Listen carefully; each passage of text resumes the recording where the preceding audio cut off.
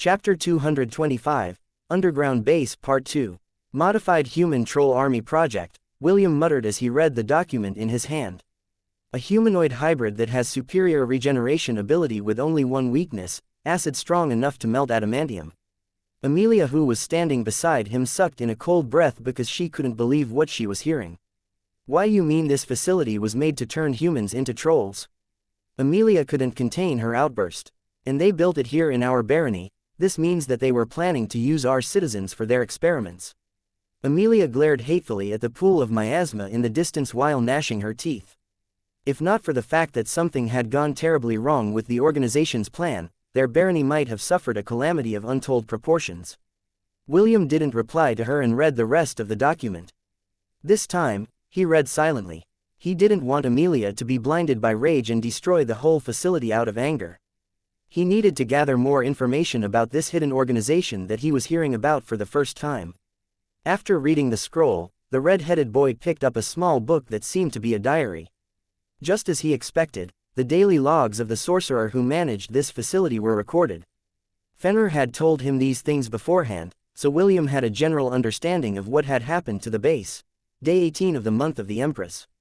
We bought a few human slaves from the capital of the Helen Kingdom and brought them here to be experimental subjects. They were made to drink the latest potions we had concocted to help modify their bodies from the inside. The modification will finish in 3 days. I can't wait to see the results. Day 22 of the month of the Empress. The bodies of the human slaves have turned green, but aside from that, nothing seems to be different.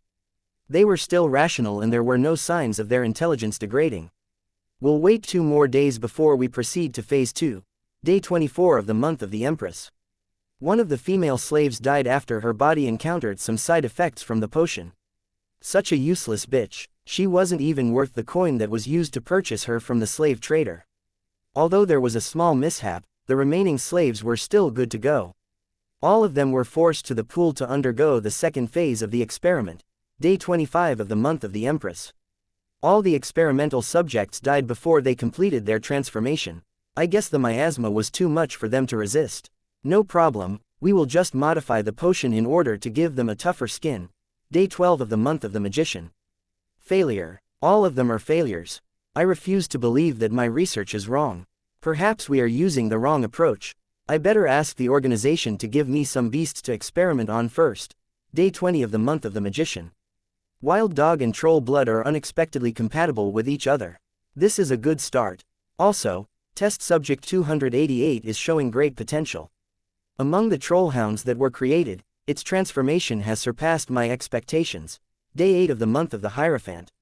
Success. We created a new breed of monster. Ha ha ha ha, a truly wonderful creation. With this, the organization will be able to give me additional funds for my research. Day 12 of the month of the Hierophant. Something is wrong. Experimental subject 288 suddenly broke through to the centennial rank.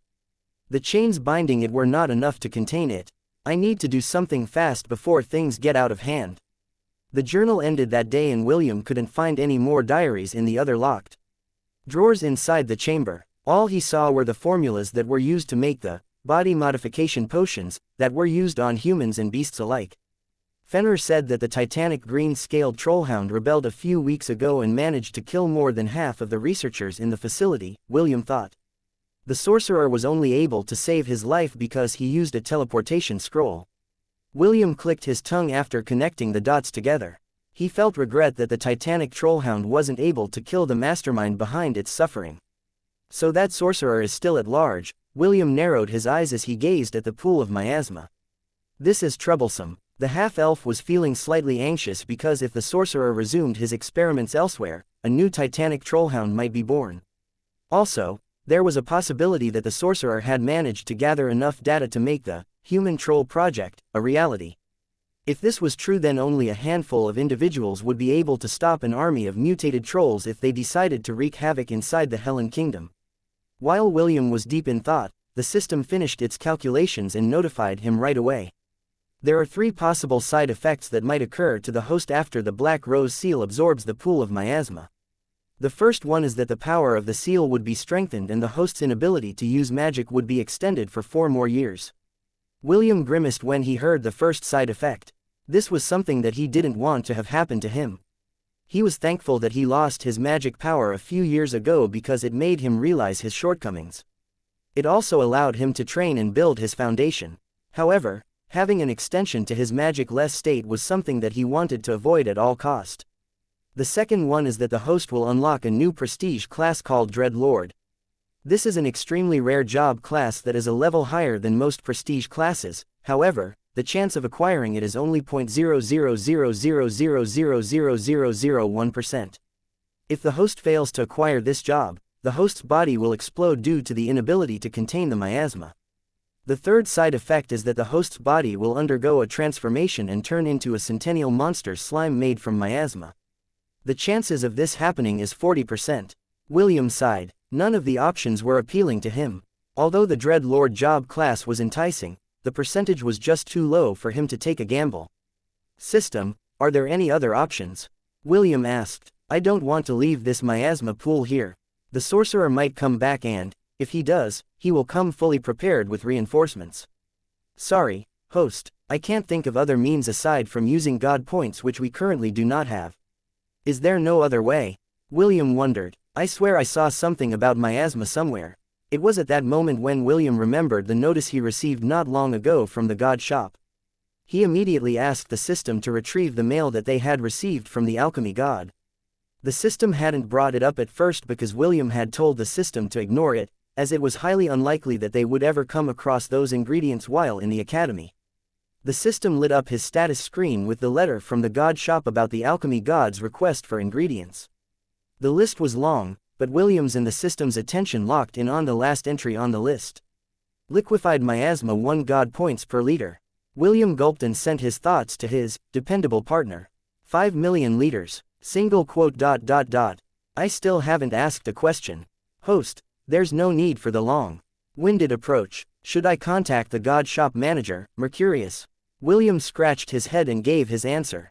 He didn't know whether he should laugh or cry because the system had taken the initiative to calculate how many liters of liquefied miasma were present in the pool. Not only that, it was only a moment away from getting in touch with the manager of the god shop. Moments later, Mercurius replied to his message and told William how the transaction would be made. The half-elf rubbed his hands together in anticipation. He was looking forward to how many god points he was going to earn after this one-time transaction with the god of alchemists. 5 million god points. William wanted to laugh out loud. He greedily checked the weapons in the god shop while waiting for the exchange to finish. He had already asked Ella to take Amelia outside the chamber with the excuse that he would personally deal with the miasma that was threatening the peace of the land she was born in. William was feeling good about this unexpected turn of events. What he didn't know was that his happiness would be short-lived.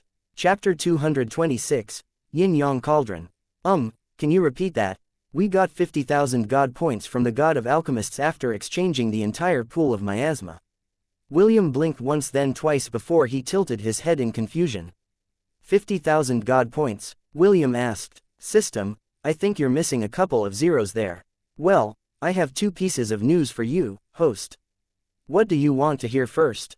The good news or the bad news? William didn't answer the system right away.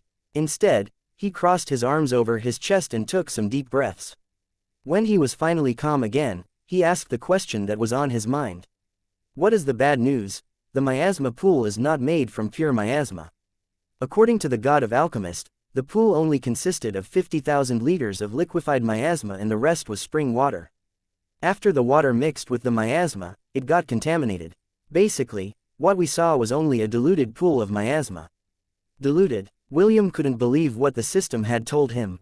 However, after he pondered for a while, he realized that the god of alchemists had no reason to lie to them. Since he was the expert in the field, if he said that the miasma pool was diluted then it was indeed diluted. Oh well, 50,000 god points is still good, William sighed. Although 50,000 and 5 million were miles apart, he was still able to accept the outcome since he got it for free. Then, what is the good news?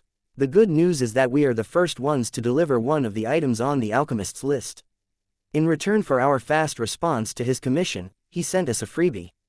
A meter-wide golden cauldron appeared in front of William. The cauldron had a unique design on it that reminded him of those antiques that were being sold in second-hand stores that he had visited in the past. It hovered in the air as if waiting for the boy to touch it. After confirming with the system that there was nothing wrong with the cauldron, William finally reached out his hand to touch it. The moment the cauldron was safely in his hands, a series of text messages appeared on his status page. Would you like to acquire the alchemist job class?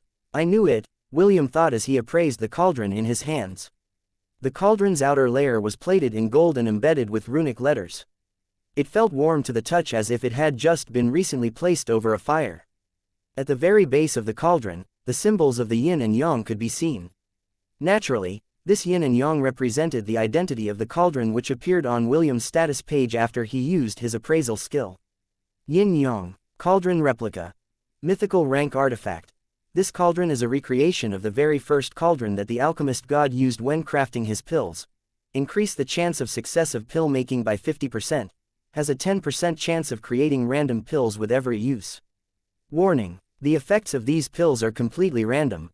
Use at your own risk. Maximum pills that can be made inside the cauldron is 100. Can enlarge itself up to 3 meters wide.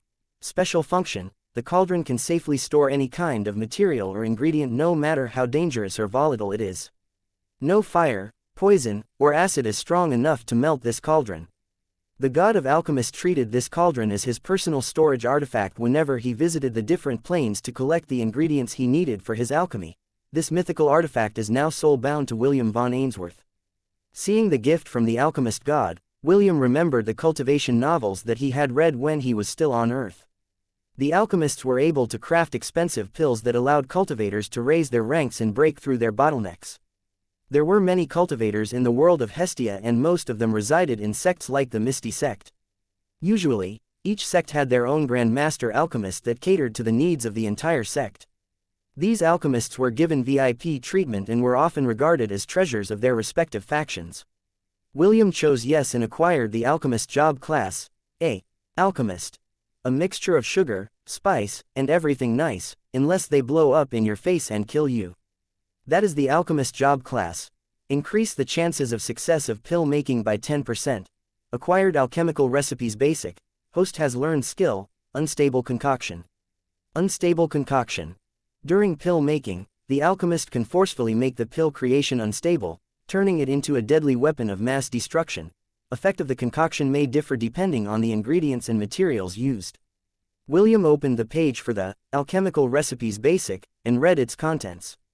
Brick. Can be used to build houses or used as projectiles to hit your enemies. Can be used as a weapon for close combat. Mix soil and water into a thick mud. Add some sand, then mix in the straw, grass or pine needles. Bake it on medium fire for 10 minutes. According to legend, there was once a cultivator who was able to dominate the world using a brick. This legendary brick was called the 69 brick. This brick is able to ignore all kinds of defenses. One hit on the head will knock out your opponent for 1 minute with 100% success rate. It can also be used repeatedly, which makes this brick a feared weapon by one and all. Chance of crafting ordinary brick, 99%. Chance of crafting the 69 brick, 0.0000000000000001%. William's lips twitched as he read the recipe of the brick. He didn't believe that such a ridiculous and overpowered brick could exist in reality. I thought I would be crafting pills.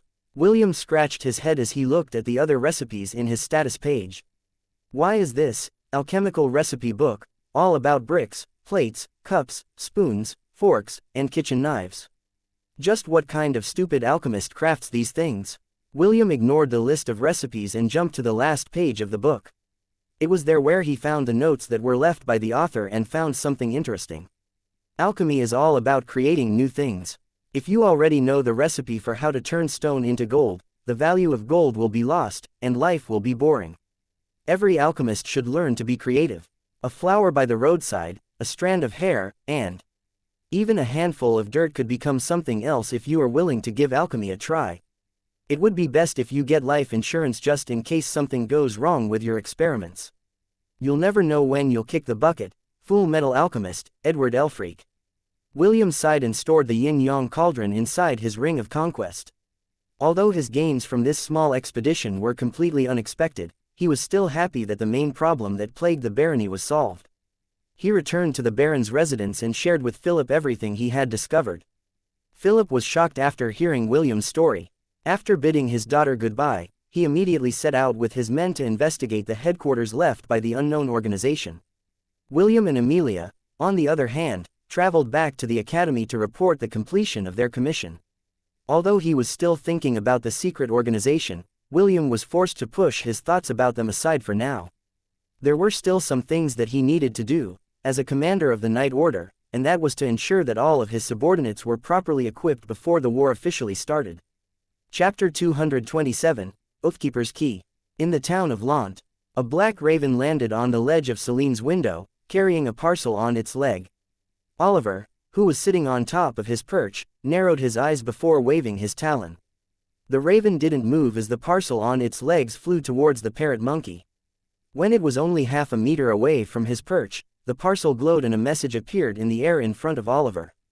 The Sala, Nasir, Reese, and Aaron clans are gathering their young prodigies to their ancestral domains.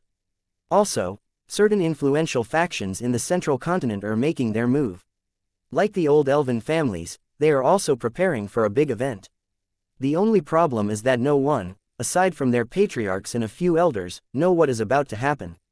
I consulted with the patriarch of the Rayleigh family and he made a divination. According to him, he couldn't see what was going to happen in the future. However, he knew where it would happen, and that was none other than the southern continent. Tell my granddaughter to be careful. The current balance of power in the Silvermoon continent is quite volatile and not even the Aenarion family is safe. For now, I've decided to keep a low profile and not mess with these muddled waters. Oliver, keep my granddaughter safe and remember the vow that you made to me. I will hold you accountable if anything happens to Silm. May the goddesses of the twin moons bestow their blessings upon the two of you. Oliver glanced at the raven and nodded his head. The raven nodded back and flew away.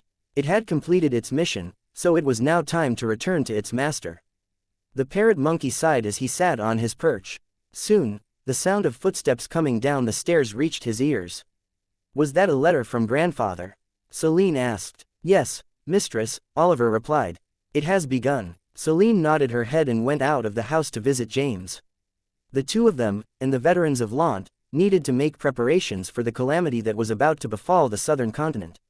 Father, Lionel said with a serious expression, I was reading the ancient scrolls during my history lessons and came upon something interesting. It said that the first king of the Helen Kingdom always wore a necklace with a key attached to it. I'm very curious, what do you think that key is used for? Aside from the records saying that the first king treated it like a treasure, no other information about it can be found anywhere. Noah lowered the book in his hand as he glanced at his oldest son. Oh, I never thought you were someone that liked history. 2 years ago, you said that you didn't want to read about anything related to the history of our kingdom because it was already in the past. Why are you suddenly getting curious now? Lionel smiled as he faced his father's stare head-on. As the crown prince of the Helen Kingdom, it would be embarrassing if someone were to ask me about how our kingdom was founded. If I am not able to answer this question, then wouldn't I become a disgrace? True. Noah nodded his head in agreement. Very well, I will tell you what I know. The key that you are referring to is called the Oathkeeper key. I also don't know much about the key, but from what my father told me, the first king had a secret domain where he hid all of his precious treasures. Naturally, no one knows where this domain is. He didn't share this knowledge with anyone, not even to his own son. The only legacy he left him was the Helen Kingdom and the Oathkeeper key. You could even say that the kings that followed him did everything in their power to search for this elusive domain. However, all of their efforts were in vain. Lionel listened seriously and nodded from time to time. The secret organization said that they would support and enthrone him as the emperor of the southern continent if he could give them the Oathkeeper key. After hearing about the key's importance, Lionel was having second thoughts. If he could find the key as well as the domain, perhaps he would be able to get his hands on extremely rare resources that would boost the military might of the Helen Kingdom. If that were to happen, he could command the kingdom's armies to conquer the entirety of the continent and declare himself as the new emperor. However, the agent of the organization that was keeping in touch with him left him some words that made him anxious. You are not the only candidate that our organization is supporting. If the key is not in our hands within 2 months, our deal is over. Lionel had always thought that he was the only candidate that the organization was grooming to become the emperor of the southern continent. Although he wasn't a narcissist like William, he was someone who thought highly of himself. For him, he was the best, and the only one who had the right to stand above others. He couldn't tolerate being used as a stepping stone by others, and the organization's veiled threat made him anxious. Because of this, he decided to put more effort in finding the key. I still have 2 months, Lionel thought. After I get the key from my father, I will conduct a search to find the first king's hidden domain. If what I find inside is greater than the benefits of being an emperor, then I will cut ties with the organization. Lionel was an ambitious person. He didn't want to be treated like a subordinate. The only reason he was trying to keep a good relationship with this secret group was because he felt that his current position was being threatened by his younger brother, Rufus. The Crown Prince only had grade C talent in magic, but he compensated this shortcoming by training hard as a swordsman. Right now, he was in the middle stages of the gold rank, and the king had recognized his efforts and gave him the title of Crown Prince. Even so, that didn't stop Lionel's anxiousness. He knew that his father was a cunning man. Although the title of Crown Prince was currently on his head, the king of the Helen Kingdom could easily take it away. Noah was not only cunning, but ruthless as well. It just didn't show on the surface because the kingdom had been experiencing an era of peace and prosperity before the Beast Titan dungeon. Outbreaks happened. While Lionel was thinking of these things, Noah closed the book in his hand and summoned a small ornate box from his storage ring. He then passed it along to Lionel and asked him to open it. The Crown Prince obeyed his father and opened the small box. What lay inside was a key made from an unknown material. This was the first time he had seen such a material. That is the Oathkeeper key, Noah said. It is a key that is passed down to the reigning king of the kingdom. Naturally, that key will be passed to your hands after I step down from my position. Until then, I will keep it safe until your coronation. Lionel had a complicated look on his face as he looked at the key in his hands. He never thought that the key he was looking for could be obtained so easily. Now, there were only 2 questions going through his head. Should he give the key to the organization, or should he keep it a secret from them while he looked for the hidden domain that was somewhere within the kingdom? 2 months. I still have 2 months. Lionel calmly returned the key to the ornate box and passed it back to his father. Since I already know where the key is, I will start looking for the domain. Lionel knew that the organization needed the key desperately if they were willing to trade the entire southern continent for it. Suddenly a realization passed through his body like a lightning bolt. The Crown Prince didn't know if his hunch was true, but if it was, then that meant that the organization already knew the location of the hidden domain. Lionel didn't want to think of such a possibility because that would put him into a corner. If that was really the reality, then he would have no choice but to relinquish the key to the organization. He just hoped that when he did give them the key, the organization would honor their promise and make him the emperor of the southern continent. Sidoni, you will be mine, Lionel thought as he pushed back the bitterness in his heart with the face of his beloved princess. He was fine even if the treasure within the hidden domain was plundered. As long as the most beautiful young lady in the continent, the 3rd princess of the kingdom of Frisia, Sidoni, became his woman, then he could accept the outcome. Since he had already confirmed the location of the key, it was now time to put his plan into motion. He would force the organization to bring the 3rd princess to the Helen Kingdom as a guarantee that they would honor their promise. Chapter 228, Thousand Beast Domain, Part 1. Spencer rolled on the ground and was about to get back up when Drake fell on his body, pinning him down. Get off me, Spencer roared as he pushed aside his comrade at arms. Drake lay on the ground panting and didn't get up right away. Spencer, on the other hand, picked up his spear that had fallen several meters away from him and charged at Ella. He activated his aura and spear intent to increase his speed and get close to his opponent. Unfortunately, Ella didn't wait for him. Instead, she used her rush attack and met Spencer head-on. Spencer was a step too late and was unable to use his weapon to strike. Ella's horns impaled the boy's chest and pierced through his heart. Spencer screamed in pain before turning into particles of light.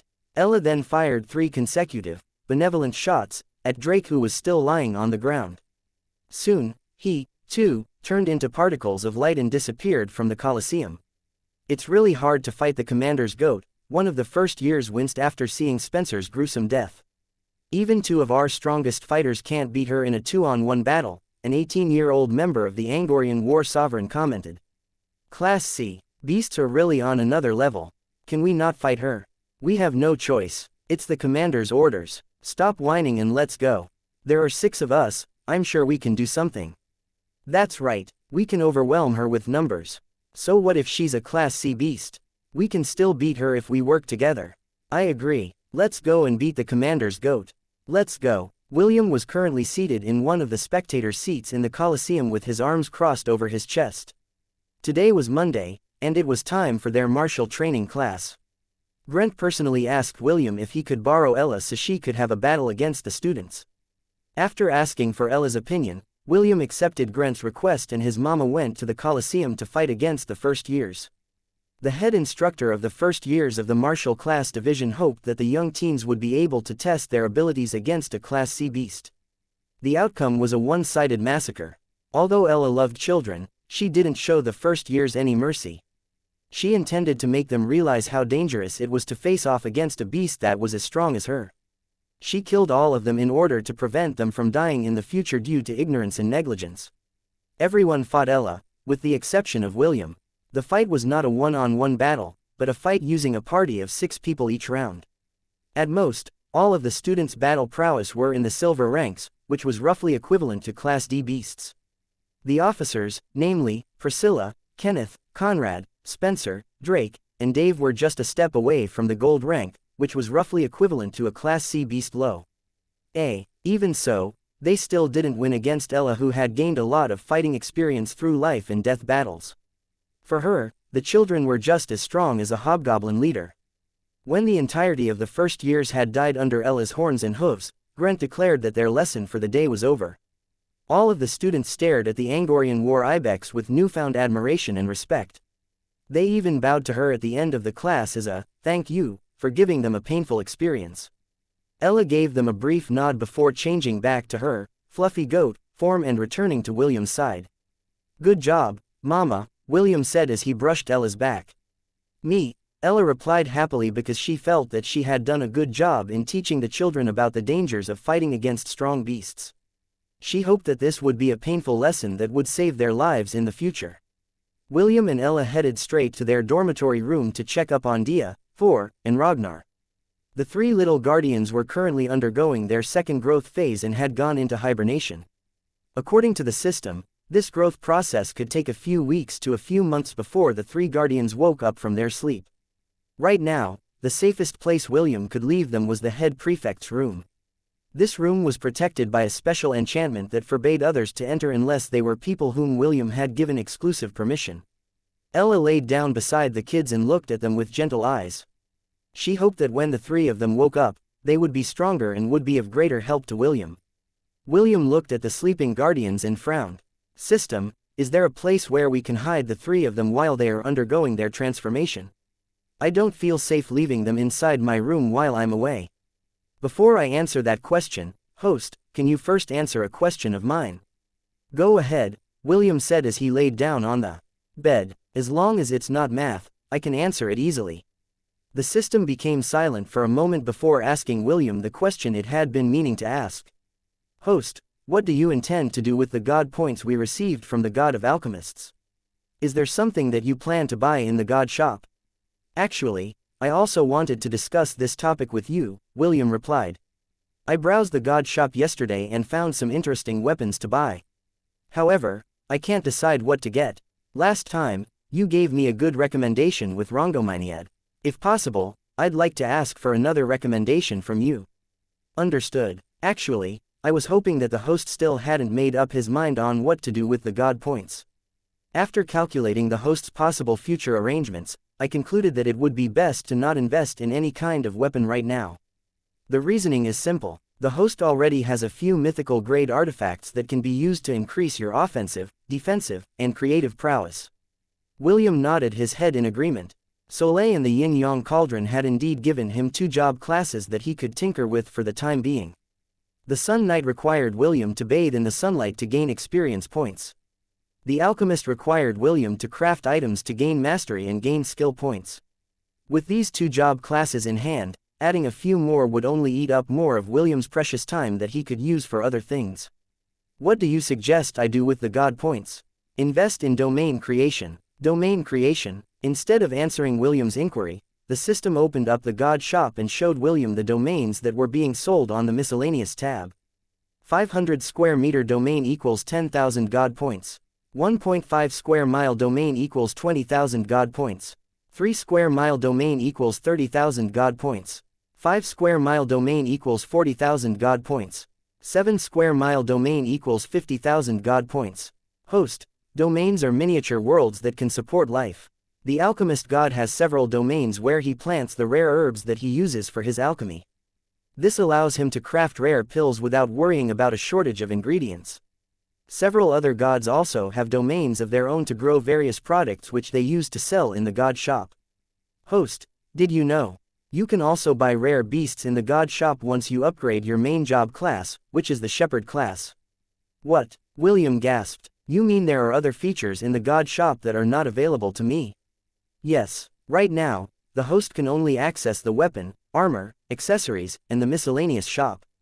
After you upgrade your main job class, you will be able to access the other shops like the beast shop, humanoid shop, construct shop, and gain access to the auction house. They also sell live beasts. And humanoids. William frowned. I can understand why they sell beasts, but humanoids as well. Isn't that the same as selling slaves? Host. You have to understand that not all the gods are as good as the ones that support you. If there is light, there will also be darkness.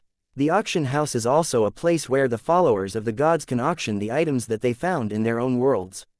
It is a way to gain god points which then can be used to purchase other items in the god shop. In time, the host will also be able to auction off your own items in the god shop, but for now, our priority is to have our own domain. I propose that the host use 30,000 god points to buy the 3 square mile domain from the god shop. By doing so, you can house a number of beasts, such as the trollhounds that are currently staying inside your goblin crypt. Chapter 229, Thousand Beast Domain, Part 2. William didn't think twice and immediately purchased the 3 square mile domain that was worth 30,000 god points. His current problem was having a suitable place he could send the beasts, that he was planning to add to his private army, to when he didn't need their help. Right now, Fenrir and the other trollhounds were staying inside the goblin crypt. It was the makeshift solution that the system had made as a temporary housing area for them. The system built a barracks inside the dungeon where the trollhounds could stay, which enabled them to explore the dungeon anytime that they wanted. The main reason William and the system had housed them inside the dungeon was because the goblin crypt supplied the trollhounds with an unlimited source of food, namely the goblins inside the dungeon. The additional good news was that they could gain combat experience while doing so. It also helped them develop their team battle tactics, which would greatly increase their battle prowess. After the domain was purchased, the system integrated it inside the Ring of Conquest, by paying additional 5,000 god points. It also connected the domain to the dungeon, which would give them additional benefits once William's seal had been undone. William stood inside the domain and scanned its surroundings. There was nothing inside it aside from the sky and dry land.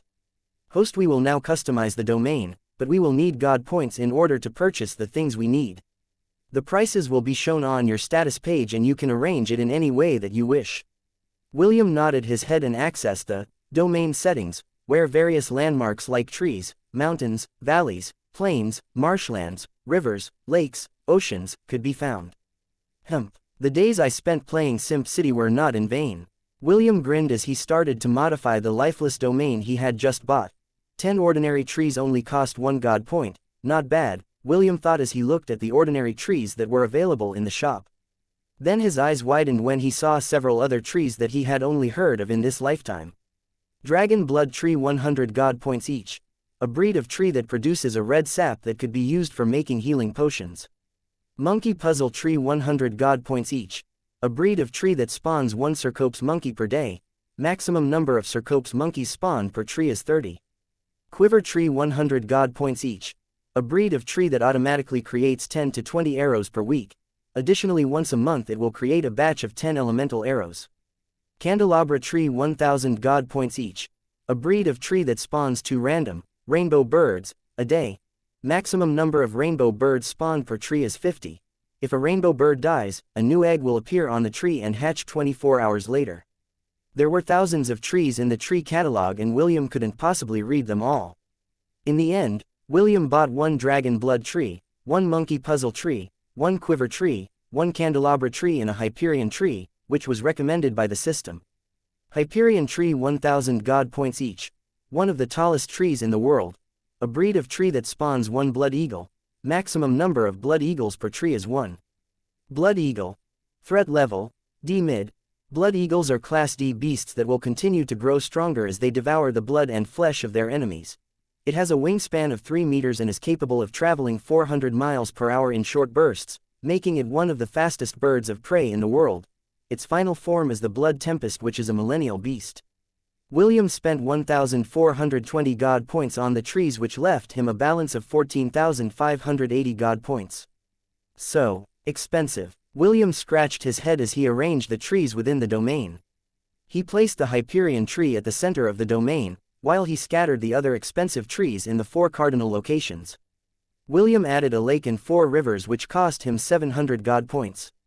Soon, the half-elf became too engrossed in designing his domain and bought a couple of things for aesthetic purposes. His added purchases cost him 2,000 god points, but his domain became more lively because of it. The weather control was worth 1,000 god points. This function allowed William to control the temperature and season of his domain depending on his whim. The other 1,000 god points was used to buy hills, boulders, shrubs, flower fields, and a wide villa that would serve as his vacation house.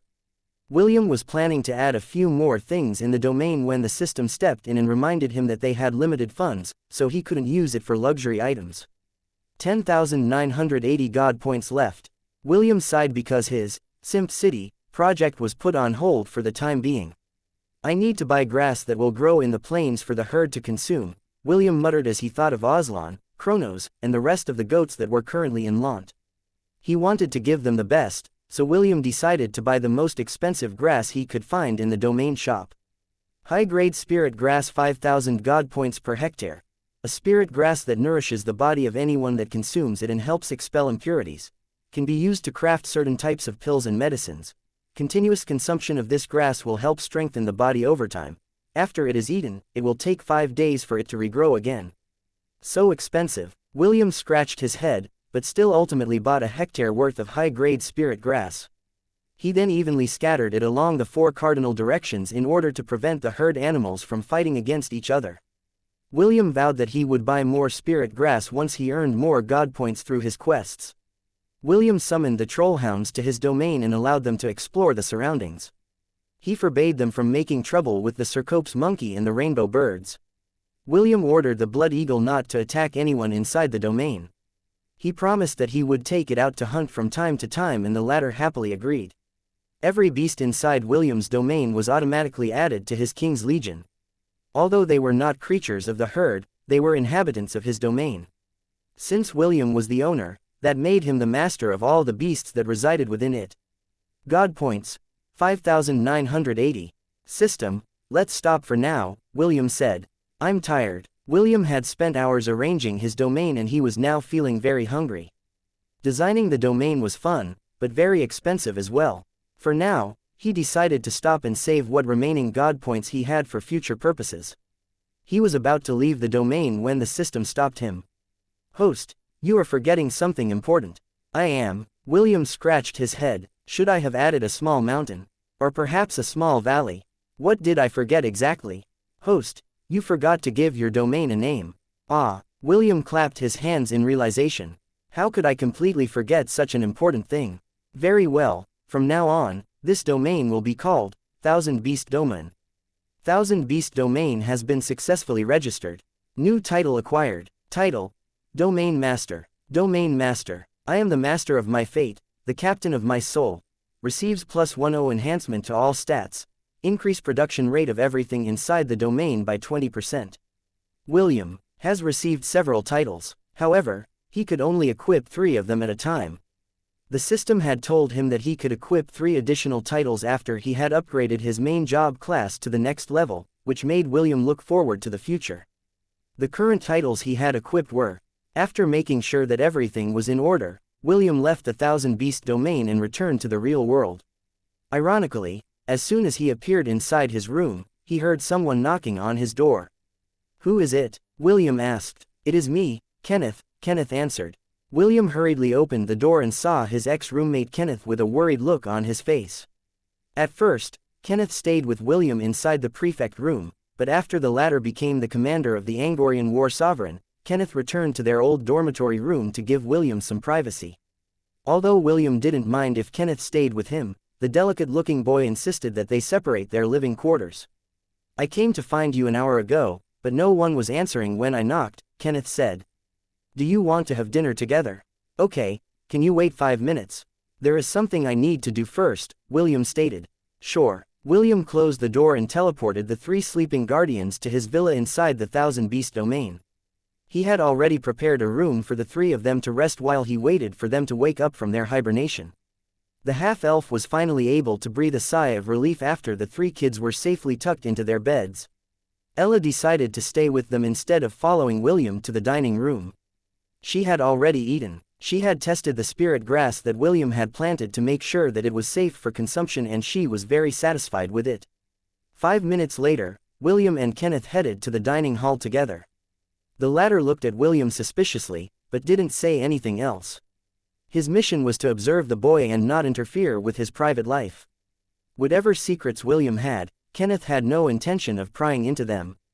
Deep inside, he was feeling guilty, so he did his job half-heartedly. The thought of William getting hurt because of his mission was something he didn't want to have happen. This was why he didn't report everything about William and kept some of his secrets to himself. He hoped that when they parted ways, William would still treat him as a friend, instead of a traitor who spied on him behind his back. Chapter 230, Est's and William's Bet. "The prince is asking for a meeting, my lord. He said that he wanted to ask you something very important," the black-robed man reported to his lord. "He insisted that his cooperation will depend on whether or not you can answer his questions and agree to his one request." The man seated on the black throne raised an eyebrow. "The crown prince wants to meet me personally." "Yes. This is part of his conditions for cooperating with us." "Well, I guess it will not take too much time to answer his questions. I'm just curious about what kind of request he would make." The man leaned back on his throne and smiled. "When and where is this meeting taking place?" the lord inquired. 3 days from now at 2 in the afternoon, the black-robed man answered. "The meeting place is the Sky Pavilion located on the east side of the capital." "Very well." The lord nodded. "Make sure to alert the grim guards as well. If the crown prince does anything funny, let's just dispose of him." "By your will." The black-robed man pressed his fist over his chest and bowed respectfully. "Interdivision battle," William muttered as he read the document in his hands. "I thought that the academy was going to cancel this event, but it seems like they are trying to distract the students due to the recent events that have happened." Est, who was seated across from him, nodded in agreement. "The academy is trying to motivate the students and let them recover from their current mindset. As you may have already seen, the rewards are quite generous."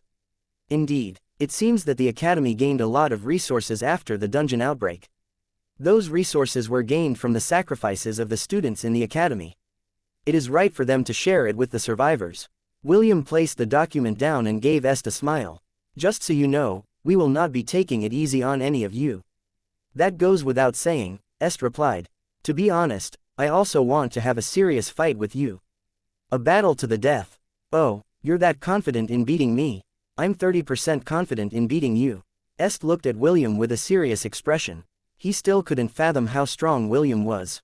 The fight against Kingsley ended in an instant and he couldn't tell if William was strong, or if Kingsley was really weak. Of course, he had seen their first duel in Lant a few years ago, but back then, William's power was sealed. Even now, William didn't have his powers, but he felt more dangerous compared to when he was facing off against the Cyclops in the Trial of Courage. Seeing Est's intense stare, William felt like teasing him, so decided to crack a joke. "Why are you looking at me like you want to kiss me?" William asked. He then picked up the cup of tea in front of him and took a sip. "If you were a girl, I would definitely kiss you," Est replied. "Hey, why don't you find an artifact that will turn you into a girl?" "Don't worry, I'll take responsibility and marry you if you don't turn back into a man." William placed the teacup on the table and smirked. He was impressed with how Est managed to turn his teasing around and decided to not continue with the topic. The half-elf had no intention of turning into a girl. He wanted to be the one on the top. Editor's notes.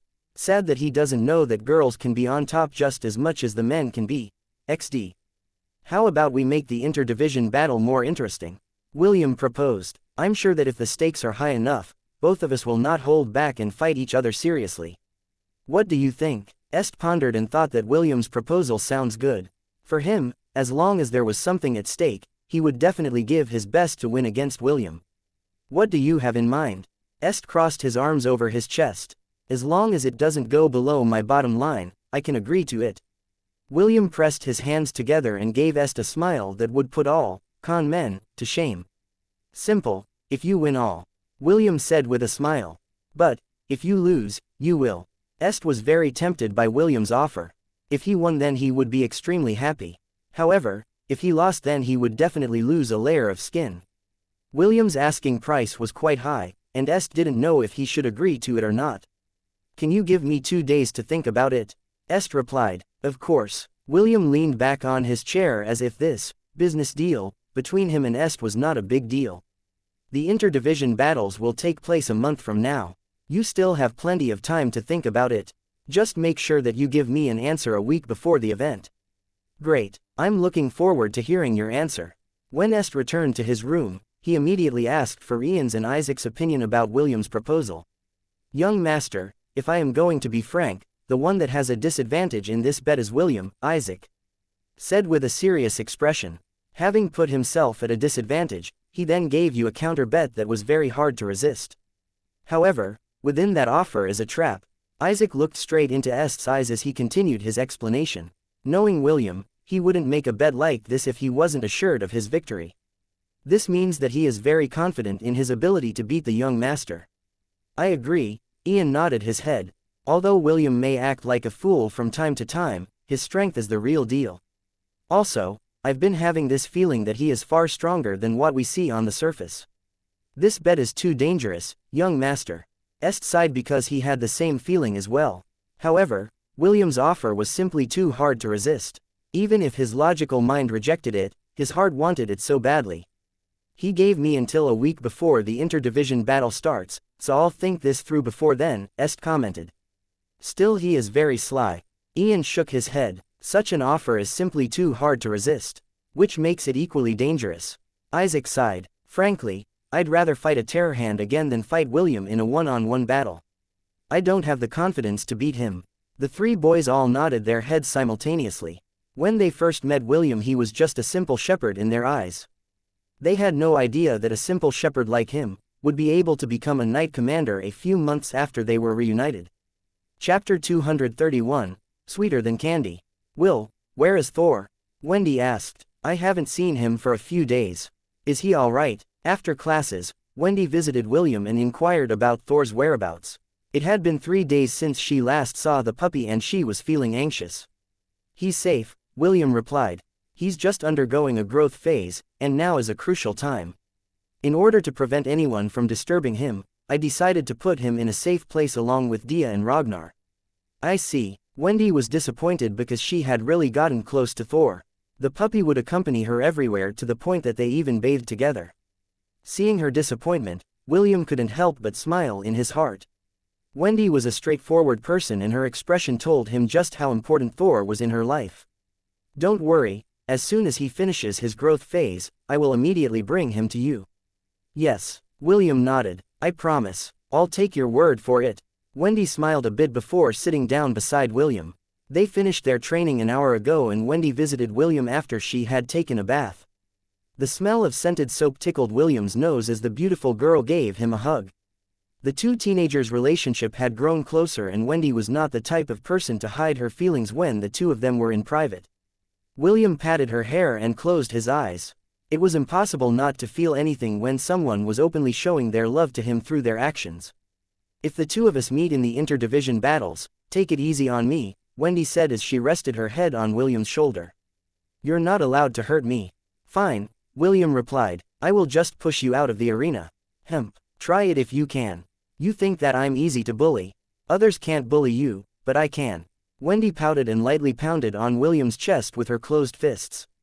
William chuckled and grabbed her hand. He then placed it over his chest and kissed Wendy's forehead. Be good, William ordered. If you're too naughty, I will have to punish you. And how will you punish me? Wendy looked up on William with upturned eyes. What kind of punishment will the great commander give to this helpless damsel? William whispered something in Wendy's ear and the latter immediately blushed after hearing William's words. She pounded his chest again, while William didn't do anything to stop her this time around. Wendy's pounding lacked strength. Instead of feeling pain, William felt a ticklish sensation instead. Aside from his master, Celine, and his big sister, Leah, William didn't have any close girlfriends. This was why having Wendy around made him feel as if he had returned to Earth. Back to the time when he would look at Belle standing in the distance and bury his blooming love deep inside his heart. Since William could understand the feeling of loving someone one-sidedly, he didn't reject Wendy's advances and allowed her to do as she pleased. This in turn made William's heart, that had once become cold, start to open up to the idea of having a serious relationship with someone. A few minutes later, Wendy took a candy pouch out of her storage ring and started to eat. Her big sister, Charlotte, had given her another batch of candies last night, which made her very happy. William, on the other hand, was currently reading the document that had been given to him in their officers' meeting a few hours ago. It was the rules for the inter-division battles and William decided to memorize them and see if there were any loopholes that he could abuse. The martial division was always at a disadvantage when fighting against the magic and spirit divisions. Although William was confident that this year would be different, he still read the rules to see if he could add more odds to their chances of winning. While he was deep in thought, a slender hand pressed something over his lip. William unconsciously took it inside his mouth and immediately tasted something sweet. A candy, William thought. Not bad, this tastes good. William was about to ask Wendy for another one when a series of notifications appeared on his status screen. A low-level suggestion spell is trying to invade the host's sea of consciousness. Defensive actions initiated. Low-level suggestion spell has been successfully neutralized. William's eyes widened in shock and immediately asked the system to investigate the source of the low-level spell that tried to infiltrate his sea of consciousness. Analyzing spell. Successful. Spell name. Embrace of the Mind Weaver. Embrace of the Mind Weaver. A spell that is used to plant a powerful suggestion inside a person's sea of consciousness. This spell is very effective against those who have no resistance against magic. This spell invades and slowly corrupts the sea of consciousness from within, which allows the one that cast the spell to give their victim suggestions.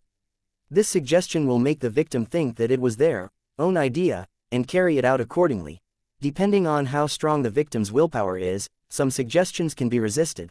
The more this spell invades the person's sea of consciousness, the lesser the chance the victim will resist the caster's orders. William took a deep breath as he tried to hold back the anger that was rising from his chest. He had unconsciously clenched his fists while reading the information about the spell that had tried to invade his sea of consciousness. Is it good? Wendy asked. My big sister from the magic division gave this to me. Do you want more? Yes, please, William replied as he unclenched his fists. How about you give me all of the candy in your possession? But, my big sister Charlotte gave these to me. Wendy hid the pouch of candy behind her back. I was not supposed to share them with anyone, but since you're special to me, I gave you one. William stood from his seat and walked towards Wendy. The system urged him to get more samples, so that it could analyze how the spell had been enchanted onto a piece of candy. Don't worry, I will give you something else in return, William said as he hugged Wendy. This time around, his hug was more firm as if not wanting her to run away from him. Wendy could feel that something was wrong with William, but she couldn't put her finger on what it was. All she knew was that the current William was looking at her with a worried gaze and the arms holding her made her feel safe. I'll give this to you if you give me a kiss, how about it? Wendy teased as she shook the pouch in front of William. She had teased William many times in the past, but none of them had worked. The blonde beauty thought that the one she liked would back off after she gave her condition. Okay, William replied. He then used his left hand to raise Wendy's chin and kissed her lips. Wendy's eyes widened when William actually agreed to her request. When William's soft lips pressed against her, she felt a surge of electricity pass through her body. Soon, her eyes closed, as she wrapped her arms around William's back. When their lips separated, Wendy sighed in contentment because this was the first kiss she had ever received on the lips. She had always thought that her first kiss would be very romantic. However, the blonde beauty didn't expect that her first kiss would be taken from her in exchange for a pouch of candies. That was my first kiss, Wendy said with a slightly higher voice. Clearly, she still hadn't recovered from the effect of William's kiss. It was my first kiss as well, William stuttered. At least, this was my first kiss in this lifetime. One more, Wendy pleaded. Okay, William agreed. This time, the kiss was not only long, but sweet as well. When it was over, Wendy rested her head on William's chest. Her face was beet red, but there was a sweet smile on her face. On that day, she affirmed that William's kiss was far sweeter than any candy she had tasted in her lifetime. Chapter 232, Change of Plans. Inside William's room, the sound of steady breathing could be heard. Wendy's head was currently lying on William's lap, while the latter gently brushed her hair. She had fallen asleep about half an hour ago and the half-elf was keeping watch over her. How is she? William asked. She has ingested a good amount of candies. Fortunately, she's also a mage, so her resistance slowed the invasion of her sea of consciousness. However, if she were to ingest more candies, the suggestion spell inside of her will strengthen to the point where the caster will be able to control her thoughts and emotions to a certain extent. The suggestion spell isn't as powerful as the charm spell, right? No, but there is still a risk that the victim wouldn't know that the thoughts inside their head were not their own, but of the caster who has placed the spell inside their body. According to my estimate, the progression of the spell inside Wendy's body is at 25%. 25%, William thought as she gazed down at the sleeping beauty on his lap. He was now faced with a difficult situation. The first choice was to cure Wendy completely and start his investigation on the matter. The second was to investigate this incident while Wendy continued to consume candy and accumulate the spell inside of her. The first choice was the ideal one, but it would also alert the mastermind that someone had tinkered with their spell. This in turn would alarm them and would give them the opportunity to hide safely in the shadows. Once this happened, William would have a hard time finding the culprit and the hidden danger would still be there. The second option was more risky because it would endanger Wendy's safety. The more candy she ate, the more the caster's spell would accumulate until it reached a point where he could subtly order Wendy to do things, while the latter thought that it was the right thing to do. System, do you have any suggestions? William asked as he continued to brush Wendy's hair. If possible, he didn't want to endanger this girl who loved him so much. I will leave the decision to you, host. William sighed internally. He knew what he had to do, but it still hurt him to do it. He felt bitter. He felt like scum. He felt that he was no different from the nobles who used people as their chess pieces in order to gain more profit for them. After thinking long and hard, William came to a decision. System, I want you to put a special tracker on Wendy. Place all the add-ons in it. See what she sees, hear what she hears. Also, monitor her emotional wavelengths. At the first sign of danger, alert me right away and we will go to rescue her immediately. That will be 1,500 God points all in all and it will last for 2 months. Are you sure of your decision, host? Do it, William replied without batting an eye. For him, Wendy was more important than God points. Special tracker successfully implanted. Host, I have a suggestion. What is it? I can attach a special tracker to Wendy so that we can also put a tracker on the person that gives her the candy. I heard earlier that she mentioned a big sister Charlotte. Perhaps this person is connected to the mastermind pulling the strings from behind. Or she could be another one of that bastard's victims, William commented. Very well, use the God points needed. I don't mind. Deducting 1,500 God points from the balance. God points remaining. 2980. William held Wendy's hand firmly. He would do his best to protect her to the best of his abilities, but this was a gamble that he needed to take. The half-elf had a bad feeling that there was a bigger plot behind this incident. He hoped that he was wrong because if he was right then this didn't bode well for the students of the Helen Royal Academy. Meanwhile, inside Carter's room, Carter was currently holding a communication crystal in his hand. He felt the familiar tug of his lord's magic which his superior often used to contact him if something important had come up. Master, I am here, Carter said respectfully as the communication crystal glowed red. Soon, an image of a handsome man with 2 small horns protruding out of his head appeared on the surface of the crystal. He was Carter's direct superior, and one of the generals of the Demon Lord, Zagarl Raneth. There is a change of plans, Zagarl said with a serious expression. I want you to massacre the students of the Helen Academy. This must be done in less than 2 months. After your mission, immediately return to the Demon Continent and accept the rewards that the Demon Lord has promised you. Carter frowned when he heard that his mission had changed. His original mission was to corrupt the talented students inside the Royal Academy and bring them back to the demon continent to be used as studs and broodmares for the demon race. Now, his mission changed to a massacre. Carter didn't know why the general suddenly had a change of heart, but he was in no position to question his orders. Seeing the confusion on Carter's face, the general sighed and continued his explanations. Your original plan will still be carried out, but focus on bringing the girls to the demon continent, Zagarl stated. As for the boys, use them as cannon fodders while you make your escape. I have already sent additional resources to you and it will arrive 2 to 3 days from now. Use those ingredients to strengthen the effect of your candies by tenfold. That way, you will not have to wait for a full month before your spell takes hold of their minds. At most, you will only need a week or 2 to completely put them all under your thumb. Carter's expression immediately eased after hearing that additional resources would be sent to him. The lack of which had been the main problem he faced in wanting to make more candies in a short period of time.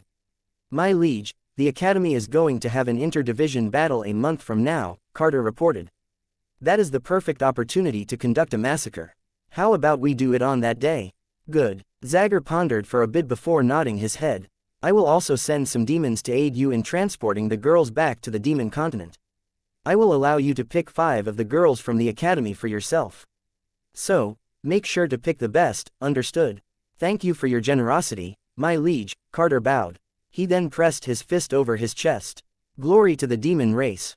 Zagarl, too, pressed his fist over his chest as he gave his reply, glory to the demon race. Carter ended the call and carefully deposited the communication crystal back into his storage ring. He had things to take care of, so he left the room in haste. A few minutes after the professor left the room, a small black snake crawled out from under the bed. It then entered a small gap in the wall until it was safely out of the teacher's dormitory. It slithered through the grass until it arrived at a small warehouse used to store the Academy's tools and other supplies. A few seconds later, the snake transformed into a man wearing a hood. The man glanced in the direction of the teacher's dormitory once before turning into black mist. The chirping of a cicada echoed in the quiet afternoon. It was as if it was making a proclamation that the night would soon descend upon the lands of the southern continent. Chapter 233, A Talk with the Youngest Prince. Wendy was staring outside the window of her classroom. She would giggle from time to time, which made Est, and the rest of her classmates, look at her with amused expressions. The scene of William kissing her was still fresh in her mind and it was making her giddy from happiness. She had completely forgotten that she wasn't inside his room anymore and was inside their classroom instead. Ms. Armstrong, it seems that you are very happy today, Layla said with a smile that didn't reach her eyes. Why don't you share to the entire class the reason why you're giggling like a mandrake? Wendy absent-mindedly glanced at Layla and blurted out the words that were on her mind. Commander William is a good kisser. Est, who was seated not far from her, dropped the book in his hand as his eyes widened in shock. Ian, who was seated beside Est, had his mouth opened wide enough for a golf ball to pass through it. The class descended into silence as they stared at the beautiful blonde girl who just realized that she had made a blunder. Wendy immediately covered her lips as her face turned as red as a ripe tomato. Oh, Layla raised an eyebrow. The new Knight Commander is a good kisser. Well, this certainly is a piece of good news for those who are infatuated with him. Now, Ms. Armstrong, why don't you turn your book of magic principles to page 69 and read the different magical reactions when elements collide? Wendy hurriedly opened her book and stood up from her seat. She then narrated the contents of the book to the class, while doing her best to keep her voice from stuttering. Her classmates started to giggle when they saw Wendy's panicked expression. Even so, there were 2 boys in the room who were not giggling. Instead, they were looking at Wendy, as if she was a cheating cat that had stolen the cheese named William from their table. Mama, did you feel a sudden chill just now? William asked. I could have sworn that a cold wind just passed through me. Ella tilted her head to the side for a few seconds before resolutely shaking her head. The 2 were currently undertaking a topography lesson. Their instructor had asked them to create a map of the entire Martial Division, and the first years were now loitering around the premises holding scrolls in their hands, to draw various landmarks and create a detailed map to the best of their abilities. In war, map making was an important skill. Even an impromptu one could allow them to navigate their surroundings. As William was hard at work, a small wren landed on his shoulder and began chirping. It was none other than the wren, Aethon, that William had brought back from the whimsical forest. He had given the small bird an important task and it was now giving its master a full report of its mission. "Great job," William said as he gave the bird a strip of beef jerky. The bird happily ate the jerky before flying away. It was going to resume patrolling around the academy while looking for suspicious individuals on the prowl. Since William still didn't know who the puppeteer pulling the strings from the background was, he asked Aethon to keep a lookout on anything that seemed suspicious. He trusted the bird's knack of gathering information from its surroundings, like the time when it warned him of the wyverns in the whimsical forest. Wrens were very common in the world and most people would not think much of them if they happened to see one. This was the reason why Aethon was the perfect choice for the mission. Although William was the knight commander, he was still a student of the martial class. He was able to skip lessons using his authority, but he wanted to be a good role model to his subordinates. He wanted to teach them how to become humble, even if they were in a position of power. After William turned a corner, he caught sight of a young boy wandering around the premises. The boy was followed by 4 guards whom William had estimated to be in the mithril ranks. He recognized him right away, because he had seen him at the party. It was none other than the youngest prince of the kingdom, Ernest Louis V. Helen, A. William moved to the side to allow the prince to pass. However, the prince didn't do that. Instead he walked towards William and looked up at him. "What a happy coincidence to meet you here in the academy, Commander William," Ernest said with a smile. "It is indeed a happy coincidence, Your Highness." William pressed his fist over his chest and bowed respectfully. "Is there something that His Highness needs from me?" "Yes," Ernest nodded. "Actually, I came here to the academy to talk to you personally. There is a commission that I would like for you to undertake." "A commission?" "Yes, a very important one." William frowned. Currently he was in the process of finding the culprit behind the candies that were circulating around the academy. He really had no time to do a commission for the prince. However, since he was still a knight of the kingdom, he decided to at least listen to the prince first before deciding whether to accept his commission or not. "Please, follow me to the commander's office," William replied. "Whatever the prince wants to ask of me must be something very important. You wouldn't go out of your way to come here personally if it wasn't." Ernest didn't answer but only gave William a small smile. It was his way of acknowledging William's deductions. When the two arrived at William's office, the prince ordered his 4 guards to remain outside and guarded the door. Clearly, he didn't want them hearing his private talk with William. After the two were seated, the prince finally told him the reason why he came to see the commander of the Angorian war sovereign. "You already know that our kingdom is preparing to fight against the 2 dynasties on our borders," Ernest explained. "After making a detailed estimate of our kingdom's remaining forces, the king felt that we wouldn't have enough men to protect both fronts of the battlefield." William nodded his head. The king had a private talk with him before he left the party and told him that there was a possibility that the students of the academy would be mobilized once again to fight for their homeland on the front lines. "However, it will not be enough," Ernest shook his head. "Do you know why the 2 dynasties have been able to stand in the southern continent while avoiding being conquered by the Hellen and Frisia alliance?"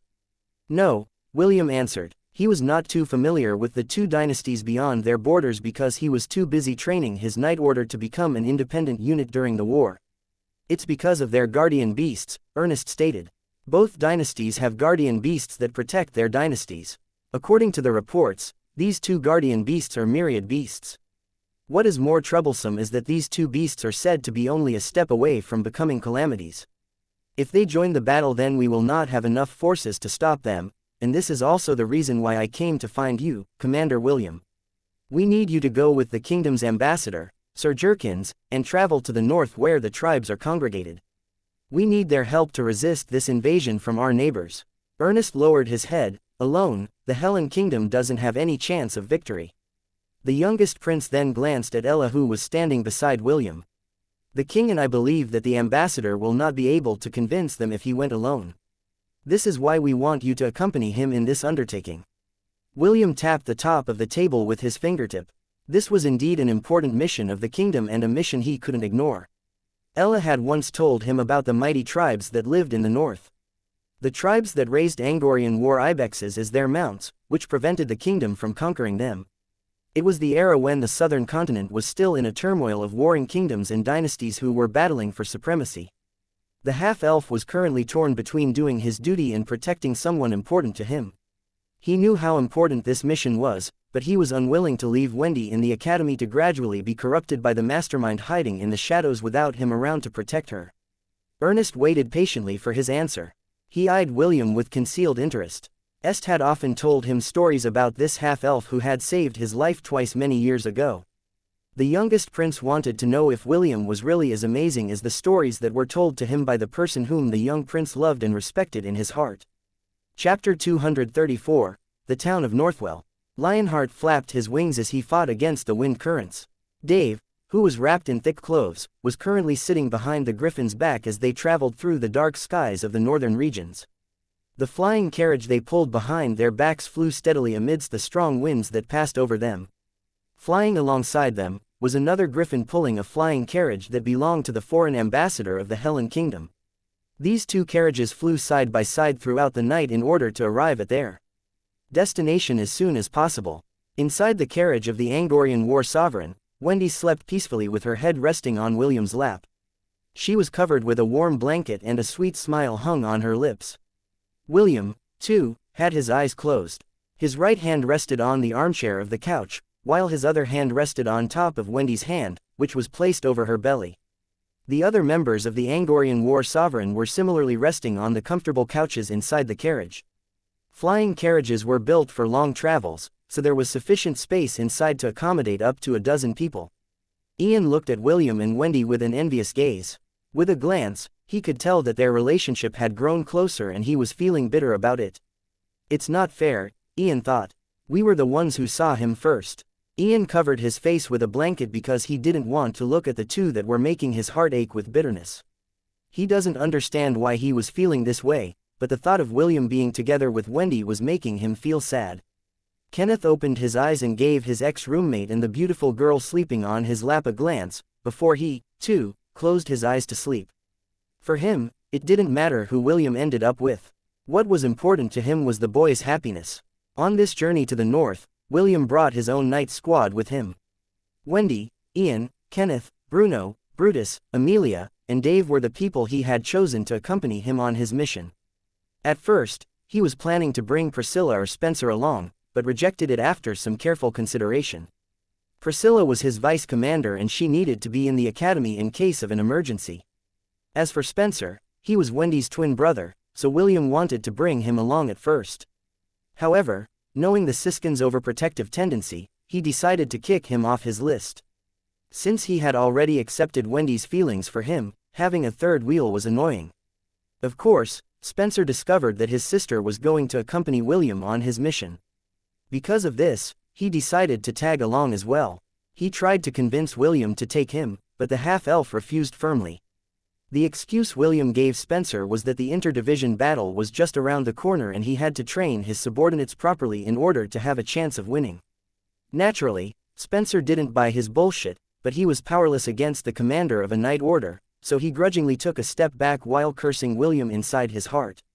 On the second day after they left the academy, the group finally saw the famous mountains of the northern regions in the distance. I can't even see the peak of the mountain, Wendy muttered as she gazed at the towering mountain in the distance. White clouds shrouded the peak of the Corinter Mountains and only the middle part of it could be seen. They were currently camping 10 miles away from the base of the mountain and having their breakfast. All of them were wearing winter clothes, because the temperature was very cold. William passed Wendy a cup of coffee before drinking his own. It was the biggest mountain that he had seen in both of his lifetimes. Although he didn't have the opportunity to see Mount Everest, the highest mountain on Earth, he had seen pictures of it in magazines and watched documentaries about it on television. For some reason, William felt that the Corinter Mountains' height surpassed it by a good margin. As to how high that margin was, he couldn't really tell at this point in time. Take a good look at it, ladies and gentlemen, Sir Jerkins said as he made a gesture towards the mountain.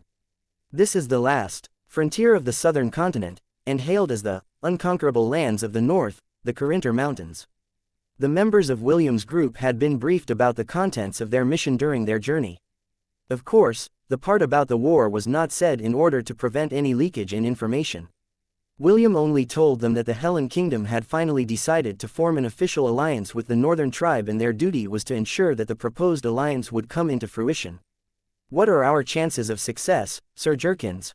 Amelia asked. I've heard from my father that the northern tribes don't like to deal with the people in the kingdom, eh? Amelia's father and the ambassador were good friends. Sir Jerkins would often come to visit them whenever he had time, so Amelia treated him as if he were her own uncle.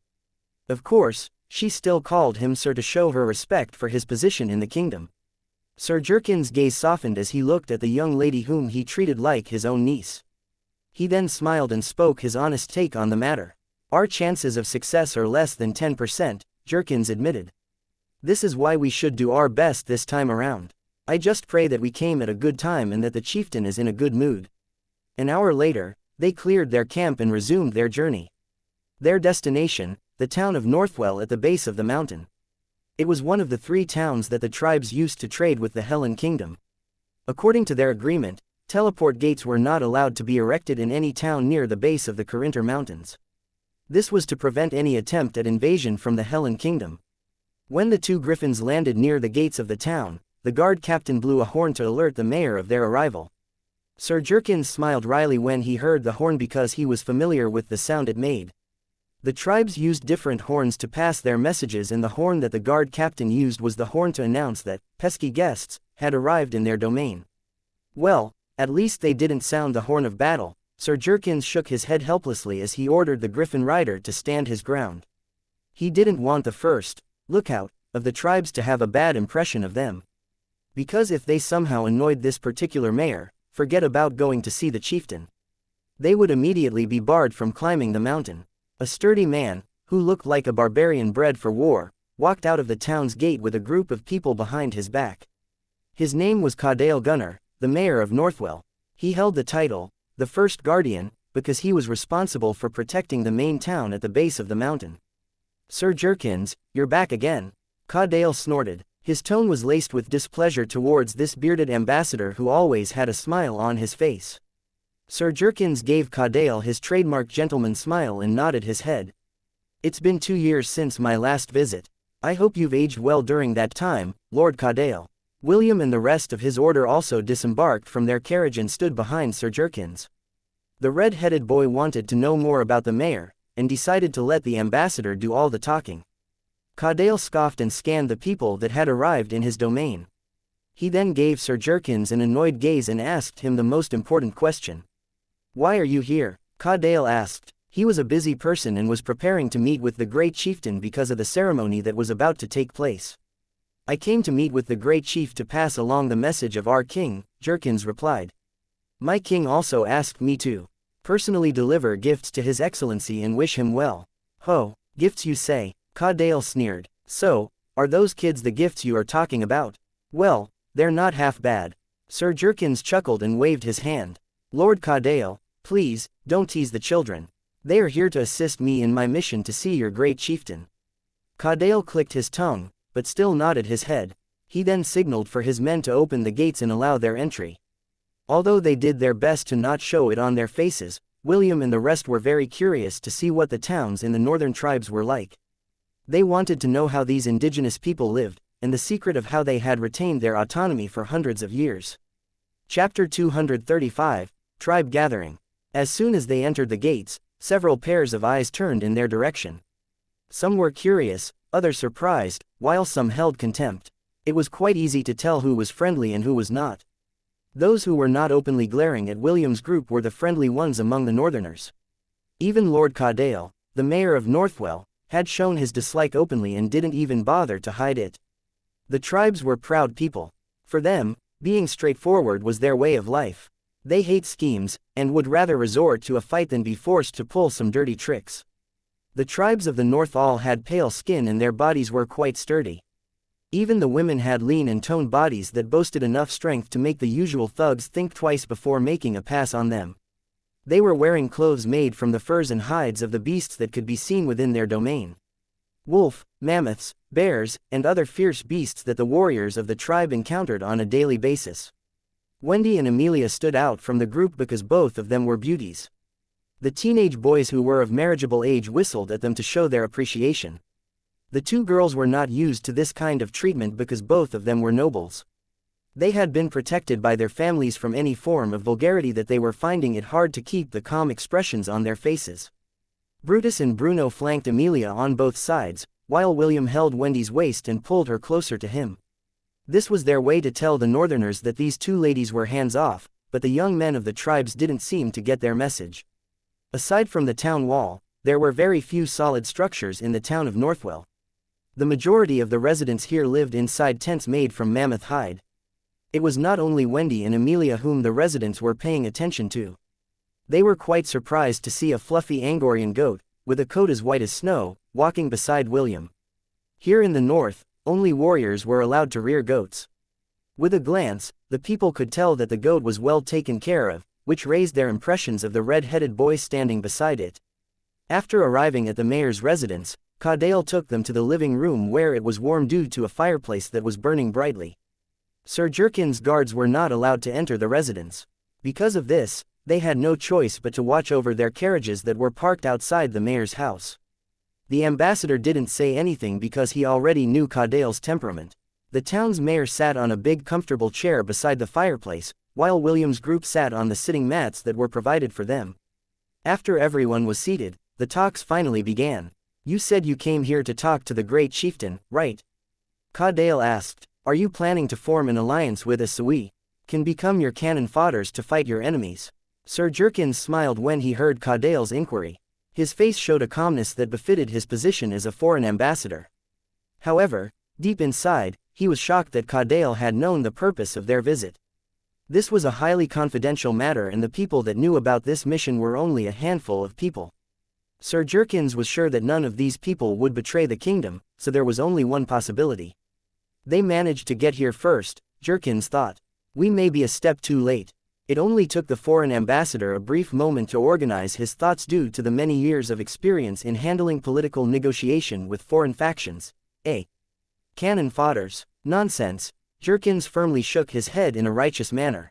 The Hellen Kingdom and the northern tribes have kept a good relationship for over hundreds of years.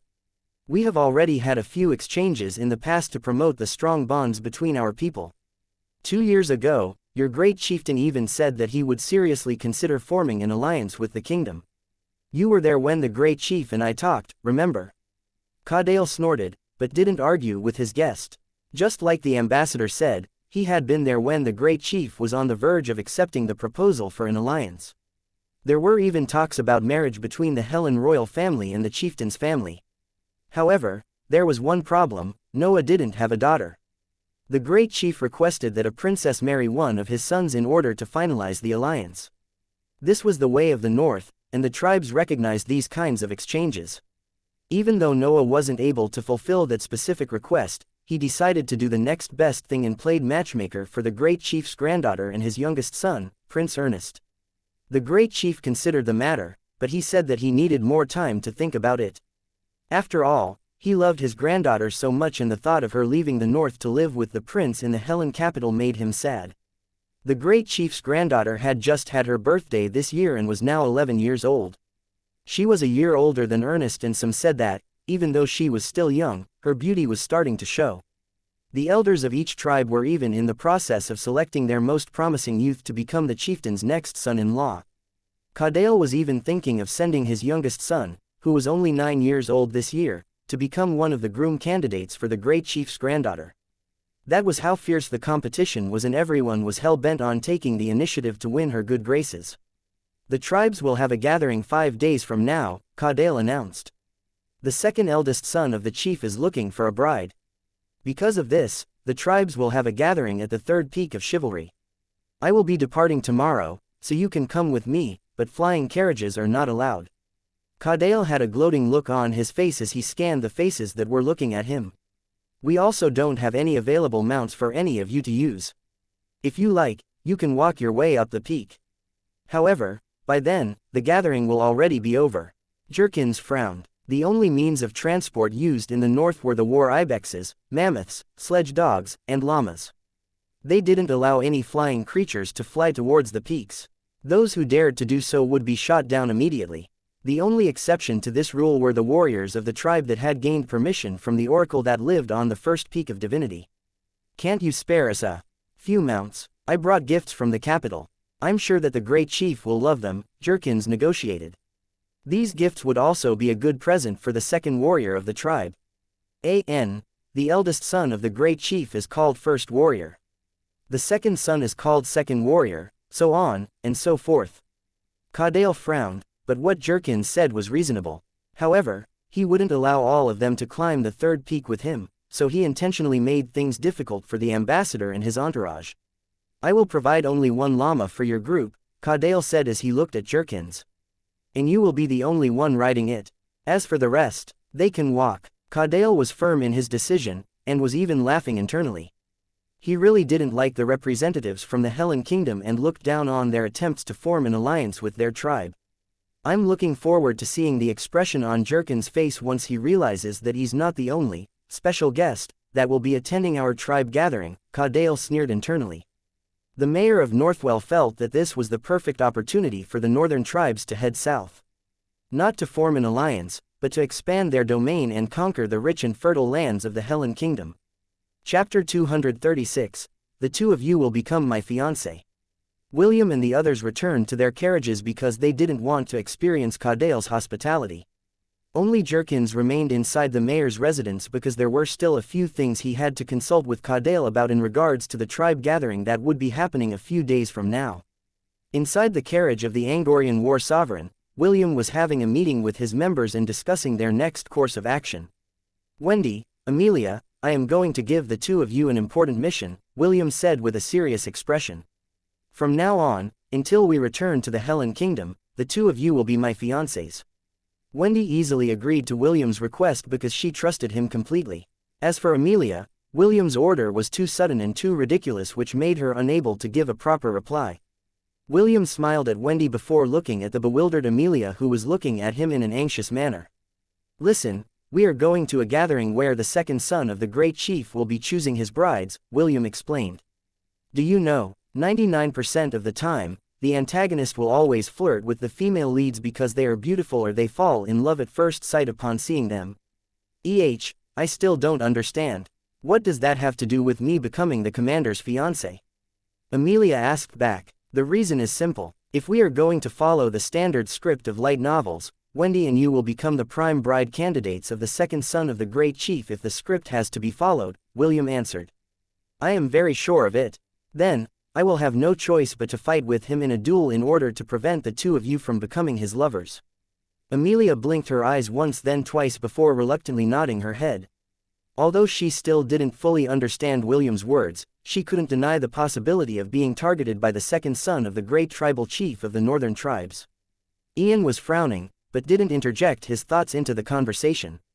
He also understood William's logic, and it would give the two girls added protection if they were to go and meet the ruler of the Corinter Mountains. I understand, Amelia replied weakly. But, I'm not very good at acting. It's fine. All you need to do is, William gently held Wendy's shoulder and pulled him closer to him. Stick to me whenever there is an opportunity. Like this. As if helping William show the right way of showing affection, Wendy hugged William's body and rested her head on his chest. Her eyes were closed and there was a sweet smile on her face. Clearly, she wasn't acting.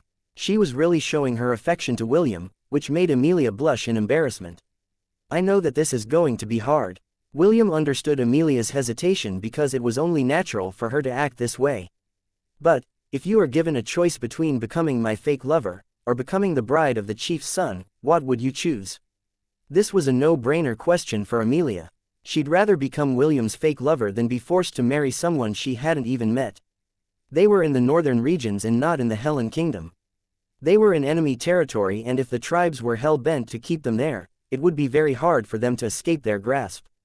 I understand. Amelia sighed. I will do my best to act as the commander's fiancé. Please, forgive me if I'm no good. It should be me who should be asking for your forgiveness.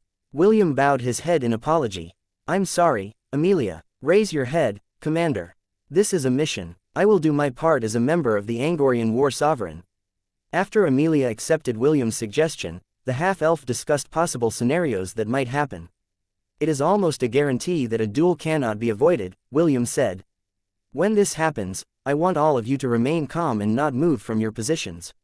I will handle everything. As for you, Dave, you will leave Northwell after we start our climb to the peak. Return to the place where we camped earlier and wait for my signal. You remember how it should feel, right? Dave nodded his head. As one of William's true knights, William would be able to summon him once a day, just like how he could summon the members of his herd anytime. When they were still in Lant, William secretly tried using this ability to summon Dave and Conrad. After their initial surprise, the three found the knight summoning a very sound strategy in storming the enemy's base once William had made a successful infiltration. This was another one of his trump cards and the reason why he left Conrad at the academy. The half-elf was confident that he would be able to summon his dragon knight as long as they were both in the southern continent. "You said you wanted to see me," a man wearing a grey robe greeted Lionel while the prince was having some tea inside the Sky Pavilion. The Sky Pavilion was actually a high-class brothel that was reserved only for the nobility of the Helen Kingdom. Although this was a brothel, this was not a place for prostitution. The ladies that worked here only used their charms and skills to entertain their guests. Singing, dancing, playing musical instruments, and other literary arts were the foundation of the Sky Pavilion. Harassing and molesting the ladies of this establishment was strictly prohibited. Any offenders would immediately be thrown into the jails of the Helen Kingdom. Some of them would never see the light of day again. Lionel raised his head and made a gesture for his guest to sit down in front of him. The man wearing the robe nodded his head and sat according to the prince's wishes. A pretty lady that served as the prince's personal maid poured the newcomer a cup of tea before leaving the room. As soon as the door closed, Lionel took a scroll from his pocket and placed it on top of the table. The man wearing grey robes picked it up and began to read its contents. He read silently for 2 minutes before returning the scroll on top of the table. "If the two of us are going to work together, then it is only fair for our side to show you our sincerity," the man said in a business-like tone. "The first answer to your question is yes." Lionel sighed internally because his suspicion was confirmed. The first question written in the letter was whether the secret organization had already found the hidden domain. "The answer to your second question is another yes." The man continued, "We are willing to give you a quarter of the gains we can get from you know what."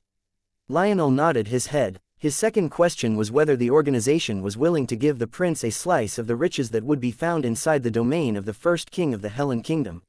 Even though it was only a quarter, that was already a good bargain for him. "The answer to your third question will depend on your ability." The man chuckled. "We have no need for useless people. There are plenty of candidates to choose from. Remember that, okay?" Lionel's third question was if they were really going to support him in becoming the emperor of the southern continent. Depending on his performance, they could discard him anytime if he didn't meet their expectations. "As for your last question," the man rubbed his chin. "Although it will require a lot of effort on our part, we can do it." The man paused and clapped his hands as if remembering something. "A month from now, the Helen Royal Academy is going to have an inter-division battle between all the year grades, right?" The man inquired. "I think we can have the princess visit during that time to promote the good relationship between the two kingdoms. I think that there will be nothing wrong with that arrangement." Lionel clenched his fist as he kept the calm expression on his face. Deep inside, he was feeling excited. At the end of the scroll had been his biggest request. Lionel asked the organization to show him their sincerity by bringing the third princess of the Kingdom of Frisia to the Helen Kingdom.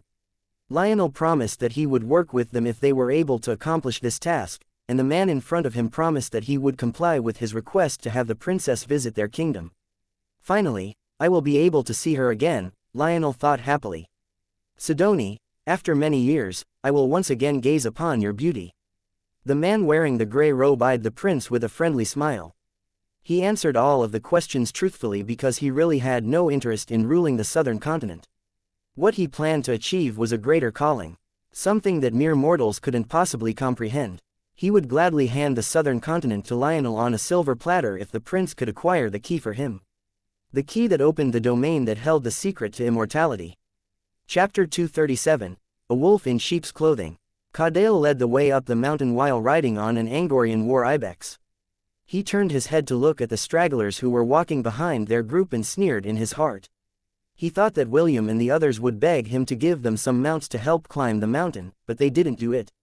Instead, they just walked as if they were tourists doing some sightseeing. "We are increasing the pace," Caudael announced.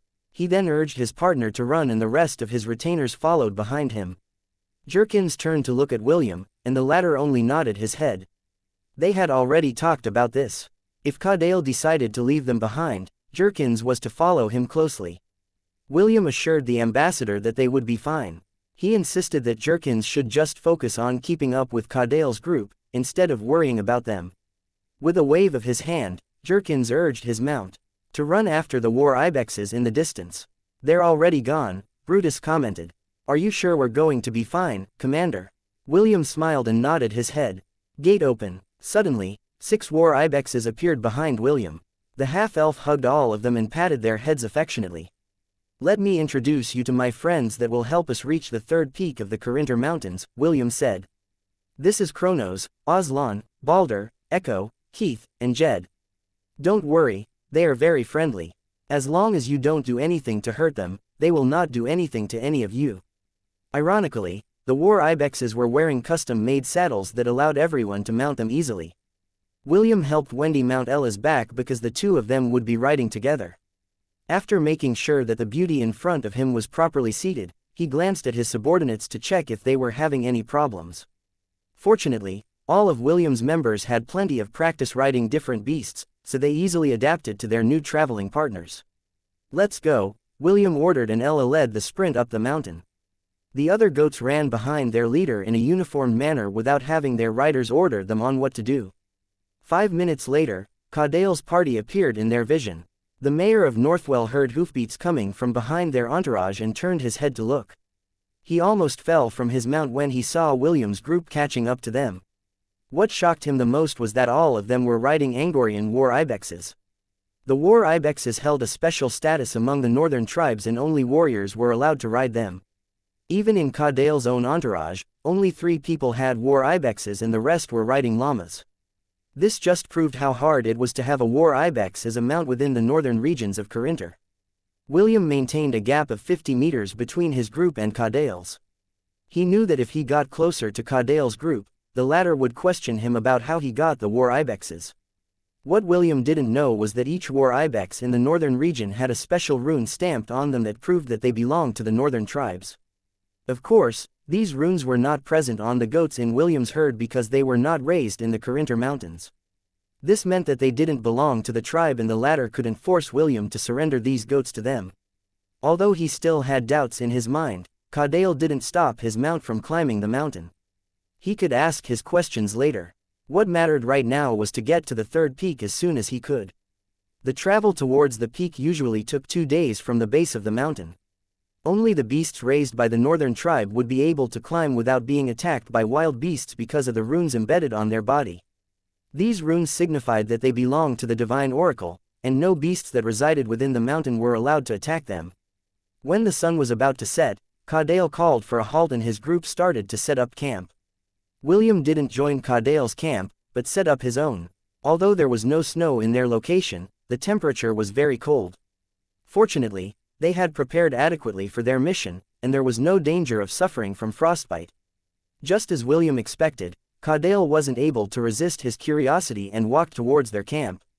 He looked at the war ibexes that were resting on the ground with a fierce gaze.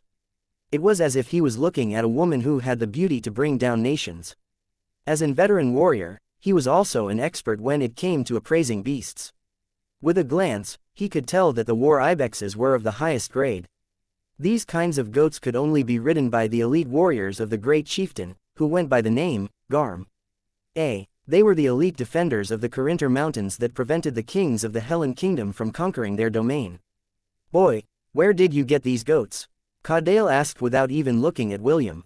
He was so focused on admiring the goats that he found it beneath him to even glance at the half-elf, whom he treated as one of Jerkin's attendants.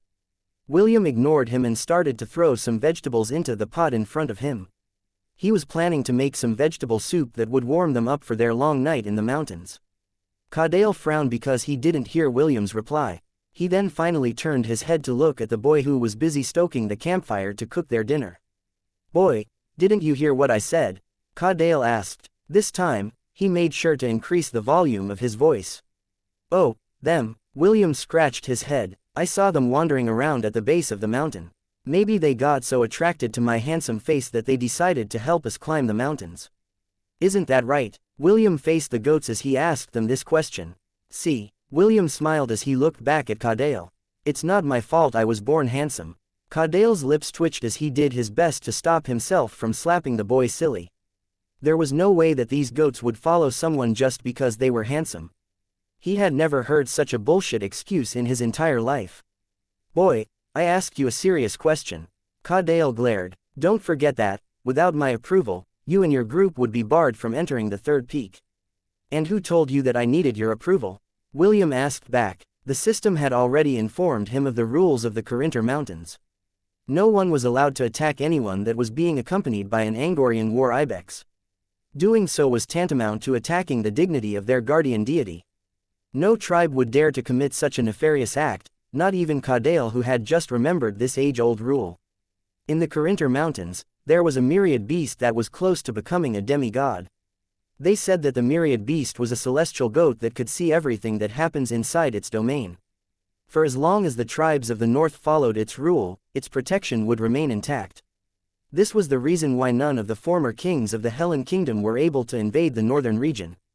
When they found out what kind of being lived in this domain, they decided to scrap their plans of expansion. Only stupid people would dare to poke a hornet's nest and face the wrath of a pseudo-demigod. Go back to your camp, William ordered. You have no power here. William closed the lid of the pot as he waited for it to boil. He didn't say anything when he was still in the town of Northwell because the system was busy collecting data at that time. One of its functions was to unearth the recorded history of a location. The only condition was that William had to be in that location as well. When the system discovered this rule, it immediately informed William, which allowed the half-elf to use it to its advantage. Fool, the moment I learned this rule was the moment you lost your authority over me, William sneered. Still, this is a very convenient loophole. System, do you think I could tame that pseudo-demigod? Maybe I can bribe it to join my herd. Should I attempt to tame it? The system wanted to say no, but then it remembered the goat that was currently resting beside William. If something like that was willing to follow William, then taming a pseudo-demigod was nothing. Of course, the system couldn't say that out loud, so it decided to compromise. There's a very, very, very small probability that you can tame it, host. William sighed and remembered the titanic green-scaled trollhound that he failed to tame last time. If he wasn't able to add a Class S beast to his herd, then he shouldn't even think about adding a myriad beast that was a step away from the Calamity class. That would just be kicking an iron plate without boots on, and it might even cause the northern tribes to hunt him to the ends of the world. While William was pondering about these things, Caudale returned to his camp with a grim expression on his face. He had a feeling that he had unintentionally brought a troublemaker into their territory. The mayor of Northwell glanced at William, who was brushing Ella's head. In his eyes, William was a wolf in sheep's clothing.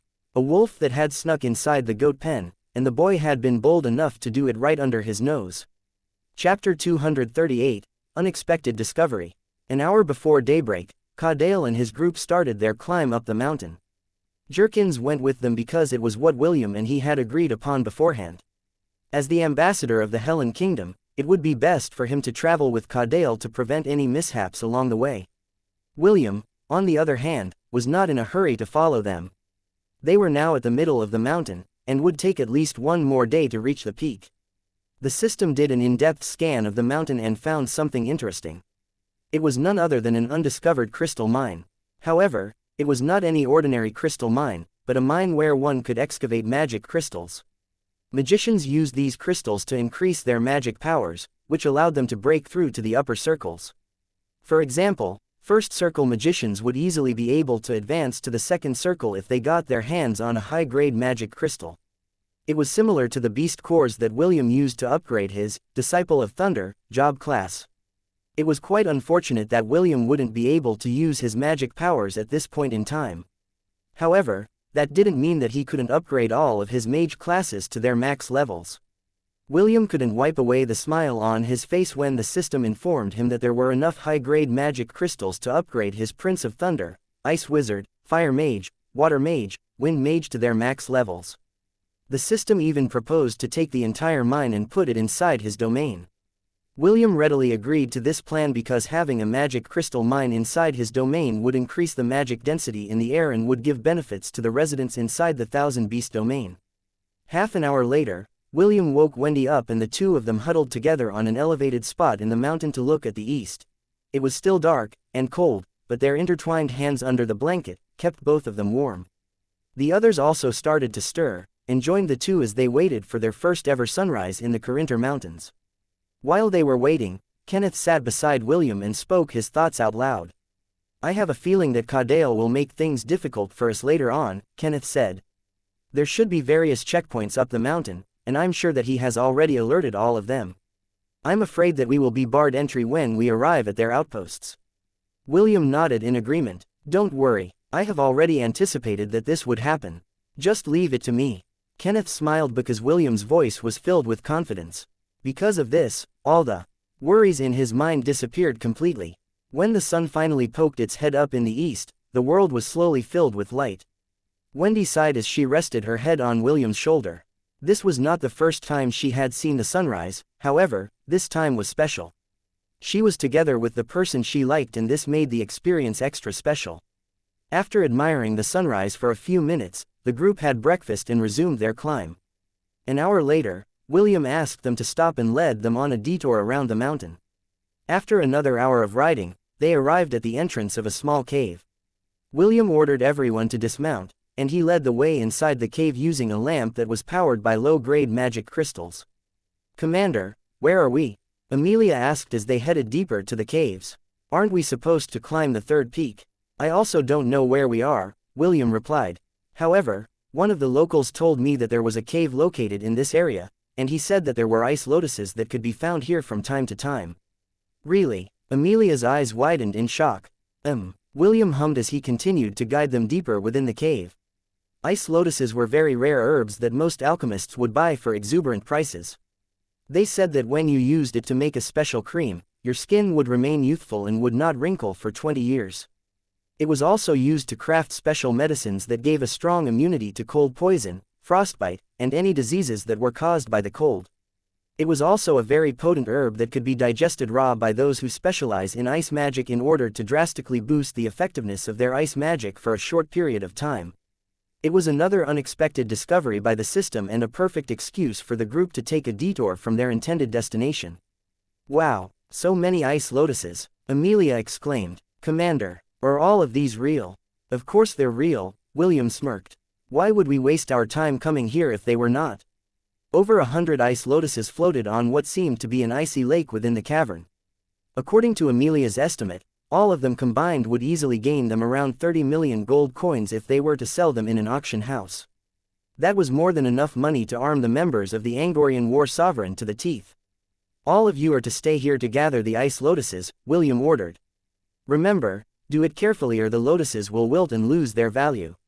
I will scout around this area and will be back in an hour." William then patted Kenneth's shoulder as he whispered something in his ears. "I'll leave them in your care. Watch over them for me and make sure they don't get into trouble. I'll be back in a few hours." Kenneth reluctantly nodded his head.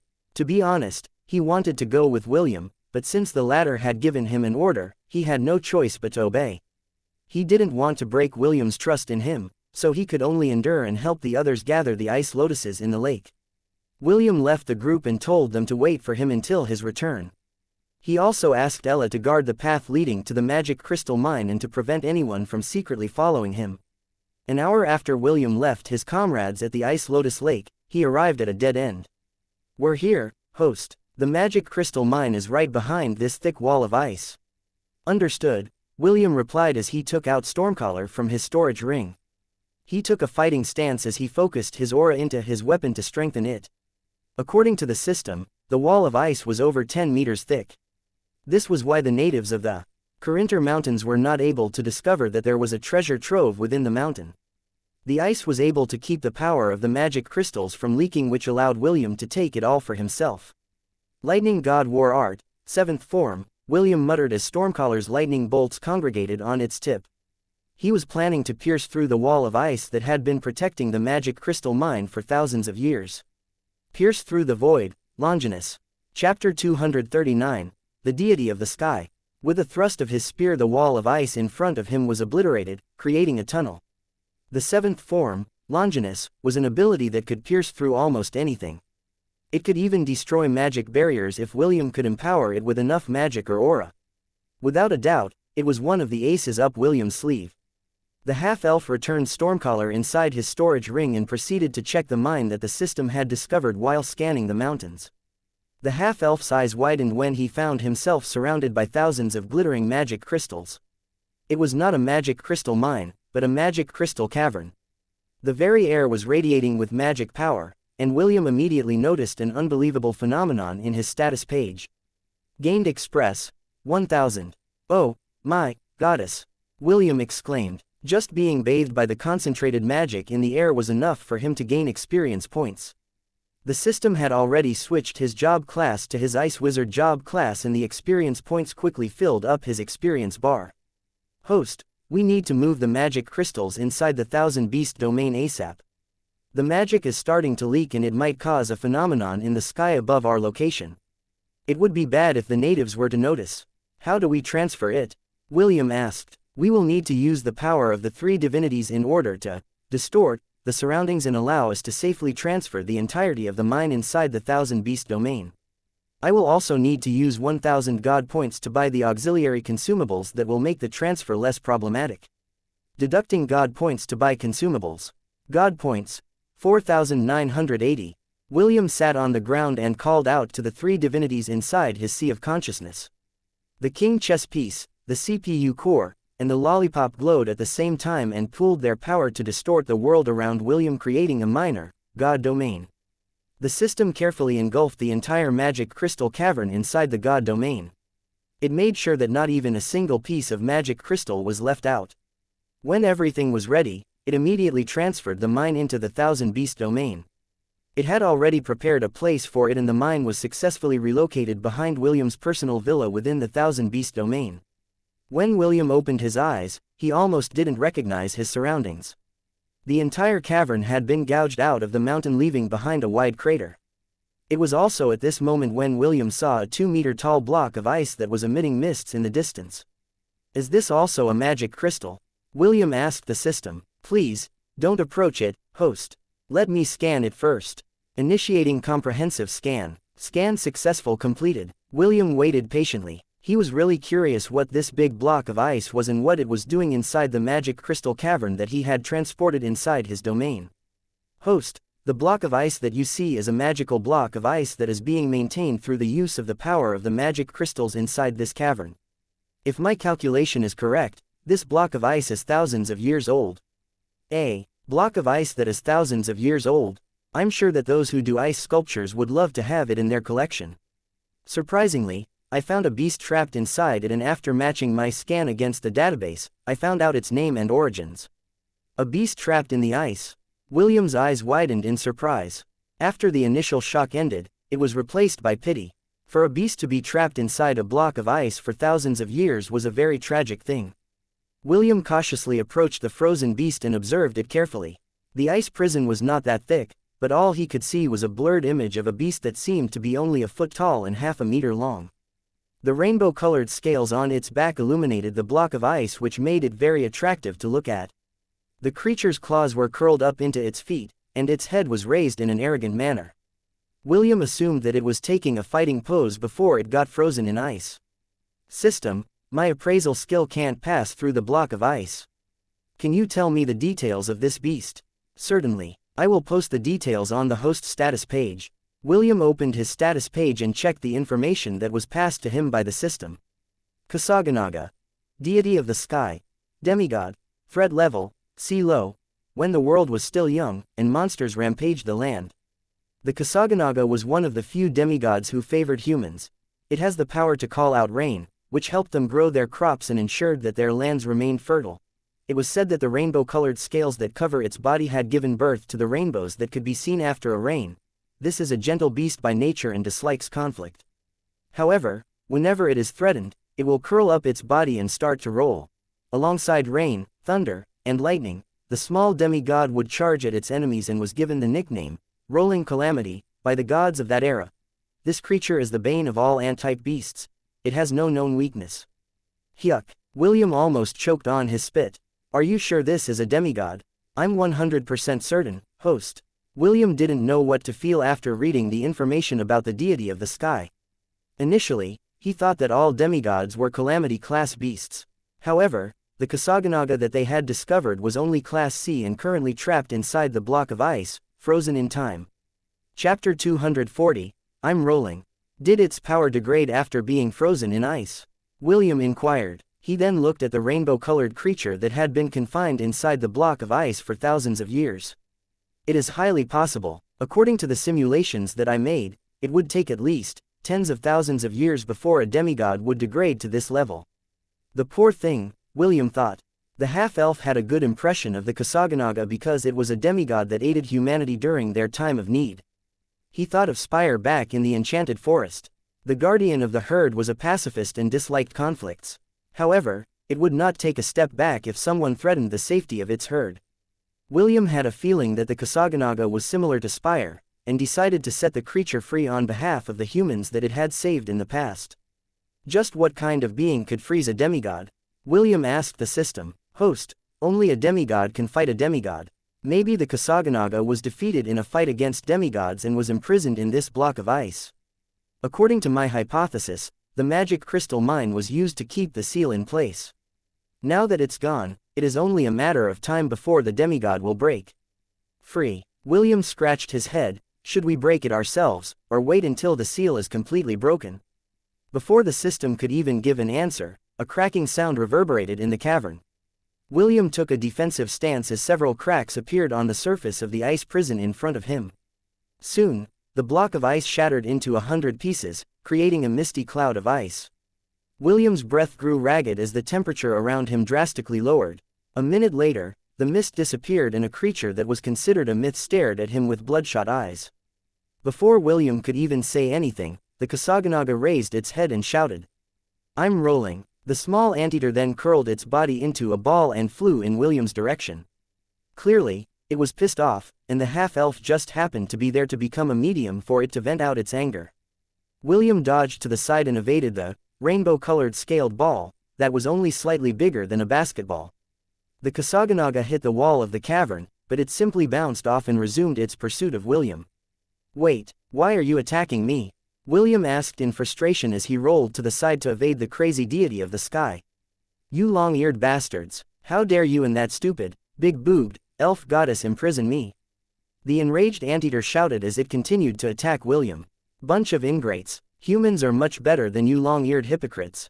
Even if the other demigods forgive you, I won't forgive you." As if answering to its anger, its speed gradually increased with each bounce it made on the walls of the cavern. At the start, William could still evade it, but the drastic increase in its speed made the half-elf resort to desperate measures. System, Spearman Job class now activated. William summoned his wooden staff and used it like a baseball bat to hit the rolling anteater that was not planning to listen to reason. When the staff hit the beast, a loud clap reverberated in the cavern creating a mini shockwave. William skidded on the ground as he prepared to hit the Kusaganaga for the second time. Just like a never-ending tennis match, the two fought in a ridiculous manner. However, it seemed that the Kusaganaga realized that it was not strong enough to beat William in its current state. Although its power had degenerated due to being imprisoned for tens of thousands of years, it was still a deity and had plenty of tricks up its sleeve. William was about to hit it again with his wooden staff when he immediately rolled to the side to make an emergency evasion. There was no way he would dare to face the rolling disaster head-on after it had made last-minute changes in its physique. The Kusaganaga had increased in size, and it was now a 2-meter-tall, rainbow-colored wrecking ball. The Kusaganaga bounced off the wall and this time, the rebound was so fast that William had no time to evade. The rainbow wrecking ball hit him in the chest, which sent him slamming towards the wall of the cavern, creating a cloud of dust. William only received minor injuries because he was able to equip his golden scaled armor at the last minute before he was hit by the rolling disaster. "System, is there a way we can beat this thing?" William inquired. Although he was in a disadvantageous situation, he didn't panic and decided to consult the system. This cavern is still unstable and under the influence of the god domain. If the host wants to take a risk, there is a way, but it is equally dangerous. "What is it? If I am able to escape this predicament, then I will cooperate." "Very well, what we are going to do is this." While the two were talking, the Kusaganaga didn't follow up with another attack and simply hovered in the air a few meters away from where William had fallen. "Ha ha ha, foolish elf," the Kusaganaga roared while still spinning in midair. "You and your stupid goddess will pay the price of imprisoning this deity. When I regain my divinity, I will drown your continent until all of you bastards start to grow fins." However, since you were the one who freed me from that prison, I will end your life and give you a proper burial. Be thankful because a deity will personally bury you. Now, die." William extended his hand with the intention of catching the 2-meter wrecking ball that charged towards him. The moment his hand touched Kasaganaga's curled-up body, the enraged sky deity disappeared from the cavern. Transfer successful. Kasaganaga has been successfully relocated to the north of the Thousand Beast domain. William sighed in relief as he lay on the ground while panting. Fortunately, the god domain that they had created to transfer the magic crystal mine was still active. With its help, the system was able to forcefully transfer the sky deity to William's Thousand Beast domain. Although the half-elf and the system were worried that their guest would turn their domain upside down, it was a risk that they had to take. They had been left with no other alternative. All they could do was trap the enraged deity inside the domain to keep William from getting hurt more. William closed his eyes and observed his domain from the sky. The Kasaganaga had landed near the candelabra tree, which was the territory of the rainbow birds, but due to the fact that they reminded him of a certain game he played back on Earth, he gave them the nickname Angry Birds. As soon as it felt that it was in a different environment, the Kasaganaga landed on the ground while still in its curled-up state and observed its surroundings. The angry birds that were nesting on their tree looked down at the unwanted guest that appeared in their home turf. Angry Bird 1. WTF. Angry Bird 2. Fuck off. Kasaganaga. Where am I? Speak dumb birds. Angry birds. Say what? Angry birds. Fuck off. The angry birds were only Class E mid-beasts, but they were a very rowdy bunch. All of them had different colors and abilities, but they all had one thing in common, and that was that they were all aggressive birds. They flapped their wings and attacked the Kasaganaga by ramming it with their bodies. William was surprised because what the birds were doing was practically suicide, but what happened next made his eyes widen in shock. When a red-colored bird hit the Kasaganaga, it exploded like a grenade. Red feathers scattered in the air showing that the bird had been completely decimated by the explosion. However, on top of the candelabra tree a red egg appeared. This egg would hatch after 24 hours and the angry bird that died would be reborn again. The other birds also attacked the Kasaganaga with a vengeance. The orange birds inflicted earth damage, the yellow birds inflicted a stunning effect, and the green ones inflicted wind damage. When the blue birds exploded, they inflicted water damage. The indigo-colored birds inflicted slashing, physical damage, and the violet ones dealt blunt physical damage.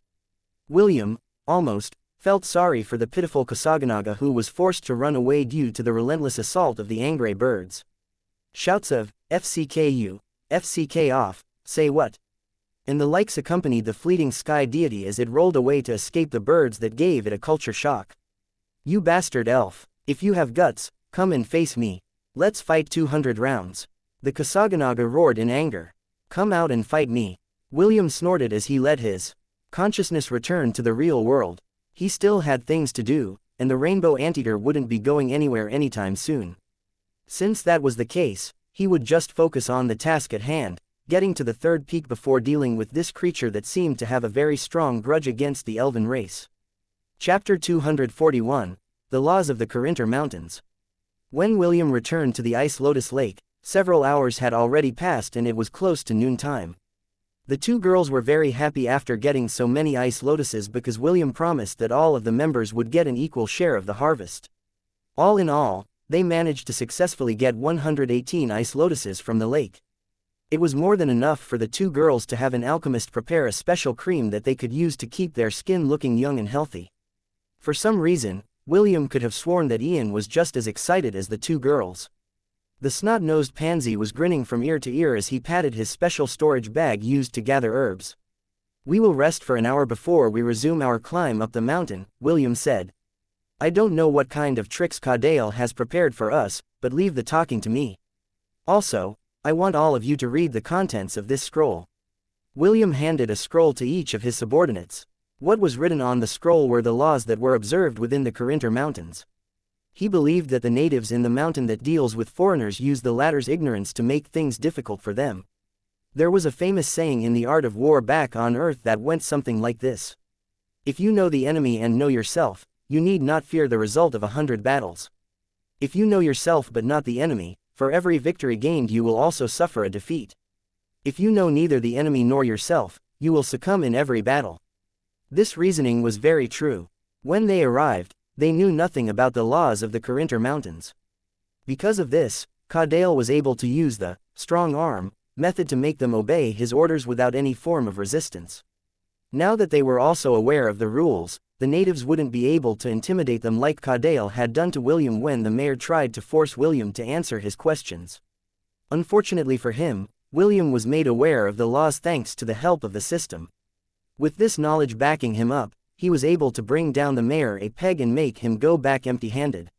Hiss, if I only knew of this earlier. Brutus scratched his hair in frustration. That mayor sure got us good earlier. Kenneth had a wry smile on his face as he rolled the scroll in his hand. He had also finished reading the laws, and felt that there was really a need for him to learn more about the human world. Ignorance is bliss, but in this case it is different, Kenneth said as he gazed at William. Ignorance of the law is not an excuse, right? William nodded his head. Now that all of you are now aware of the laws, do not let yourselves be intimidated by them. It is now your turn to intimidate them. The half-elf had a devilish grin plastered on his face, which clearly meant that he was planning something devious. Brutus and Bruno also smiled evilly because they now realized what kind of power they possessed in the Corinter Mountains. Still, it will be a good idea if we don't have to get into any conflicts with the local people, Amelia commented. Big sister Amelia is right, Wendy agreed. At the end of the day, we are still outsiders. It would be bad if we left a bad impression on them. Ian, who had remained quiet since the beginning, spoke out his mind. I'm sure that the commander has allowed us to read the laws because it is necessary that we don't act too passively. If we are as meek as sheep, these barbarians won't treat us seriously and will even look down upon us. Ian is right, William nodded his head. When two countries are at the negotiating table, the one with the bigger hand has the advantage. If we are too passive, they will only take advantage of it and will force us to pay more than necessary. Let's stop here and rest. We only have half an hour before we resume our travel. A few hours later, the group arrived at a checkpoint that was blocked by a wooden gate. With the help of the system, finding the shortest route up the mountain was not a problem for them. However, they couldn't avoid these checkpoints because all accessible paths led to these forts, which were controlled by the defenders of Corinter. As expected, the gate was shut tight and the guards manning it were standing on top of the ramparts while looking at William's group with disdain. Caudael had already told them of the foreigners' arrival and instructed them to not let them in unless they begged and paid them a few hundred gold coins in exchange for safe passage. However, before they could even state their demands, William had already approached the gate and shouted at the top of his voice. On behalf of the sovereign that watches over this domain, I beseech all of you to open the gates. I ask this request by the warrior's oath that the tribes have pledged at the peak of divinity, William shouted. May the sovereign of Corinter be my witness that I come in peace, seeking guidance on the path of enlightenment. Please, punish anyone who dares to block my right of passage by relinquishing your blessing on their entire bloodline. A peal of thunder echoed within the summit of the mountain as if to reply to William's request. The guards manning the gates were dumbfounded at first, but when they heard the roar of thunder, they hurriedly opened the gates as if their lives depended on it. The mighty gates opened wide as William and his entourage entered with heads held high. The guards looked at them warily, because this was the first time that someone had used their oath to gain entry into their domain. This was an oath that they couldn't disobey unless they wanted their guardian to punish them and remove the power of their bloodline. Of course, not everyone could make this oath. There was one condition, and that was to be recognized by an Angorian war ibex, which was said to be the direct descendant of the demigod that ruled the Corinter Mountains. Caudael, who was resting inside the fortress, had already been informed of William's arrival at the checkpoint. He had a gloating look on his face as he glanced at Jerkins, who was seated opposite him. That arrogant boy has finally arrived, Caudael said with a smug expression on his face. I'd like to see if he can enter the fortress unscathed. Why don't the two of us have a bet, ambassador? If you win, then I'll put in a few good words to the chieftain about your purpose for coming. The mayor of Northwell wasn't serious in his words. He was only saying this in order to tease Jerkins and make the ambassador feel pressured. Caudael wanted him to know that within the Corinter Mountains, it was the tribes that called the shots and not the foreigners who came here to seek an audience. Sorry, but I'm not very fond of making bets, Jerkins replied with a smile. Especially when it comes to bets that I am sure to win. The ambassador's confident smile made Caudael's disappear from his face. He didn't know why, but Jerkins sounded very confident. The mayor suddenly remembered how the boy had talked back to him a day ago and it made him clench his fist in anger. It was at that moment when a guard came running towards Caudale and whispered something in his ear. The mayor of Northwell had a disbelieving look on his face after he listened to his subordinate's report. Are you sure? I swear that if you're lying to me I'll have you punished with 50 lashings. Caudale threatened. He didn't want to believe that the arrogant boy managed to enter the fortress using the age-old oath that their ancestors had pledged to the sovereign of the Carinter Mountains. Sir, it is true, the guard replied anxiously. Actually, they are already on their way here. As if waiting for that cue, a handsome half-elf with the "I know what you did last summer" expression entered Caudale's vision. William swaggered inside the room, along with his party, and sat on the couch as if he was the owner of the place. Wendy sat on his right, while Amelia sat on his left. The rest of the members stood behind him and stared at Caudale as if they were looking at a bug that they could crush at any moment. Mayor, I think the two of us need to have a nice, long talk. William's devilish gaze locked onto Caudale's eyes, which made the latter feel very uncomfortable. It would be best if you stopped playing your petty tricks. It only makes me look down on the person that was hailed to be the first guardian of the North. Boy, is this your way of challenging me to a duel? Caudale asked with barely restrained anger. Because if that is your plan, you've succeeded in angering me. Me, challenge you? William gave Caudale a look of disdain. How about I return that question to you? Do you dare to challenge me? Caudale quieted down when he heard William's question. Although the order of the challenge was only reversed, it held a different meaning if the host of the domain were to challenge their guests to a duel. This would mean that they didn't have the etiquette of a warrior and a good host. If William was the one who challenged him, then he could accept it and even kill William in the duel because it was within their laws. However, if he were the one to issue a challenge to William, all the warriors in the Carinter Mountains would look down upon him. There was even a possibility that he and his entire bloodline would be killed in order to appease the anger of their sovereign. Although they were called the Northern Barbarians, the tribes of the North were probably the only people in the southern continent who followed the laws of their domain with strict devotion. As long as they abided by the rules, no one would be able to conquer them. What William and the rest of the people in the southern continent didn't know was that the Carinter Mountains was not just a simple mountain range. It was a divine artifact that belonged to the goddess of order and law, Themis. An artifact that was currently in the possession of the sovereign that ruled the entire northern regions, and the one who held it in an iron grip. Chapter 242, My Future Husband is the Best. The group traveled for 2 more days before finally arriving at the third peak of chivalry in the Carinter Mountains. Along the way, they saw thousands of tents surrounding the peak, which proved that this was indeed a special gathering of the northern tribe. After having a face-off with William, Caudale didn't try to do anything else. He only grudgingly took the representatives of the Hellen Kingdom to the grand residence where their great chief lived before he left them to attend to his own matters. As per custom, the chief's attendant led them to the audience hall where the great chief was already waiting for them. Sitting on his right was his eldest son, Liam, and on his left was his youngest granddaughter, Brianna. The little girl was quite adorable and she looked at William and the rest of the representatives from the Hellen Kingdom with a curious gaze. She gave them a smile, but remained seated like a proper noble lady during special occasions. The name of the great chief of the northern tribes was Evander Zeke. After his father had stepped down from his position, Evander ruled the tribes well. He brought them prosperity and happiness for many years, and all the other tribal leaders were very satisfied with his way of managing things. This was also why he was loved by his people. Now that his second son was looking for a bride, the tribes gathered and brought the most beautiful ladies in their domains to get the chance of becoming the second warrior's wife. In their society, an ordinary man could have 1 wife, while a warrior could have 4. This was a way to preserve their lineage because the lives of warriors were very unpredictable, especially during times of war. Since the chances of them dying was high, the tribes had agreed that having more than 1 wife was needed in order to preserve their legacy as the brave warriors of the Carinter Mountains.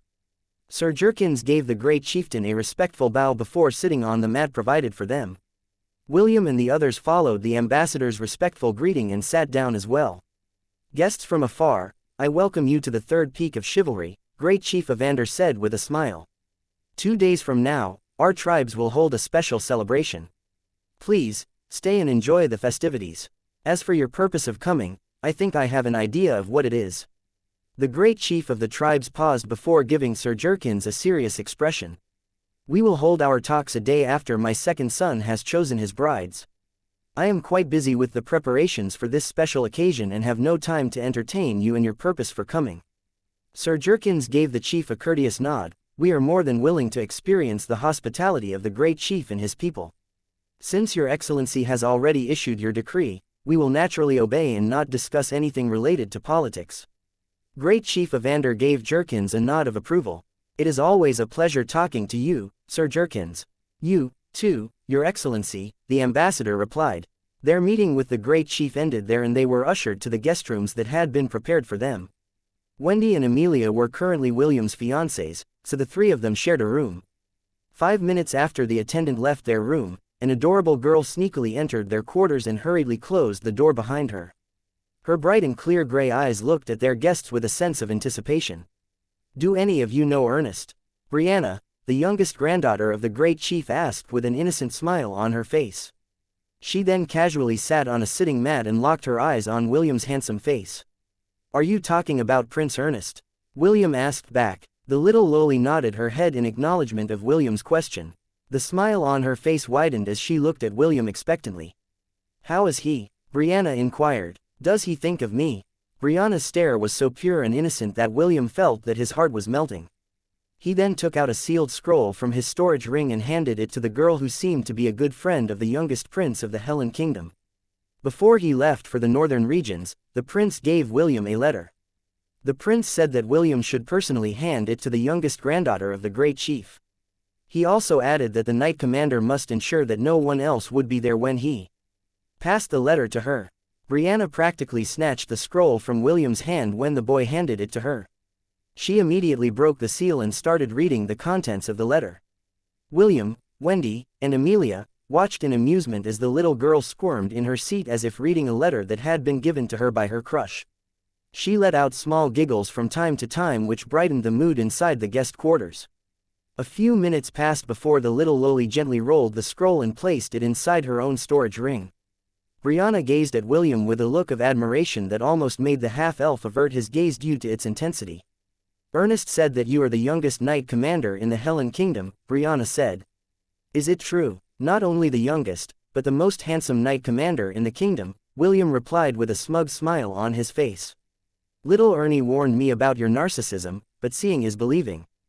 Brianna giggled. Well, you are indeed handsome, but give little Ernie a few years and he will be more handsome than you. Impossible. It's not impossible. How can that little shrimp compare to me? Just look at how awesome I am. Compare it to that little brat who still hasn't grown his hair and tell me if he could surpass my good looks. William raised his head arrogantly. Even if you give Prince Ernest 100 years, he would still not be able to reach the level of my handsomeness. No, little Ernie will be more handsome after a few years.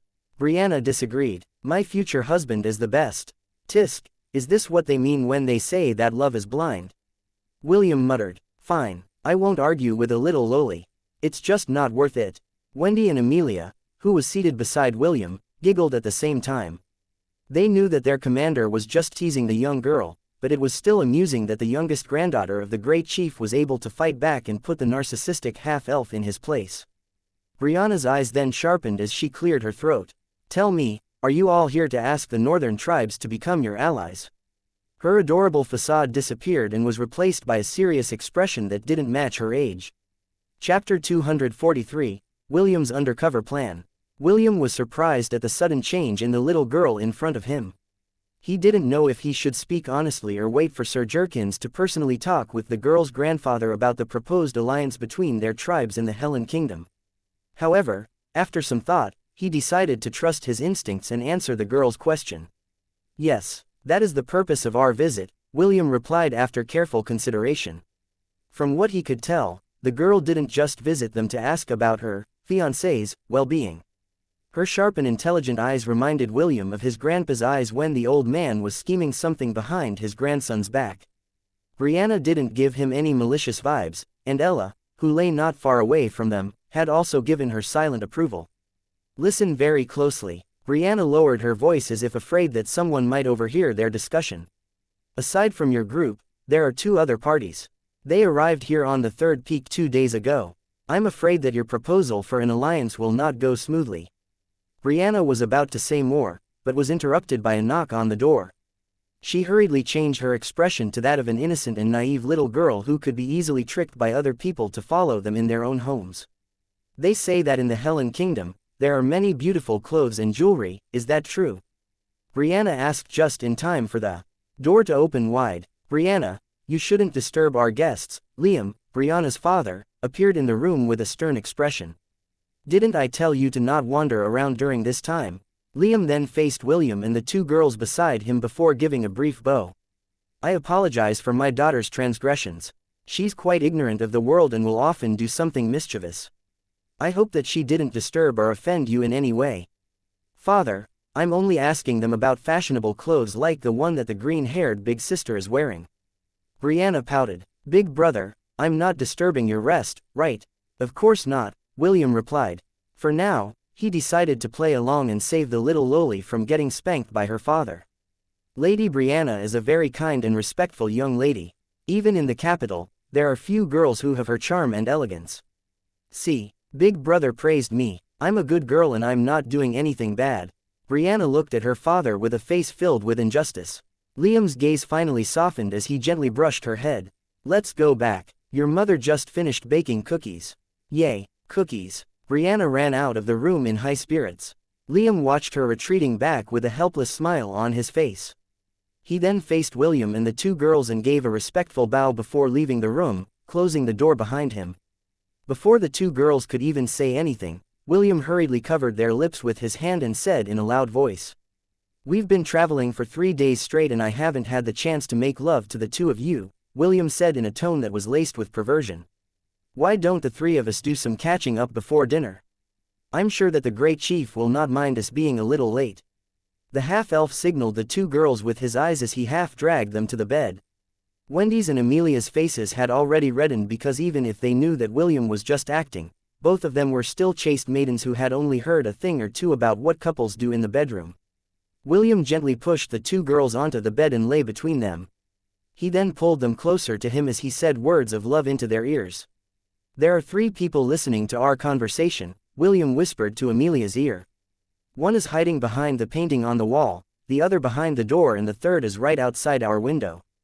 The half-elf kissed Wendy's forehead before whispering the same things he said to Amelia to her ears. The two girls then played their roles and acted intimate with William. Amelia played with William's ears, while Wendy rubbed his chest. William, on the other hand, laughed in a very lecherous manner that irritated the 3 men listening to their conversations. In the end, the 3 left them alone when they realized that William was hell-bent on playing with the 2 pretty girls beside him. When the eavesdroppers had disappeared, William nodded to the 2 girls, which signaled that the pests had left. Do you think they also sent people to monitor the others? Amelia whispered in William's ears. Although the half-elf said that they were no longer being monitored, she still felt that it was better to play it safe rather than be sorry later.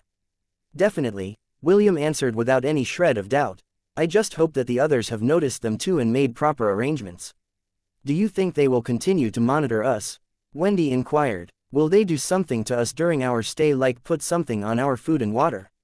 William shook his head to deny Wendy's words. They are not allowed to treat us like that. However, that doesn't necessarily mean that others won't. Remember what Brianna said, aside from us, there were 2 other parties that have arrived before us. I'm guessing that whoever they might be, they are not on good terms with the Helen Kingdom. It's quite unfortunate that I wasn't able to bring Aethon with me, William thought with regret. The little wren was left inside the academy in order to observe anything suspicious that was happening inside it. With its knack for looking for news like a journalist, William was confident that it would have something to report once he returned to the academy. As much as he wanted to gather information about the unknown parties, he couldn't do anything that might arouse suspicion from the warriors that were patrolling the 3rd peak of chivalry. The chief's attendant had explicitly told them to not leave their quarters unless it was something very important. From that alone, William could tell that the chief was hiding something from them. However, he was powerless to do anything at this point in time aside from sighing in regret. It was at that moment when his gaze landed on Ella, who was resting on the floor beside the bed. That's it. William sat up from the bed in excitement. He then hurriedly talked to Ella using telepathy, which was a special ability that William could use when talking to the leader of his herd. Ella nodded her head in agreement to her son's suggestion. Since William couldn't leave the room, then it would be up to her to gather information. As an Angorian war ibex, no one in the Carinthar Mountains would dare block her passage. Even the great chief would have to give her face and allow her to wander around the third peak as she did her investigation. William hoped that when Ella returned, some of the questions he had in his mind would finally find their answers. Chapter 244, The Role of a Chess Piece. So, are you telling me that Lady Wendy has left the academy? Carter asked. He just finished making a new set of candies that were meant for the beautiful young lady whom he had set his eyes on. Yes, Charlotte replied with a smile. The Knight Commander was assigned a special mission and he took her with him. Is that so? Carter smiled, but he was inwardly feeling irritated. He was currently under a strict deadline and he had no idea when his target would be returning to the academy. I guess, I will just have to improvise, Carter thought as he pulled Charlotte for a kiss.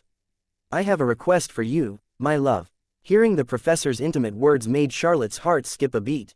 I want you to distribute these candies to the officers of the first and second years of the Magic Division. They have done a good job in surviving the dungeon outbreak and this is my reward for them. I don't mind doing this for you, Professor. But, what kind of reward will you give me afterwards? Charlotte inquired. Over the past few days, she had received a lot of personal training from Carter. The professor had already successfully won the noble lady's heart. His every whim, and orders, were carried out by Charlotte without fail. Visit my room tonight, Carter raised her chin with his fingertip. I will make sure that you will have a satisfied smile on your lips when you close your eyes to sleep.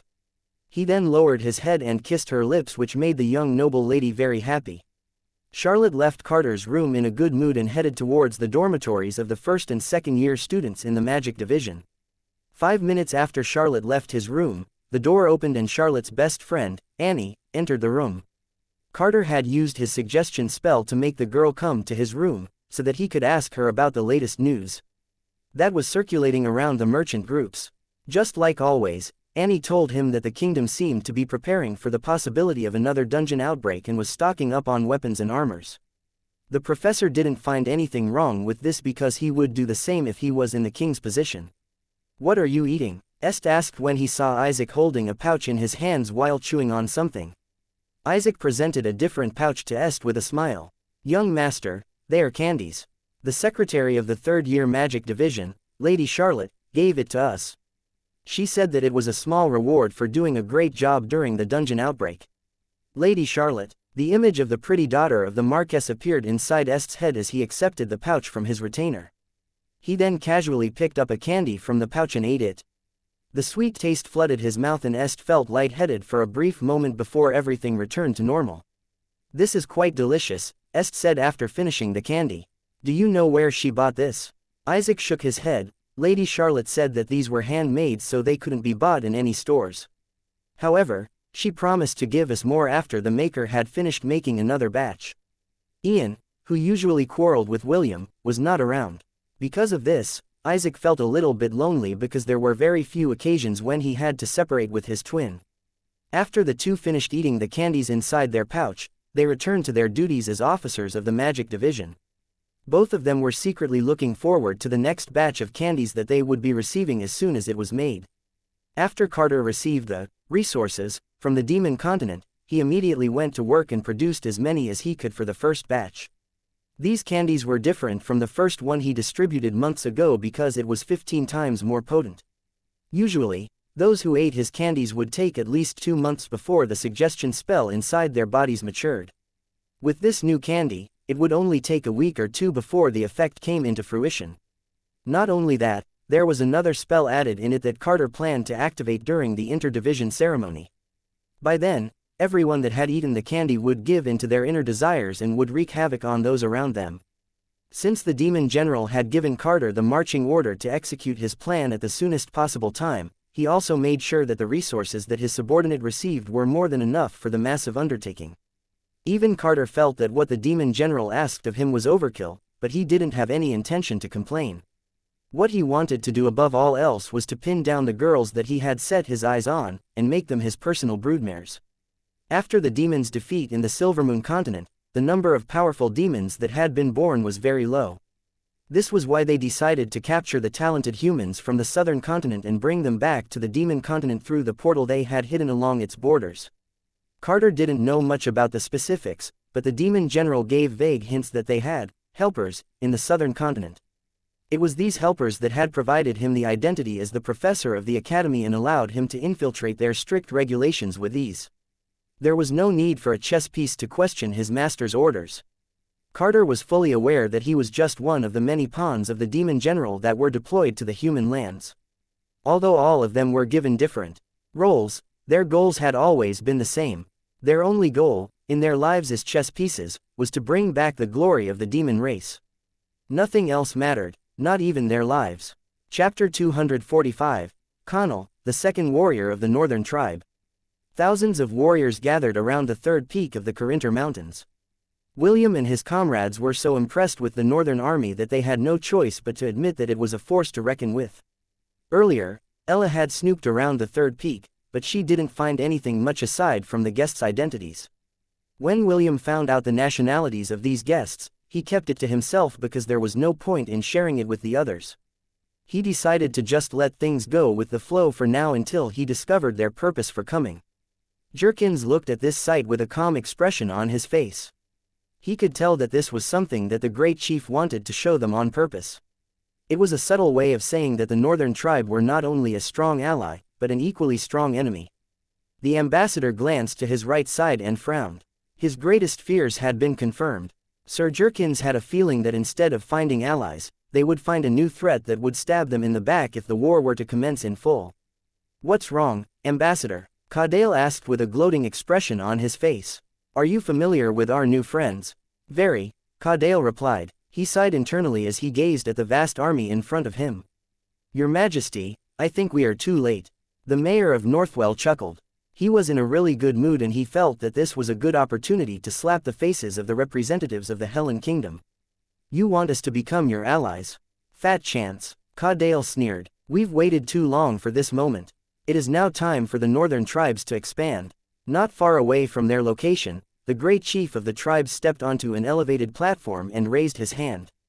The warriors shouted their war cries and, soon, the entire peak had been washed by the tremendous pressure that came from these mighty warriors.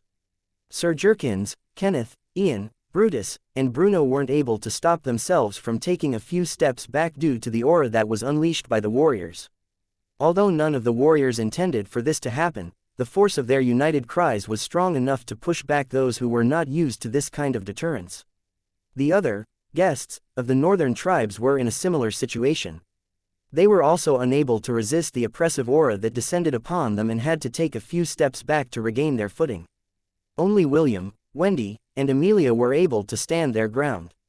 Earlier, William had firmly wrapped his arms around the waists of the two girls in order to prevent them from being pushed back.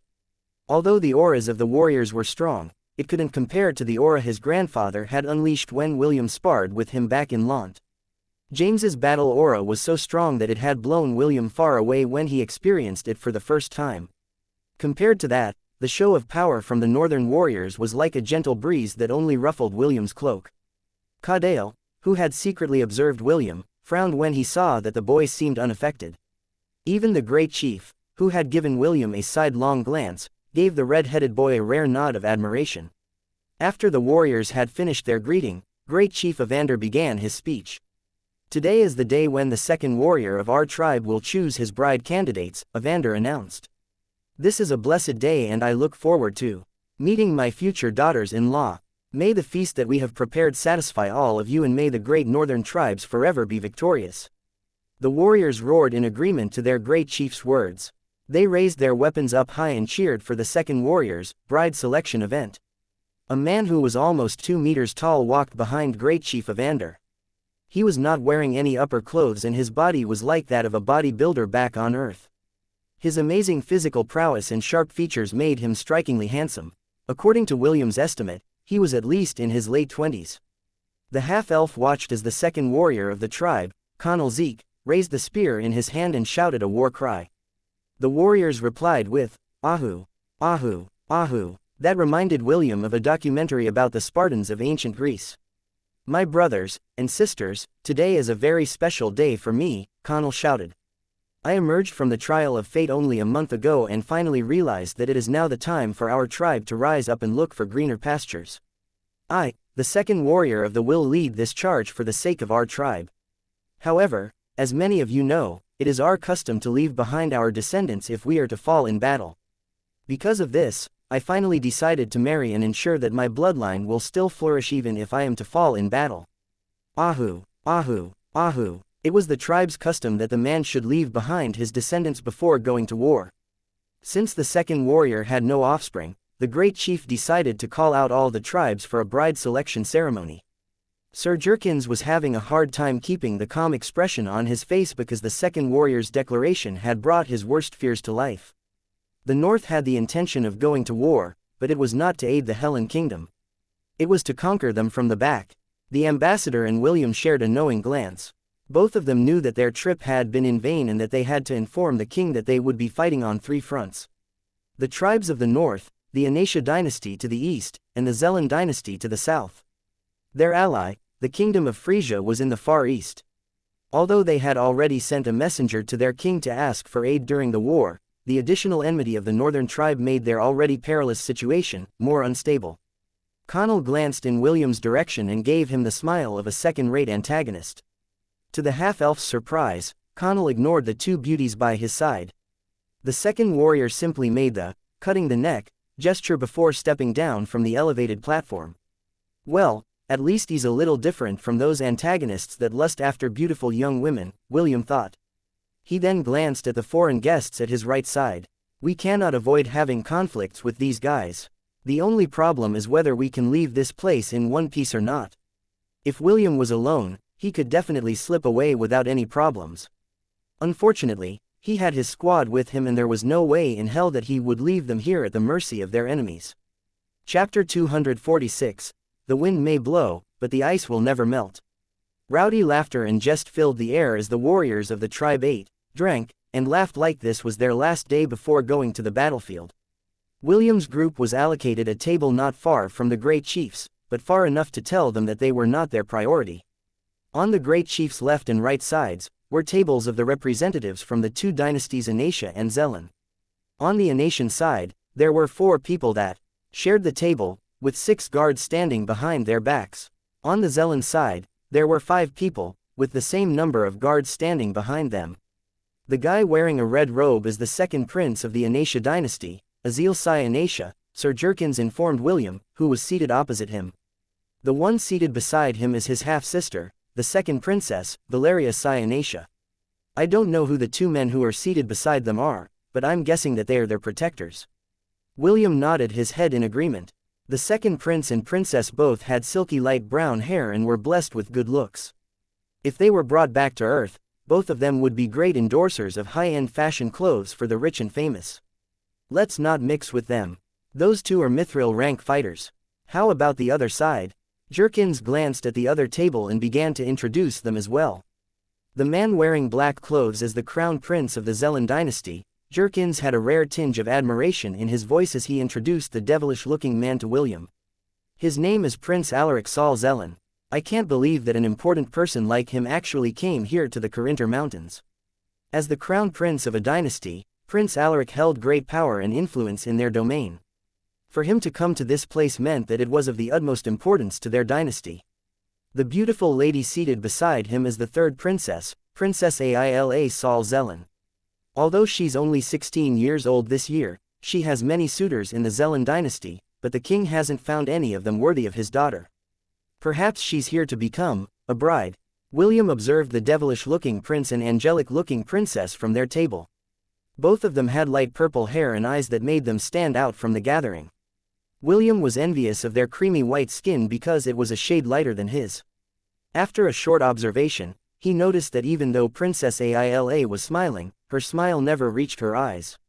It even held a tinge of resignation as if she was someone who had surrendered herself to her fate. A pitiful political tool, William thought. He then shifted his attention to the crown prince of the Zelan dynasty. Perhaps it was coincidence, or perhaps it was fate, but the crown prince also chose that time to look at William. The two stared at each other for half a minute before giving each other a brief nod. Although that exchange didn't last long, William didn't feel any hostility from the prince, which surprised him.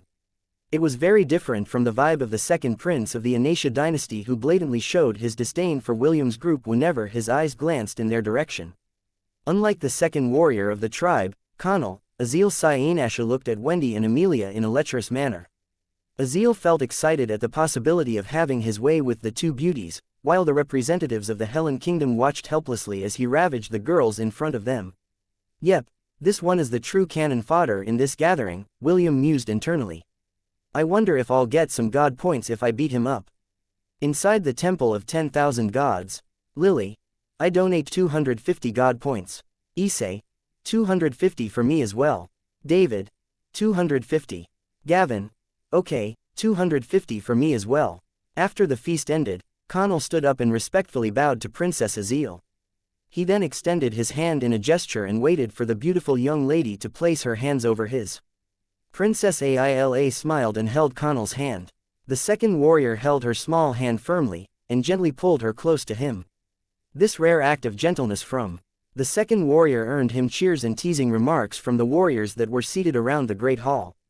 From this moment onwards, I declare Princess Aila as my main wife, Connell said. Even though he tried his best to hide it, everyone could still feel the happiness hidden behind his declaration. It seemed that the second warrior was really in love with the princess, and it showed in his eyes and actions. I am honored to be chosen as your main wife, proud warrior of the north, Princess Aila replied. If she hated the fact that she had been forced by her father to marry Connell, she didn't show it on her face. I propose a toast for this wonderful pairing. Azil, the second prince of the Aenarion dynasty, proposed. May their union bring prosperity to the southern continent. Another round of cheers resounded all around them as the warriors gave Connell and Princess Aila their blessings. Prince Azil then walked towards the main table of the great chief and stopped in front of Brianna. Although you're only 11 years old this year, I am looking forward to your growth, my lady, Prince Azil said with a smile. I am very happy to have you as my future bride. Brianna widened her eyes in shock. She then glanced at her father in confusion. Her father, Liam, drank wine from his goblet with a determined expression. He didn't even look at his own daughter and pretended that he was not aware of her stare. Brianna felt her heart grow cold as she stared at her grandfather. Great Chief Evander was different from his son and faced his granddaughter's gaze with a smile. Brianna, the second prince of Aenarion has decided to make you his second wife, Great Chief Evander said. I'm sure that you will be happy in the Aenarion dynasty. Isn't that right, Prince Azil? Of course, Great Chieftain. I promise that I will take good care of your granddaughter. I will ensure that she grows up as a proper lady. Brianna lowered her head and clenched her fists under the table. Her father and grandfather hadn't told her anything about this marriage agreement. No, they hadn't told her because they knew that she wouldn't agree to it. Princess Aila, who was seated not far from the young girl, looked at her in a calm manner. Deep inside, she pitied Brianna. She could see herself as the youngest granddaughter of the great chief. Both of them were in the same position. Both of them were just tools used for political gains between the powerful factions in the southern continent. They were the sacrifices that were needed to seal the tri-party alliance between the northern tribes and the two dynasties, which will attack the Helen Kingdom on all fronts. Prince Azil extended his hand to grab Brianna's small hands, in order to drag her to his own table. However, before the prince could even touch his bride's hand, another hand held his in a firm manner. Prince Azil flinched because the hand that held his own was very rough and one could tell that it was not the hands of a noble. The prince turned his head to look at the fool who dared to get in his way. There he found a half-elf that had red hair akin to flames, who was looking at him with clear, light green, eyes that were as beautiful as sapphires. I'm sorry, but I fell in love with Lady Brianna the moment I saw her, William lied with a straight face. I was planning to ask the great chieftain to make her my fiancée, but I never thought that she was already betrothed to another. Prince Azil snorted as he glared at the annoying half-elf in front of him. If someone had dared to grab his hand without his permission in the Aenarion dynasty, that person's hand would have been cut off, and his body whipped 1,000 times over. He laughed in anger as he tightened his grip on William's hand. Prince Azil had every intention of breaking the offender's hand to teach him a lesson. Since you already know that the young lady is betrothed to me, then why are you getting in my way? Prince Azil asked. Know your place, and go back to where you belong, Helenian. William chuckled as if what Prince Azil was saying was complete and utter nonsense. You ask me why I am getting in your way. You're not very smart, are you, second prince of the Aenarion's dynasty? William raised his chin in an arrogant manner and acted like a first-rate antagonist. I came here for one reason, and one reason only, and that is to snatch this beauty from your hands. Like I said, I fell in love with her and I'm not planning to hand her to anyone. Not to you, nor any other man in this great hall. The hall quieted down as the warriors looked at William with a grim expression. Their hands moved towards the handles of their weapons. They were only waiting for their great chief's order to hack the arrogant half-elf to pieces. Great Chief Evander was about to say something, but William didn't give him that opportunity. I challenge you, Azil xianxia, for the hand of Lady Brianna, William declared. I issue this challenge in adherence to the laws of the third peak of chivalry. I call upon the sovereign of the Corinter Mountains to bear witness to this challenge. William then strengthened his grip on the second prince's hand, which made the latter wince in pain. After seeing the prince's reaction, William released his hand and faced Great Chief Evander. The wind may blow, but the ice will never melt, William said as he ignored the pained expression of the second prince and faced Great Chief Evander fearlessly. Isn't that right, Great Chief of the Northern Tribes? Chapter 247, Don't worry. I won't let him marry you. In the beginning, William wasn't planning on doing anything. However, when Prince Azil was about to grab Brianna's hand, his body moved subconsciously. When he came to himself, he was already grabbing the second prince's hand and looking at the latter's glaring face. Perhaps, due to himself being a victim of an arranged marriage, William felt that Brianna was very pitiful. She had just turned 11, but was now forced to marry someone she didn't even like. For a brief moment, the image of Brianna's clear and confident eyes appeared inside William's mind. In the next instant, those same eyes clouded over and lost their brilliance. Deep inside his heart, the half-elf didn't want the lively young lady to lose her radiance. Because of this, his body moved before his mind could even think of a way to save the young girl. While the second prince was talking, the system had informed William that there was a special rule in the Peak of Chivalry that allowed special challenges to be issued. This peak was used to settle disputes between the tribe in the form of one-on-one mortal combat. This was a bloody tradition in the northern tribes, but it was a tradition that all of them recognized. No matter what happened, no matter the result, the winner was king. Great Chief Evander stared at William with a serious expression. The phrase, "the wind may blow, but the ice will never melt," had a significant meaning to the northern tribe. It was the promise that their great sovereign had given them before he ascended to the first peak of divinity. Since then, their sovereign had never again appeared before them. However, his blessing still remained. Only the oracle, who served their lord, would descend from the first peak to relay their sovereign's order. Ignoring this phrase was tantamount to ignoring the sovereign's pledge to his people. Great Chief Evander breathed deeply before, reluctantly acknowledging William's challenge. The wind may blow, but the ice will never melt, Evander said. He then looked at the second prince of the dynasty of Aenarion's and sighed internally. He had already given his word, but he was powerless against the rules of their domain. He'd rather break his promise to a mortal prince than ignore the pledge of a demigod.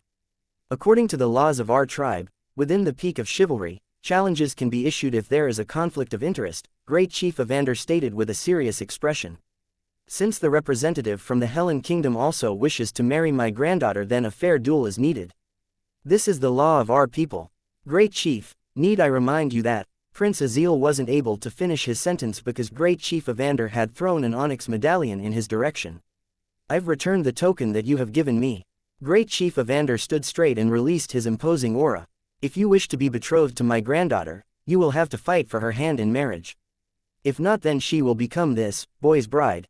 Prince Azil narrowed his eyes. His mission was to ensure that the alliance between their dynasty and the northern tribes succeeded.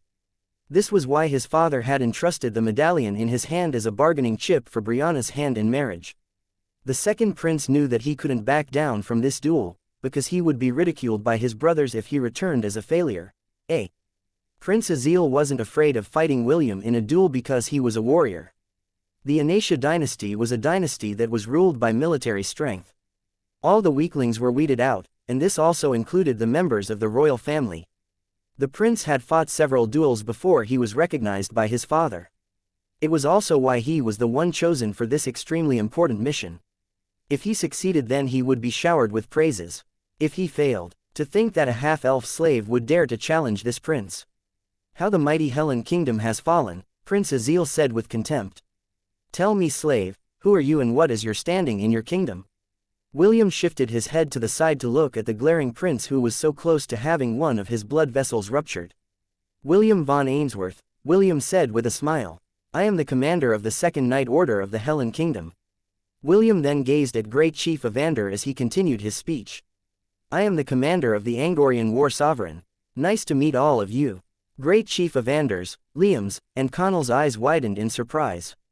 The warriors that surrounded the Great Hall, on the other hand, started to whisper at each other while glancing at William from time to time.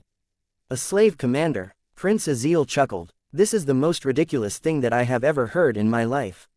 Very well, I accept your challenge, slave. Prince Azil stepped forward and looked down on William because he was half a meter taller than the boy. I will ensure that you understand your position in society. I'll trample on your face and use it as a sharpener for my sword. I will make sure that you regret challenging this prince. You know, that is what all the side characters say, William replied. Since you are able to spout this bunch of nonsense, that means that you are just a small fry in the Xianxia dynasty. A loud clap resounded inside the Great Hall as William's wooden staff and Prince Azil's sword clashed against each other. In that initial clash, both men were able to hold their ground. I guess you can back your words to a certain extent, Prince Azil said. William hummed. However, I'm more handsome than you, so it's still my win. Keep talking while you still have your tongue, brat. Did anyone tell you that you have bad breath? The two were about to clash again when Great Chief Evander clapped his hands to put a stop to young men who were very close to fighting inside the banquet hall. Since the two of you are going to fight, we will relocate to the arena of chivalry, Evander declared. All the warriors of the northern region will witness this battle. Do your best and show us the might of the Helen Kingdom and the Xianxia dynasty. Prince Azil snorted and backed away. He returned to his table in a bad mood. Don't worry, William said as he patted Brianna's head. I won't let him marry you. William didn't wait for Brianna's reply and returned to his table. As soon as he arrived, Sir Jerkins dragged him to the side and talked to him in hushed whispers. Why did you do that? Jerkins inquired. We are already in a precarious situation. We might not even be able to leave this place if the tribes have really allied with the two dynasties. William patted the ambassador's shoulder. It is because we are in this precarious situation that we must show our strength. If the warriors of the northern tribe recognize our valor, they will be less willing to put us under house arrest. The half-elf gave the ambassador a refreshing smile as glanced in the direction of the second prince of Xianxia. Besides, wouldn't this be a good opportunity to kill a prince? Once he's dead, the Xianxia dynasty and the northern tribes will end up in conflict. Isn't this a good thing for us? Sir Jerkins quieted down for a few seconds. He never expected the young boy in front of him to be resolute in taking down a prince from the neighboring dynasty. After organizing his thoughts, he finally asked the most important question. Can you beat him? William smiled. I have no choice but to beat him. If I don't beat him, we will have no chance of leaving this place alive. William didn't lie. Right now, they were deep inside the enemy's territory. The only way for them to survive was to create as much chaos as possible and break the tri-party alliance that had been formed between the two dynasties and the northern tribe of the Carinthar Mountains. Chapter 248, Lightning God War Art, 8th Form. The feast ended abruptly as everyone headed towards the arena of chivalry. This was a giant pit located in the third peak of chivalry where duels were held. The arena was half a kilometer long, and felt very ancient. There was a carved statue of a humanoid goat with wings that towered over the far end of the arena. William assumed that this was the image of the sovereign of the Carinthar Mountains that the tribes worship. The half-elf had changed attire and wore a white and red robe with a hood. Currently, William was not using the hood, so it lay harmlessly on the back of his neck. He was holding the wooden staff in his hand and stood in the center of the arena. Azil was wearing a full set of black and gold lightweight armor. The Xianxia dynasty was a dynasty of warriors. They had very few magicians, but they had 2 sword saints among their ranks. They also had an ant queen myriad beast guardian that ensured that their territory wouldn't be conquered by anyone. The spectators stood along the sides of the huge pit and looked at the 2 warriors with interest. All of them disliked William and hoped that Prince Azil would wipe the floor using the arrogant half-elf's face. Sir Jerkins, and the other representatives of the Helen Kingdom, had grim expressions on their faces as they watched the battle from above. Brianna, who was the prize, sat beside her grandfather with her hands clasped together. It was as if she was praying to the sovereign of the Carinthar Mountains for William's victory. The Crown Prince, Prince Alaric, and Princess Aila, sat beside each other as they, too, waited for the start of the battle. In the depths of Princess Aila's beautiful purple eyes, a rare feeling of admiration and envy welled up. She wasn't able to stop herself from giving Brianna a brief glance before shifting her attention back at the arena. How the princess wished that she was in Brianna's position. She also wished that a knight would appear out of nowhere and save her from her fated marriage. "Are both of you ready?" Great Chief Evander, who was seated on a high seat at the top of the cliff overlooking the arena, asked. "Ready," William answered. He took a fighting stance holding the staff in his hand and pointed its end in Prince Azil's direction. Prince Azil nodded his head and brought down his visor. He took a fighting stance and held his sword firmly in his hand. Seeing that both fighters were raring to go, Great Chief Evander raised his hand and announced the start of the battle. "Fight for honor. Fight for glory. May the best man win." Great Chief Evander shouted. "Start." The warriors around the arena raised their weapons and shouted. William locked his sights on Prince Azil's body as the power of his passive skills boosted his stats. He had shifted to the monk job class because it was currently the best class to use during a battle. Not only that, the extra stat points it gave was a welcome addition to William, whose powers were still sealed. Health points: 7,500. 7,500. Subclass: Monk Max. Strength: 55 plus 45. Agility: 50 plus 20. Vitality: 30 plus 35. Intelligence: 60 plus 20. Dexterity: 45 plus 50. Titles. Both fighters took a step forward and charged at each other. Prince Azil suddenly increased his speed and instantly appeared 5 meters in front of William. The second prince was known for his uncanny ability to easily unleash a flurry of sword strikes that rendered his opponent in a helpless state. He was using a long, silver, saber sword that was slightly longer and bigger than the normal saber sword. Although it looked heavy from an outsider's perspective, for the prince, it was as light as a feather because it was a soul-bound weapon that was especially made for him by the Grand Master blacksmith of their dynasty. It was a sword that could easily slice through steel armor, as if it was made from tofu. Prince Azil sneered in his heart. His plan was to cut the half-elf's arms off before torturing him. He would mutilate William's face until even his family wouldn't be able to recognize him anymore. After that, he would chain him up and bring him back to the palace and have him live as a chained dog for the rest of his life. The sword blade blurred as the strike reached its designated target. William raised his staff in an attempt to block it, which made the smile on Prince Azil's face widen. He disdained the half-elf for even attempting to use a useless staff to block his sword. He looked forward to seeing his future slave's expression when the weapon in his hands was cut into pieces. Unfortunately, what happened next made the smile on Prince Azil's face stiffen. The staff that he had thought would be cut in half successfully blocked his attack and was even about to fall on top of his head. The prince hurriedly jumped to the side to dodge the unexpected counter-attack from his opponent. However, William was hot on his heels. Relentless dragon rush, William roared as he sent a flurry of thrusts aimed at Prince Azil's head, neck, chest, eyes, and shoulders. The prince hurriedly parried the attacks he could, and dodged the others. Prince Azil took several steps back in order to gain distance from the opponent that he had only considered to be a fool for challenging him in a duel. Forced into a corner, Prince Azil shouted and released his sword aura. The sword in his hand extended and turned into a giant silver snake that forced William to stop his assault. After finally taking a breather, Prince Azil's face within his helmet reddened in anger and shame. For him to be forced to use his sword aura and intent first made his killing intent explode from his body. "I'll kill you," Prince Azil roared and thrust forward. The giant silver snake hissed and charged towards William with rage. This time, the situation was reversed. It was now William's time to retreat as the snake mercilessly hounded his heels. "Come, Soleil." The ring on William's hand transformed into a golden spear. He had already stored his wooden staff and now held the spear firmly in his hands. Right now, it was noontime in the Carinthar Mountains. Although the temperature was freezing, the sun shone in the sky like a king watching gladiators battle to entertain him. The spear in William's hand started to get warm, which caused steam to rise from its handle and blade tip. William channeled his aura into his weapon before throwing it towards the sky. Everyone was dumbfounded by the half-elf's move because they couldn't understand the logic behind his actions. Even William's comrades were caught by surprise by their commander's antics. Wendy's hands were clasped together over her chest as she observed the person she liked. She had faith in William and trusted him completely. The beautiful girl knew that her commander was not someone who did things arbitrarily. She knew that there was a hidden meaning behind his action that would allow him to win the duel. After throwing Soleil towards the sky, William summoned his bow and quiver. He immediately knocked an arrow on his bow and aimed it in Prince Isol's direction. Lightning God War Art, 8th form, William said. Exterminate, Chryselicados. The tip of the adamantium arrow glistened in an eerie green glow before it was released from the bow. It flew towards the prince, leaving a trail of green mist behind it.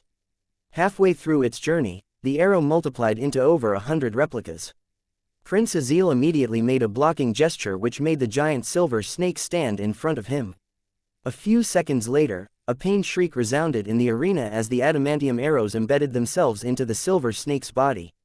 Green smoke rose up from the arrowheads which formed a green poisonous cloud that enveloped the giant snake's body. Prince Azil hurriedly dropped the sword in his hand and ran away from the poisonous cloud. As a member of the royal family, he was well versed in using poison, because it was the most effective way to eliminate his opposition. His instinct told him that the poison was very potent, so he didn't hesitate to drop his weapon to retreat. Unfortunately, William's lightning god war art lasted for a full minute and the half-elf had sent another barrage of poisonous arrows in his direction.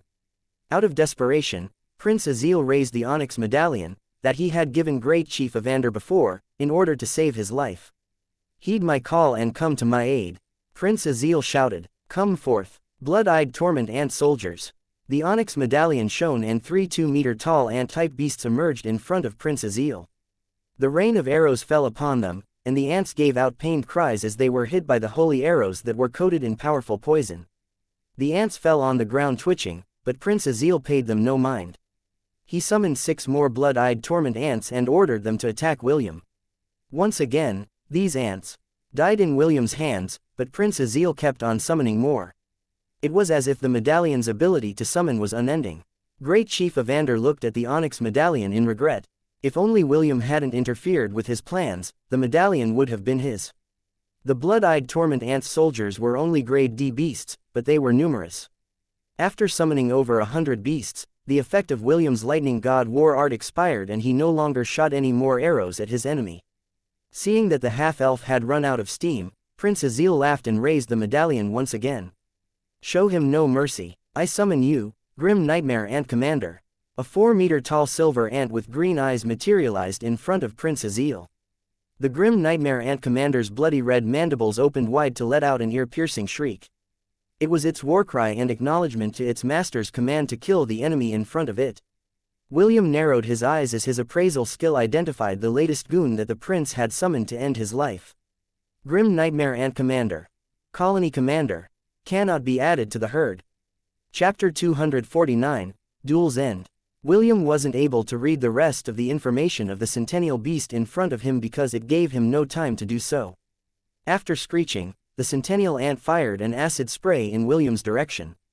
The ground he was standing on a while ago melted into a puddle of acid. Since it was an AoE attack, William wasn't able to prevent himself from getting grazed by the acid on his shoulder and legs. Fortunately, William had coated his body with his aura, but he still suffered second-degree burns from the acid spray. He was, after all, fighting against a centennial beast that was way out of his league. Health points: 4,500 7,500. Just a graze and I received this much injury, William thought as he distanced himself from the giant ant who was now running towards him. If that thing hits me directly, I'm doomed. Smoke rose from the injured area of William's body as he dodged the ant's relentless attacks. Initially, he thought of attacking Prince Azil, but the latter had summoned dozens of blood-eyed torment ant soldiers to protect him. The prince currently had a gloating expression on his face as he looked at the pitiful half-elf. "Host, it is going to fire another acid spray." "Yin-yang cauldron," William shouted and a cauldron materialized in front of him. It enlarged itself and formed a shield in front of William. The acid spray landed on its surface, but the cauldron remained intact. Wendy and Amelia breathed a sigh of relief after seeing that William was safe. Their hearts were beating wildly inside their chests in anxiousness for the boy's safety. To William's surprise, the cauldron even absorbed the acid spray and stored it inside its storage space, meant for ingredients. The half-elf decided to use the acid to his advantage and ordered the cauldron to spray the acid back. However, his target was not the centennial beast in front of him, but the prince that had surrounded himself with soldier ants. Azil immediately ordered the ants around him to form a meat shield to protect him from the acid spray. The dozen of ants melted as soon as the acid landed on their bodies, but their mass was enough to protect the prince who hid behind them. If one is not enough, then have a couple more. Azil screamed in fury. Hear my call. Grim nightmare ant commanders. 2 more centennial ants appeared in the arena. The combined pressure of the 3 centennial beasts made the warriors look at them solemnly. William still had a calm expression on his face, but that was because his consciousness was elsewhere. He had assigned the system to temporarily control his body, while he negotiated with someone inside his 1000-beast domain. Ha ha ha, you stupid elf, you finally made your appearance. Kusaganaga roared in anger. How dare you trap me inside this domain? I will make you pay with your life. Wait, listen to me first. William raised both of his hands in an attempt to pacify the enraged demigod. I came here because I have a proposal. I will not negotiate with any elves. Die. If I die, you will be trapped here for eternity. Do you want that to happen? The rainbow-colored, 2-meter-tall, curled-up anteater stopped in its tracks. It was about to ram itself on William's body, but the moment the elf mentioned being trapped for eternity, it hurriedly stopped its attack. You dare to threaten this demigod? Kusaganaga shouted hatefully. Just listen first. How about we make a deal? I promise that you will gain benefits from it. What deal? Speak, you wretched elf. William decided to come clean because he didn't have much time remaining. The system said that he could only take over his body for 10 minutes max before the autopilot feature was disabled. I am currently fighting 3 centennial ants. Ha ha ha, doesn't that mean that you're as good as dead? Good, you deserve to die a gruesome death. If I die, you will be trapped here for eternity. William reminded the smug-faced anteater, which made the latter immediately choke on its own laughter. The two of us started on the wrong foot, but let me tell you one thing, William said after taking a deep breath. I am not an elf. I am a half-elf. You're still half an elf. The Kusaganaga didn't want to compromise. Although it knew that half-elves were also treated badly by the elves, its long imprisonment made it hate anything that had an elf attached to it. You hate the elves, right? I mean, I also resent them to a certain extent because they forced my mother and I to be separated, William explained. The Kusaganaga paused and looked at William with a serious expression. As a demigod, it had the power to see through all lies and deceit by mortals. No mortal on Hestia could lie to a demigod and think that they could get away with it. William then hurriedly narrated the story about how his father saved the Silvermoon continent and sacrificed himself to save the world tree. However, some of the elders of the Elven Council still hated William's father because he had made the Saintess his wife. Even after thousands of years, those hypocrites are still hypocrites. The Kusaganaga stomped the ground with its little foot in anger. I'd like to tell you more, but I don't have much time left, William said anxiously. Right now, I need your help. Please, help me. The Kusaganaga pondered for a while before reluctantly nodding its head. I will help you, but in return, you will allow me to use some of the high-grade magic crystals you have stored inside your domain. Back in the arena, it's time for you to die, you wretched slave. Prince Azil ordered the 3 centennial ants to corner William and end his life. Right now, William's back leaned against the wall of the arena. The 3 centennial beasts had him surrounded and there was no longer any place to run and evade. The 3 ants opened their mandibles wide and attacked William. Wendy and Amelia covered their eyes with their hands. They didn't want to see their commander's gruesome death in the jaws of the centennial beasts. Brianna, who was watching the battle, clenched her fists so hard that her nails had dug down into her palms, drawing blood. Princess Aila sighed internally as she averted her gaze. She knew that the battle was already at its end, and she didn't want to personally witness the death of a brave young man who only wanted to save the damsel in distress. It was at that moment when a loud and arrogant voice echoed inside the arena. I'm rolling. A 2-meter-tall, rainbow-colored wrecking ball slammed on the face of one of the centennial ants.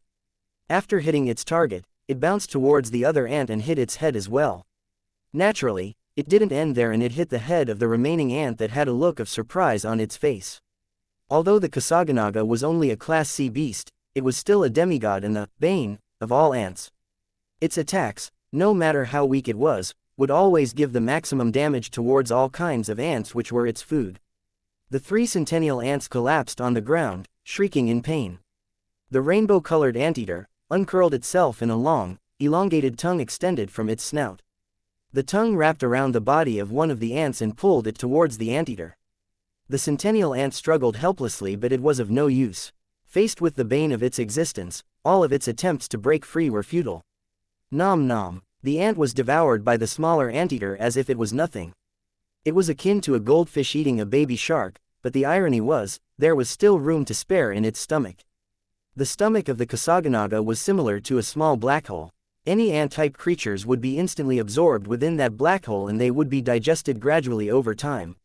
After seeing the demise of their comrade, the 2 centennial ants tried to escape, but the Kasaganaga was a step ahead of them. It wrapped the 2 ants with its tongue and devoured both of them at the same time. Prince Azil watched this scene in disbelief. Actually, he was not the only one. Everyone who was watching the battle had dumbfounded looks on their faces. While everyone was still reeling from the shock, one of the mithril-ranked warriors from the Aenarion's dynasty shouted, "Prince, above you!" Prince Azil hurriedly looked above him and saw another unbelievable sight. William was holding a flaming spear in his hands that was over 2 meters long. His robes fluttered in the air as he raised the spear to strike. "Bloom in the battlefield," William roared. "Fleur du soleil." The spear left a blazing trail in the sky as it streaked towards the horrified prince that was frozen in place. Prince Azil's vision was bathed in a golden light. That was the last thing he saw before his body, and ambitions, turned into ashes. Chapter 250. Calm your titties, you bunch of pussies. A hot gust of air washed over the spectators that were watching the battle. The enchantment that was placed on the arena of chivalry had activated and prevented the roaring flames from going outside the confines of the arena. Jerkins clenched his fist as he exclaimed in both shock and happiness at William's firm stance when it came to killing the second prince. "Good job, boy, good job." Jerkins gritted his teeth as the blood boiled inside his body. He wished he could do the same and massacre the other representatives of the Aenarion dynasty, but he was more of a scholar than a warrior. The flames of Soleil rampaged as it tried to break free, but the powerful enchantments of the arena kept it in place. Soon, the flames subsided and only a golden spear, firmly embedded in the ground, could be seen where the second prince of the Aenarion dynasty once stood. Great Chief Evander, and the rest of the warriors, had solemn expressions on their faces as they looked at this scene. Their gazes shifted from the spear stuck in the ground to the boy that was slowly descending from the sky. Hidden quest cleared. Beat the second prince of the Aenarion dynasty. The red-headed boy was surprised when the series of notifications appeared on his status page. Although he wished that he would gain points in defeating Prince Azil, he didn't expect that a hidden quest would be triggered after he successfully killed him. William had no qualms in killing Prince Azil because it was a scenario where either the prince died, or he died. He wouldn't show mercy to his enemy, especially when that enemy was hell-bent on killing him. William's hand was firmly gripping the feet of the Blood Eagle, whom he named Scadres. The half-elf gave the great chief of the northern tribe a sidelong glance before his feet touched the ground. "Thank you, Scadres," William said, and the Blood Eagle screeched in reply. It circled around its master once before disappearing into the air. William extended his hand and Soleil flew back to him. He held the spear firmly in his grip as he walked towards the spot where the prince had fallen. There, on the ground, was the onyx medallion that he had used to summon the ant warriors to fight by his side. Surprisingly, the medallion hadn't melted and was still intact. William picked it up and was about to appraise it when a scream broke the solemn air of the third peak of chivalry. "Prince Azil!" A panicked scream broke out from the representatives of the Aenarion dynasty. The 2 mithril-ranked warriors jumped down into the arena and charged towards William. Both of their eyes were bloodshot because they didn't expect that their second prince would die in his fight against the Knight Commander of the Hellen Kingdom. They knew that they would be punished by the king when they returned to their domain, but they hoped that their punishment would be lessened if they presented the culprit to their monarch. William didn't move and simply stared at the 2 approaching warriors in disdain. A mocking smile appeared on his lips as if taunting them for their stupidity.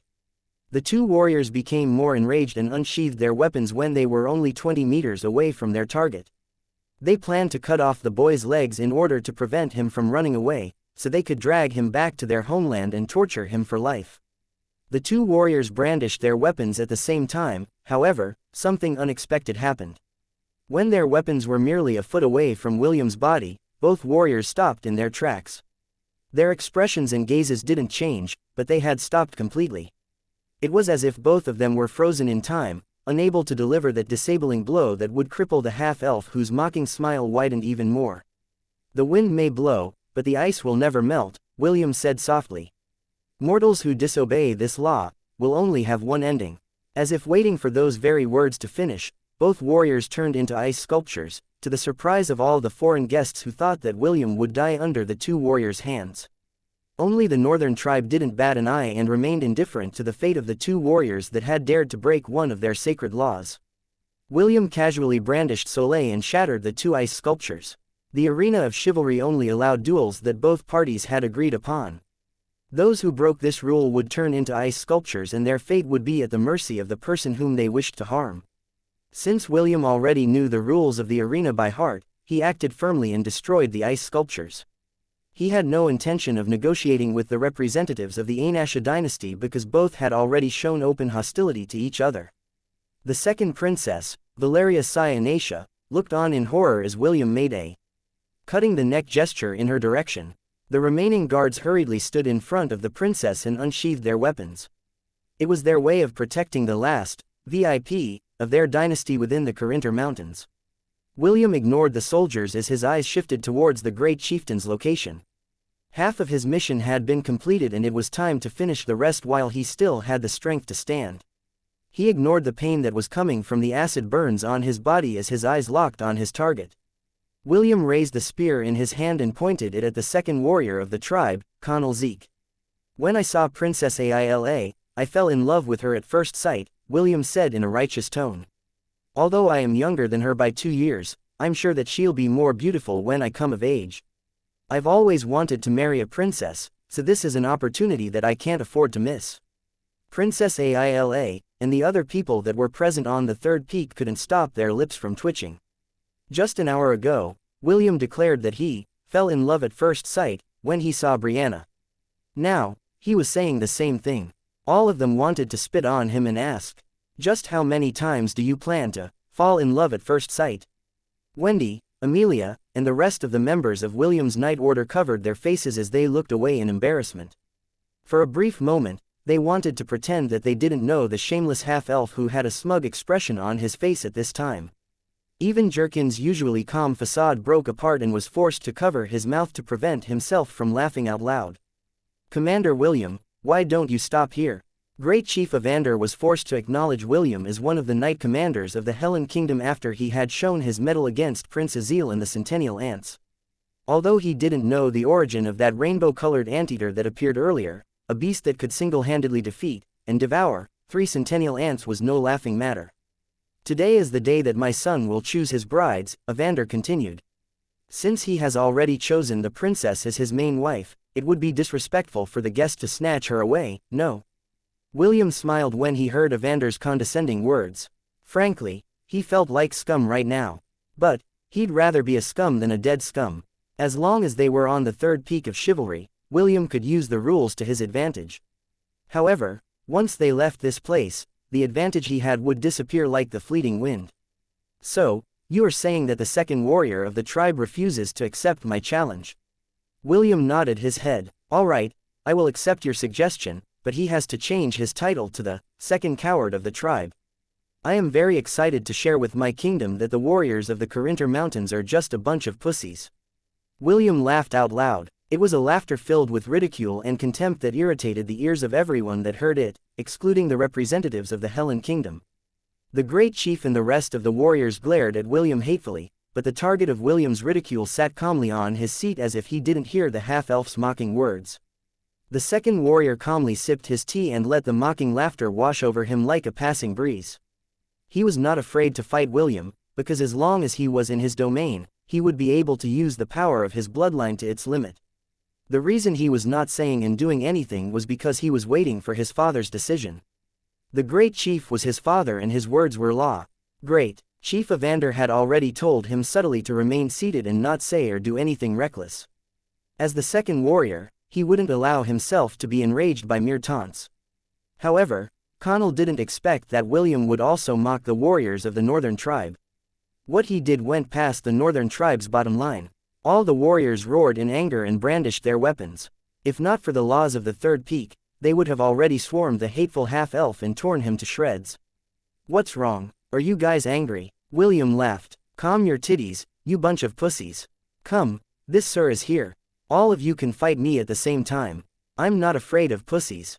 The crown prince of the Zelen dynasty, Alaric Sol Zelen, had a faint smile on his face as he looked at the knight commander of the Hellen kingdom who was busy taunting the warriors of the northern tribe. Deep inside he was laughing heartily. He thought that coming to the Corinter Mountains would be a dull undertaking. He didn't expect that he would find first-class entertainment in this dull and frigid place. Chapter 251, You're not qualified to fight me. Great Chief Evander gripped the armchair in an attempt to prevent himself from killing the boy then and there. As the great chief of the northern tribes, he had to be the example for every warrior to follow. However, even he was finding it hard to keep his rage from rising to the surface. The boy's mouth was simply too obnoxious that he wanted to rip it apart so badly. Even so, he endured. There was a right time for everything, and now was not the right time. Is this the attitude of a knight commander? Great Chief Evander asked. I expected more from an official of the Hellen kingdom. William snorted before he gave his reply. My attitude depends on who I am talking to. If I'm talking to dogs, there's no need to be polite. Why do I have to act respectful to mongrels who only know how to hide in these mountains? Even a grandma from my hometown has more balls than all of you combined. Another round of roars reverberated across the third peak of the chivalry as several of the warriors weren't able to stop themselves from jumping inside the arena. They would rather die than be insulted by the hateful half-elf who was stepping on their pride and dignity. Damn this boy, his mouth is too evil. Brothers, let me kill that bastard. No, let me kill him. Even if I die, I will bring him to the afterlife with me. Seeing that everything was going south, Great Chief Evander was forced to stand and pacify his people. Stop, don't listen to him, he's just provoking all of you. Evander shouted. Did you not see what happened earlier? Do you want to die as well? The warriors stopped after hearing their great chief's words, but soon, William's mocking laughter irritated their ears once again. Would you rather die as warriors? Or die as dogs? William sneered. Just take a good look at your great chief. He is just standing there while I call all of you cowards, dogs, and pussies. Do you know why he's not reprimanding me? I'll tell you why. It's because it's the truth. William raised his chin arrogantly. What mighty warriors! Such audacity! If you really are as mighty as you say you are, then why are you hiding here in the mountains like little rats? If you are as mighty as you say you are, then why don't you challenge the Hellen kingdom to war in a fair battle? William spat on the ground before sneering at Great Chief Evander. Brave warriors who only dare to fight when it was 3 against 1. Just like now, I stand here alone, and yet all of you want to fight me at the same time, and you still have to ask why I call all of you pussies. The devilish half-elf pointed at Connell with a mocking expression. Look at your leader, he is desperately hiding his second son under his skirt. Second warrior, more like second pussy. William laughed one more time, and his irritating laughter made all the warriors who heard it gnash their teeth in rage. After laughing, William raised his chin in an arrogant manner in order to continue his taunting. Why don't we ask your god whether he thinks of you as warriors or not? William then pointed his finger at the first peak of divinity that could be seen in the distance. The warriors glanced at the direction of the first peak and waited. They wanted their god to smite this irritating boy and turn him into an ice sculpture. That way they could place him as a permanent landmark in the third peak where everyone could spit on his face anytime. William wasn't aware of what the warriors were thinking as he shouted with all of his might. Sovereign that rules over the Corinter Mountains, if everything that I have said is false, then punish me here and now. The warriors of the Corinter Mountains are not warriors but cowards. Mere dogs who are now wagging their tails at their new masters, which are the 2 dynasties of the southern continent. Tell me, am I wrong or not? Everyone held their breaths as they waited for the response of the demigod that ruled over the entirety of the northern region. There was no bolt of lightning, no peal of thunder, and not even a sound that came from the first peak of divinity. The deafening silence made the warriors' blood turn cold, for they felt that their sovereign's silence was its silent acknowledgement of William's claims. William, who was the source of the commotion, had an arrogant look on his face, but deep inside he was feeling anxious. He didn't know what kind of being the demigod was, or its stance towards the war that the northern tribes were planning to wage. Actually, William wanted to know if the sovereign of the Carinthar Mountains was also in cahoots with the two dynasties. This was more scary than having an army invade the Hellen Kingdom, because fighting against a demigod was no laughing matter. The silence continued. William could have sworn that mere seconds had passed, but for him, it felt like hours. When 5 minutes passed and still no answer came from the first peak, the warriors of the tribe looked at their great chieftain anxiously. Great Chief Evander felt cold, not because of the warriors' stares, but the silence of their sovereign. Its silence was more deafening than the war cries of all the warriors combined, and it chilled his very soul.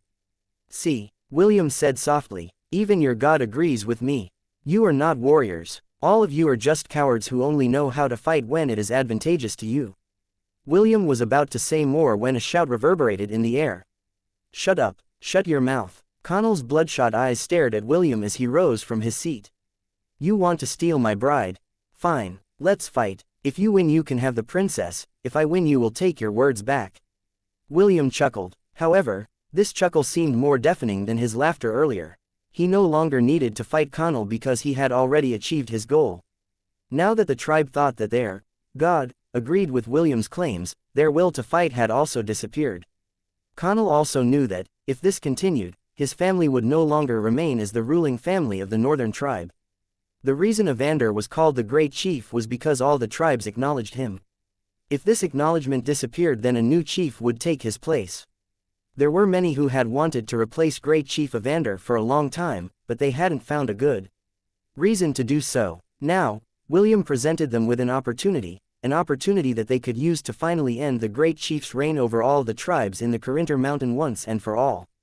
"Take my words back." "Sorry, but not happening," William said. "Are you stupid? Even your sovereign agreed with me. If I take it back, wouldn't the esteemed excellency hit me with lightning bolts?" It was at that moment when thunder roared in the heavens. The warriors who heard this knelt down on the ground because they clearly felt the divinity that accompanied it. Their god had finally made its presence known, and it seemed to be siding with William once again. Great Chief Evander's and Connell's faces turned deathly pale. They knew that now was a crucial time and they needed to turn the situation around before it was too late. "Fine, you want my princess? Then I'll give her to you," Connell shouted, "but in return, you will fight me in a duel. As per the laws of our domain. Do you dare accept my challenge?" Connell didn't care anymore. All he wanted to do was end William's life in order to vent out the anger in his heart. "You're not qualified to fight me." William gave Connell the middle finger. At the start, he really wanted to fight Connell and make the Great Chief agree to his demands after he won the duel. However, the current situation was already good enough. He really didn't care about Princess Aila. Although he felt pity for her, and found her beautiful, she was just a stranger he had met for the first time. He had no obligation to help her. This is the fate of people that have chained themselves to the whim of their god, William thought. As long as the god is on their side they are invincible, but the moment they lose its favor, the northern tribes are merely castles made of sand that would easily crumble once the waves come to shore. On that day, on the third peak of chivalry, the Great Chief, Evander Zeke, was forced to bow his head. His ambition for the northern tribes to march and conquer the Hellen Kingdom was put to an abrupt stop. Caudael covered his face in regret. If only he had refused Sir Jerkin's proposal to travel with him to the third peak of chivalry, none of this would have happened. How he wished that he could turn back time and correct the mistake that he had made. He would definitely kick William out of the mountains and ban him from setting foot in their domain for as long as he drew breath. Chapter 252, Distant Relative. "Well, that sure was something," Alaric, the crown prince of the Zelen dynasty, said with a smile. "Aren't you happy? You don't have to marry a barbarian anymore." Princess Aila, who was seated opposite him, had a calm expression on her face as she drank her tea. They were currently inside the tent where they stayed after arriving at the third peak of chivalry. William's appearance had put a stop to their plans to use the northern tribes as the hammer that would hit the Hellen Kingdom from behind, while the two dynasties faced them on the front lines. "Ah, right, your ex-husband candidate said that he's giving you to the Knight Commander of the Hellen Kingdom," Prince Alaric teased her half-sister. Do you want to go with him? I personally don't mind if you do that.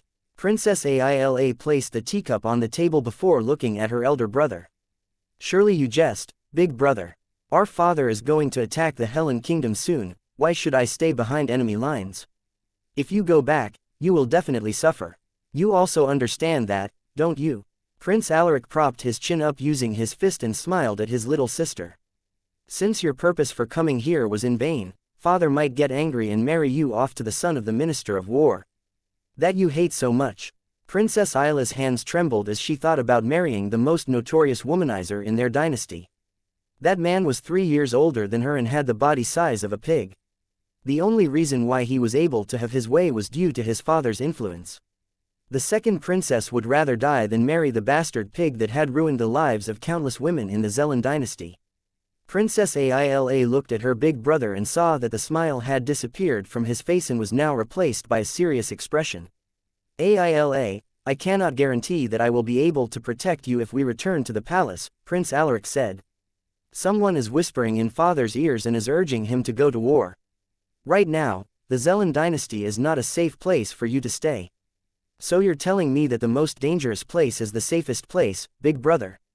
That's right. Also, I can write a letter to that person and ask him to take care of you. In a way, that knight commander is a distant relative of mine.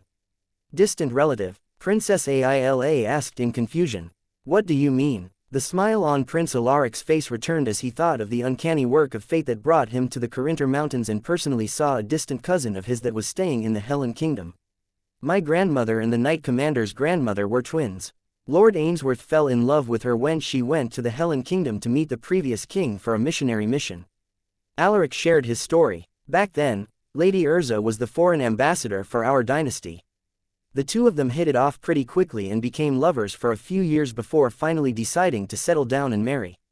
I'm sure that the esteemed Lord Ainsworth, who crushed all of Lady Urza's suitors back in the Zelen dynasty, wouldn't mind this small favor of mine.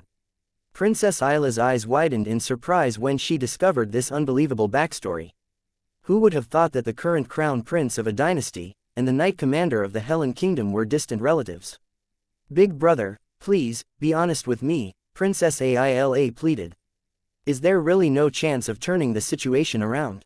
I don't mind marrying a barbarian as long as our father will be happy.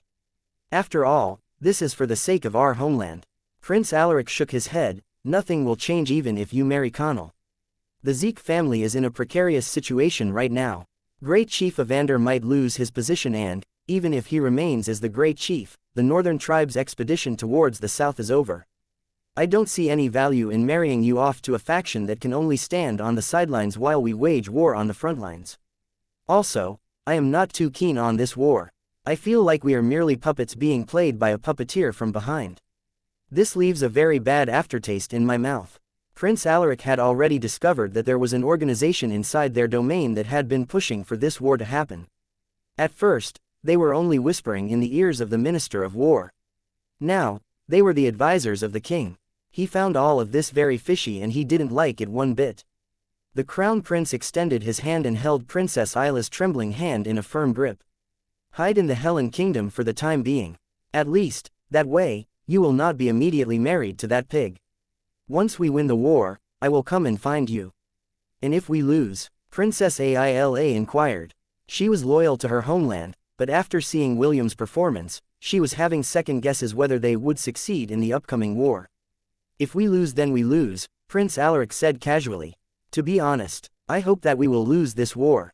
Maybe that is what father needs to wake up from his delusions. Big brother, listen, Aila, and listen well. Remember, there is no such thing as a free lunch. Everything has a price. I'm afraid that the price we paid for getting a share of the Helen Kingdom was something that we will regret in the future. Prince Alaric was an ambitious person, but he was not stupid and short-sighted. War would cause many of their people to die. This was an inevitable thing. However, dying for a greater cause and dying as chess pieces were two different things. Prince Alaric would not mind dying for his homeland, but he would never accept dying as a pawn to help someone else achieve their goals. Once I return, I will get to the bottom of this, Prince Alaric swore in his heart. Father, I hope that you know what you're doing. Meanwhile, somewhere on the third peak of chivalry, the chiefs of each tribe were currently discussing important matters. The bride selection ceremony had already become a farce, and the other chiefs were no longer interested in presenting their young ladies to become Connell's brides. The second warrior was put under house arrest by Great Chief Evander in order to prevent him from doing something stupid due to anger. Liam, the first warrior, was currently guarding him and making sure that he stayed inside the main residence of the Great Chief. Although none of the other tribal chiefs were telling Great Chief Evander to step down, they had already told him that they were not satisfied with his unilateral decision to cooperate and angering their god in the process. Great Chief Evander cursed them in his heart because these same men were those who had supported him wholeheartedly when he told them that they would expand their territories by joining the two dynasties in a pincer attack. He swore that after he managed to keep his position, he would ensure to deal with each and every one of them. While they were in the middle of their talks, a beautiful lady, who seemed to be in her late 20s, suddenly appeared before them. The Great Chief and the tribal chiefs immediately knelt and bowed their heads to pay homage. We greet you, Great Oracle. Raise your heads. All the men raised their heads and looked at the holy maiden that resided on the first peak of divinity. She was the one and only messenger of their god. Seeing her here right now could only mean one thing, and that was, did His Excellency say anything, oh, Holy One? Great Chief Evander asked. He was feeling very anxious right now because he was afraid that their god would punish him for his actions. Yes, the Great One wants to talk to the interesting boy who made all of you look like clowns in a circus. His Excellency is very, very displeased right now. He also said that the new Great Chief of the tribe will be chosen by the boy as well. But that will have to wait until the two of them have talked. Now, pass on my orders and escort him to the first peak of divinity. Don't keep His Excellency waiting. After saying her words, she vanished and turned into an icy mist that flew towards the first peak of divinity. The tribal chiefs glanced at each other before hurrying to find William. All of them were thinking the same thing. This was the opportunity that they were waiting for. As long as they managed to make a good first impression on the boy, and agree to his demands, the position as the Great Chief of the tribe was as good as theirs. Great Chief Evander looked bitterly at the group of old men who had already had a head start. He never dreamed that he would have to curry for the favor of the same person who had brought him to his knees. Fortunately, there was one more card that he could play, and that was none other than pairing him with his granddaughter, Brianna. Since the half-elf already owned her, he couldn't possibly return her like some used thing. This was the law of their domain. Even their god recognized it. He hoped that, with his granddaughter's help, he would be able to keep his position and ride out the storm that had befallen their family. Chapter 253, The Law of Equivalent Exchange. Is there something that you need, Lord William? An old man with a crooked nose asked with a big smile on his face. Our tribe is willing to accommodate your every command. You already have 2 beautiful wives by your side, but we could add more if you want to. Such a handsome and chivalrous young man like you will have no problem having a dozen wives. Don't listen to him, Sir William, another old man, who had the same sturdy build as William's grandfather, James, said as he patted the boy's shoulder. Our tribe produces the most beautiful and excellent fighters in the northern regions. If Lord William makes any number of them his wife, then they would definitely give birth to handsome and strong warriors just like your grace. Nonsense. Our tribe has the most beautiful ladies. You old crook, why don't you just kick the bucket already? You're already this old and you're still playing matchmaker. Go home and just lay quietly to the side. Shoo. William was using all of his willpower to prevent his lips from twitching as over a dozen old men tried to ingratiate themselves to him. He was having some afternoon tea with Wendy and Amelia when this group suddenly barged inside their tent. The half-elf thought that they were planning to fight him, but they did the opposite instead.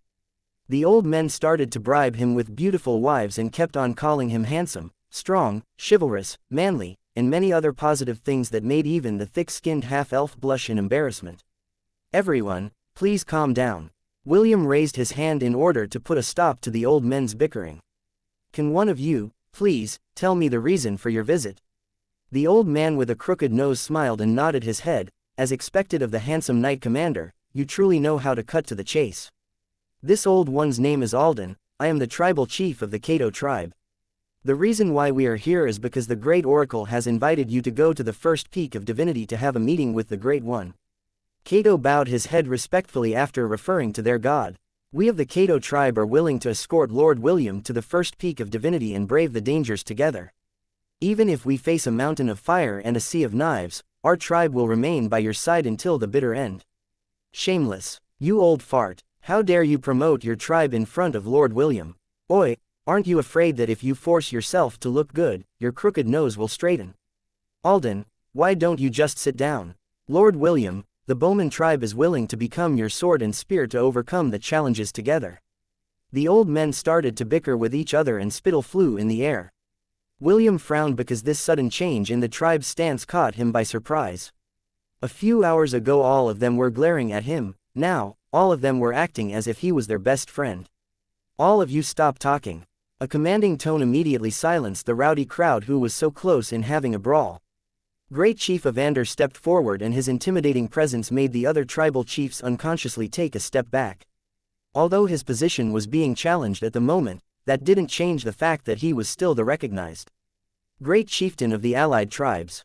Their long years of being subservient to him had penetrated deep inside their bones that it was hard for them to immediately shake off his hold over them.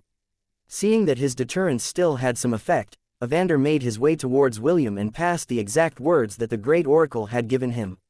You may bring anyone you want to the great peak of divinity, but know that it will not be an easy climb, Evander explained. Those who manage to reach the first peak will gain great rewards. Those who fail will return here to the third peak of chivalry. I know that the two of us have started off on the wrong foot and I have no plans to ingratiate myself to you. However, I would like to remind you that Brianna is already yours. What you do with her is up to you, but you cannot return her to the tribe. This is the law, and since you have used the duel to fight for her hand, you'd better take responsibility, or else, even if the gods forgive you, I won't forgive you. William faced Great Chief Evander's glare fearlessly. He didn't deny the Great Chief's words because it was true. William had fought for Brianna's hand in the name of their god and he couldn't take those words back even if he wanted to. However, there was a loophole in the law, and that was William could either marry Brianna, or marry her off to someone else. Since the half-elf knew that Brianna and Prince Ernest liked each other, he had already decided to play matchmaker between the two and have the adorable Loli be recognized as the youngest prince's fiancé. William may not be the smartest half-elf in the world, but he understood what Great Chief Evander was trying to imply. The two of us are already attached at our hips. If we fall, Brianna will also fall. This was Great Chief Evander's message, and William understood the logic behind it. Let's talk after I meet with your god, William replied. As for Brianna, she already belongs to me. What I do with her is none of your business. Great Chief Evander nodded his head. William's clear, light green eyes had already told him what he wanted to know. Deep inside, he was able to sigh in relief because there was still a chance to keep his position from getting snatched by the other tribal chiefs.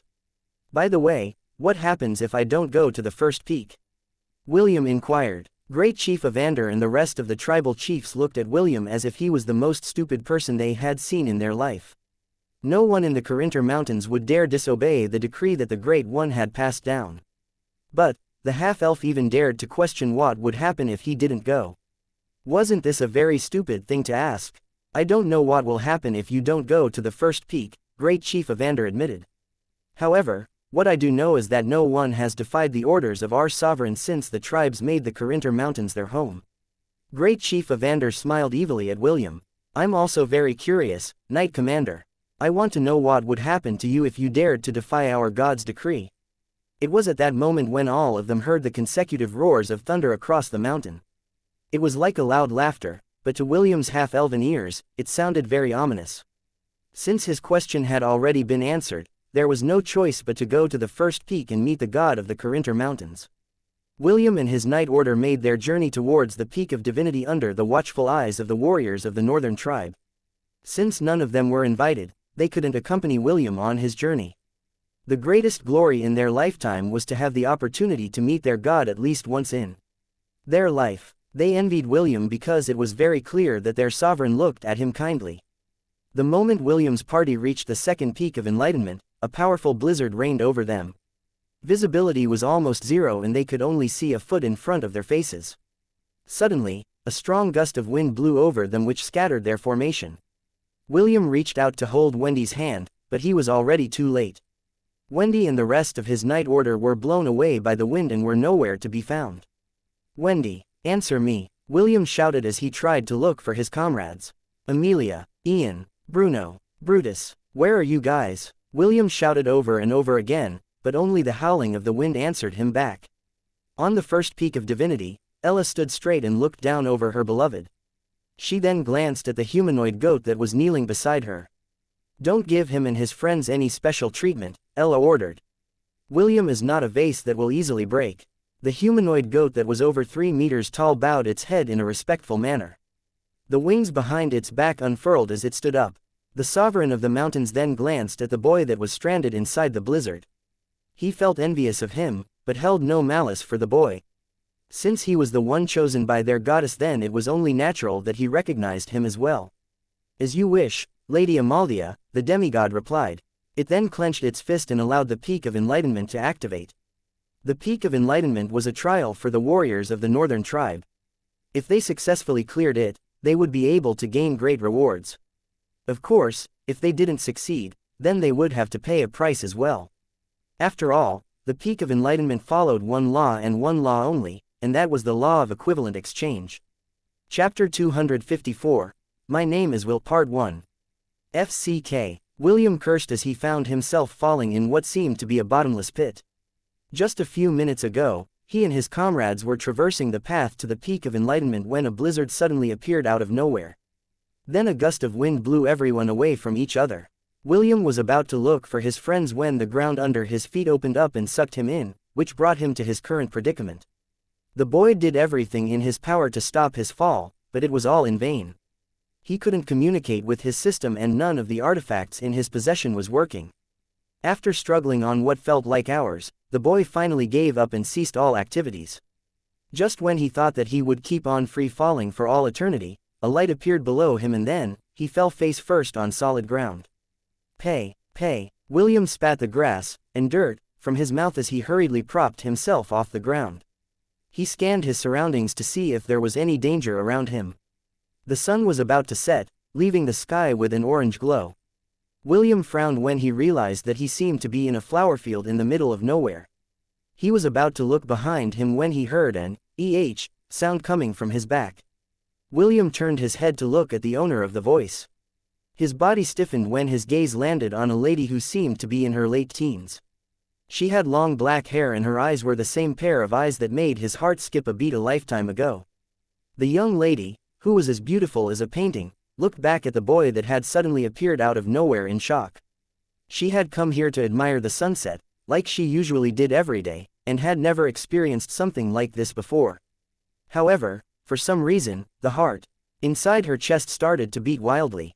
It was as if it was seeing an old friend that it hadn't seen for years. Belle, William stuttered. He could hear his own heartbeat as the emotions that lay dormant inside his heart started to resurface uncontrollably. No, this must be a dream or an illusion, William muttered as his eyes focused on the girl in front of him. That's right, this is just an illusion. How could this be real? I was on the Peak of Enlightenment when a blizzard happened. William did his best to calm his emotions. His brain was telling him that everything he was seeing was not real. However, his heart was telling him that this was reality. While he was waging an inner battle with himself, the young lady stood up and looked at him in a guarded manner. Who are you? Why do you know my name? Belle asked. What are you doing on our property? William stopped his mumbling and stared at her. It was at that moment when he realized that he had missed her so much that even hearing her voice was making his heart ache. A tear fell, followed by another. Soon, more tears streamed down on William's face as the floodgates in his heart burst open. He, who had hardened his heart from the darkness of humanity, wasn't able to stop the flood of emotions that had accumulated for many years. William stared at Belle as if trying to burn her image in his soul. He didn't care anymore if this was a dream or an illusion. What was important was that she was here, right now. Seeing that the younger boy was crying, the beautiful lady felt alarmed and hurriedly approached him. What's wrong? Are you hurt? Belle asked. She then scanned William's body for injuries. What's your name? William's lips trembled as he gave out his name. My name is Will. Will, your name is Will. What is your surname? Ainsworth. Belle pondered for a while before shaking her head. Sorry, but I don't recall anyone in this town with that name, Belle replied. However, don't worry, I will ask my servants to help you find your family later. William had no recollection of what happened next. He felt lightheaded and he couldn't think straight. All he knew was that Belle held his hand and took him back to her villa so he could change his clothes. "Did you buy this from a cosplay shop?" Belle asked. "This is very well made. Unfortunately, there is some damage here and there. From the looks of it, it seems to have been scorched by fire." "Not fire, but acid," William said internally as he put on the clothes that were lent to him by Belle. He had just finished taking a bath and changed into a set of clothes that belonged to Belle's younger brother who was studying in the city. "I'll ask the maid to have this washed," Belle stated with a determined expression. "I'll also ask them to patch this up. Don't worry, Will, I'll make sure that this will become as good as new." William could only nod his head and thank the over-enthusiastic girl. This was the first time he had seen Belle act this animated. Back then, she would always have that distant and aloof expression on her face when she was in the academy. "Those ears of yours look so real." Belle's eyes sparkled as she stared at William's ears. "Who is the character that you're portraying? Is he an anime or game character?" William unconsciously touched his half-elven ears. Although they were not as pointy as that of an elf, they were still pointer than that of a normal human's. "Actually they are real," William said in a half-teasing voice. "I am actually a half-elf. Yes, and I'm actually a fairy. But, you are a fairy. You're still young, but you sure know how to compliment the ladies." Belle smiled sweetly as she patted William's head. She didn't know why, but she felt very close to him as if she had known him for a very long time. The moment her eyes saw him, she felt as if something that had been missing in her life had finally reappeared and it made her feel complete. "Can I touch them?" Belle asked. William nodded. Of course. Belle's soft and delicate hands moved to touch William's ears. She kneaded them with her fingers while trying to find the hidden attachment that made the ears pointy. A minute later, she took back her hands and her expression became serious. "No way," Belle muttered. She then grabbed William's hands and looked straight in his eyes. "Are you really a half-elf? Like one of those characters in fantasy books? Can you use a bow? Can you use magic? Do you know Legolas?" Belle's barrage of questions made William chuckle. Since he couldn't access his system and artifacts, the half-elf thought that he was in some sort of dreamlike state. Because of this he was not afraid to hide that he was a real half-elf and answered all of Belle's questions. The only thing he didn't reveal was his real identity. He was afraid that the moment he told Belle the truth, this dream of his would break into 1,000 pieces. "Who is this girl?" Ella thought as she looked at the pool of water in front of her. Is this the world where William lived his past life? She was currently seated beside a spring, watching William in his trial. Ella was very curious because she had never seen this girl before. With a glance, she could tell that William loved the girl. Like a mother appraising her future daughter-in-law, Ella's eyes narrowed as she observed the two's interaction in the spring. "Well, she's not half bad," Ella said with a smile. A plan was brewing inside her mind as she thought of her beloved. What she wanted was William's happiness. Since that was the case, she was willing to pull some strings in the background to make William's dreams come true. Chapter 255, My Name is Will Part 2. "Are you for real?" Belle exclaimed. "You're really a half-elf." Belle couldn't believe that Will was the real deal. She only thought that the boy was one of those cosplayers that like to go to conventions while portraying their favorite characters. Never in her wildest dreams did she think that she would meet a real, breathing, fantasy creature in the flower field right outside their villa. "Can you cast magic?" Belle asked. "I can't," William replied. "My powers are currently sealed." "Then, can you tell me more about your world? It is a very long story, are you sure you want to hear it?" "Definitely." Belle listened to William's tale. The boy said that he was born in the Elven continent, then taken to a town called Lant and was raised by my relatives and a goat named Ella. William also told her about the exciting battles against magical beasts and the people he met along the road to the temple. "I think Est and Ian are traps," Belle said. "Either that or both of them are girls in disguise." "Est and Ian are girls?" William snorted. "Impossible. I've been around them for a long time. Do you really think that I can't differentiate between a boy and a girl? Especially that snot-nosed pansy. If he was really a girl, I'd spell my name backwards." "Haven't you heard about women's intuition?" Belle smiled mischievously. "Most of the time I'm right, and this is one of those occasions when I think that I am right." "Something is off with your intuition then." "How mean?" William was about to continue the story when they were interrupted by Belle's maidservants. It was time for dinner, and the head maid had ordered them to bring the food inside Belle's room because she seemed to be having a good time with their guest. Although she didn't know where William had come from, the head maid was a good judge of character. This was also the first time that she had seen their young lady so happy that she didn't dare to destroy it. She had been depressed for a long time after the operation. Her father decided to let her spend some time in the villa to recover. He was hoping that the lush scenery and the fresh air of the countryside would improve her mood. After the two finished their dinner, Belle told William more of her observations. "This girl Wendy is really in love with you," Belle said, like an expert in romantic relationships. "You better treat her well. However, your ex-roommate Kenneth, isn't this like one of those soap operas when a girl pretends to be a guy to be near the guy she likes?" "You sure have a wild imagination," William replied. "You watched too many dramas." "Oh, you know about dramas. Does your world have any modern technology?" "Based on what you said earlier, I thought that it was a pure fantasy world." "Is it sci-fi? Do you have spaceships, interstellar travel?" "Forget about what I said about dramas, my world is pure fantasy."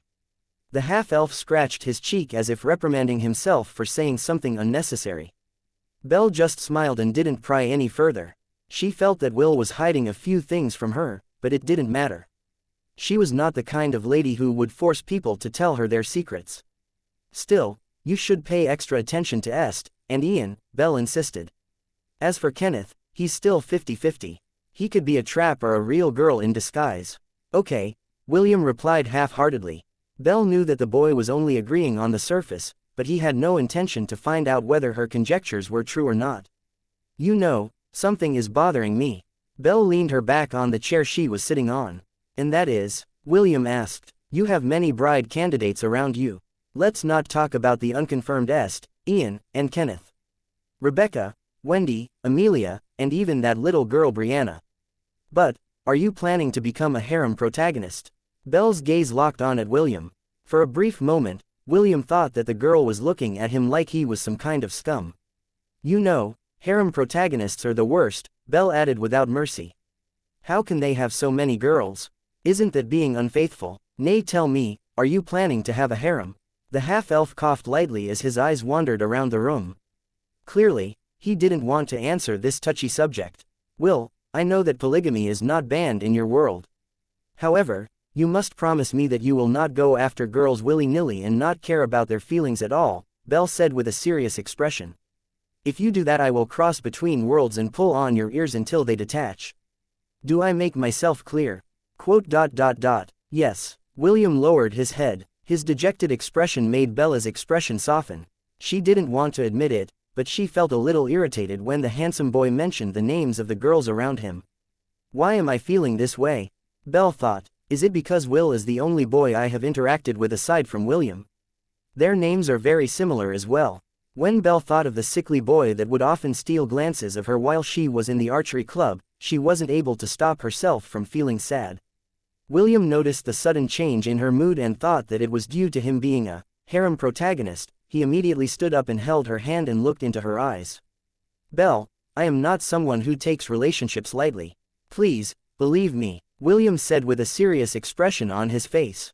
For a brief moment, the sickly boy's face in her memories overlapped with William until the two of them became one. "Belle," William asked, "what's wrong? Are you not feeling well?" I'm fine," Belle replied as her hand unconsciously gripped William's hand. "It's already late. We can continue our talks tomorrow. Since you have no place to go, you can stay in this residence until we figure out a way to send you back." Belle didn't know how or why the half-elf suddenly appeared in her world. However, one thing was certain, she wanted to know more about the red-headed boy in front of her. "You don't have to worry about that," William replied. "I think I will return to my world after 3 days' time."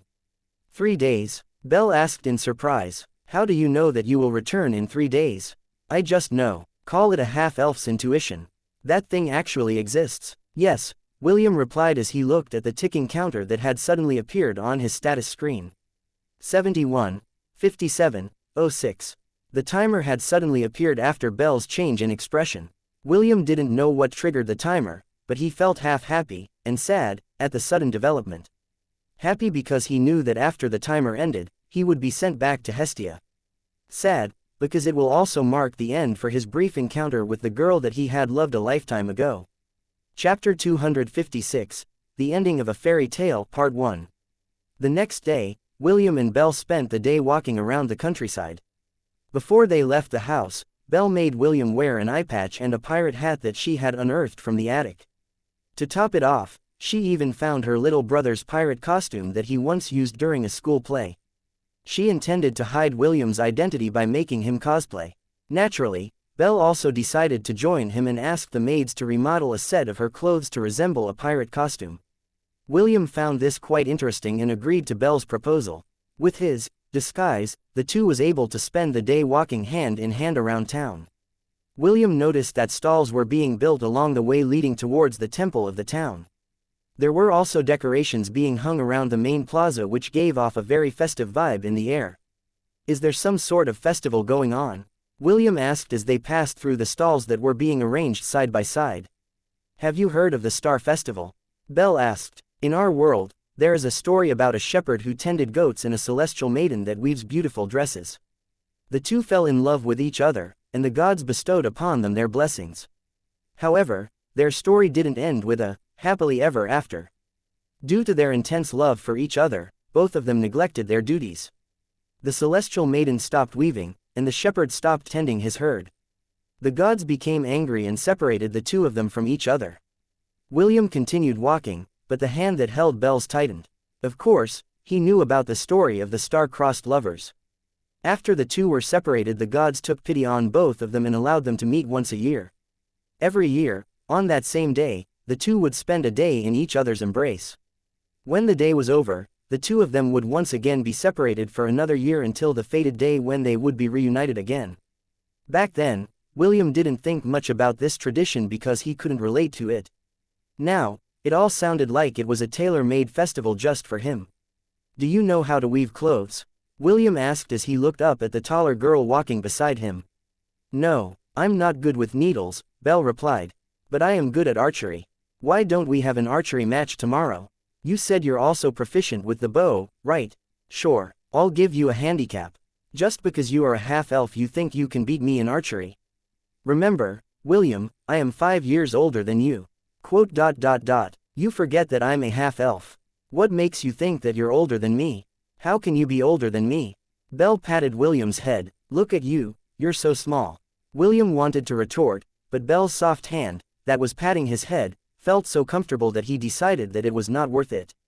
He only had a few days to spend with her, and he wished to make every second count. Even though William wished that he could stop time and let this moment last forever, he knew that it was not possible. Just like the sands falling down in an hourglass, 2.5 days passed like a fleeting dream. The day of the festival arrived and William accompanied Belle to the temple. It was currently 5 in the afternoon and the two were checking all the stalls along the way to the temple.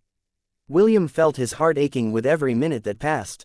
He wasn't able to stop himself from checking the timer on his status page every now and then to see what little time he had remaining. 4:59:09. I will return to my world at 10 o'clock, William thought with a sigh. Although he was feeling depressed, he kept a smile plastered on his face.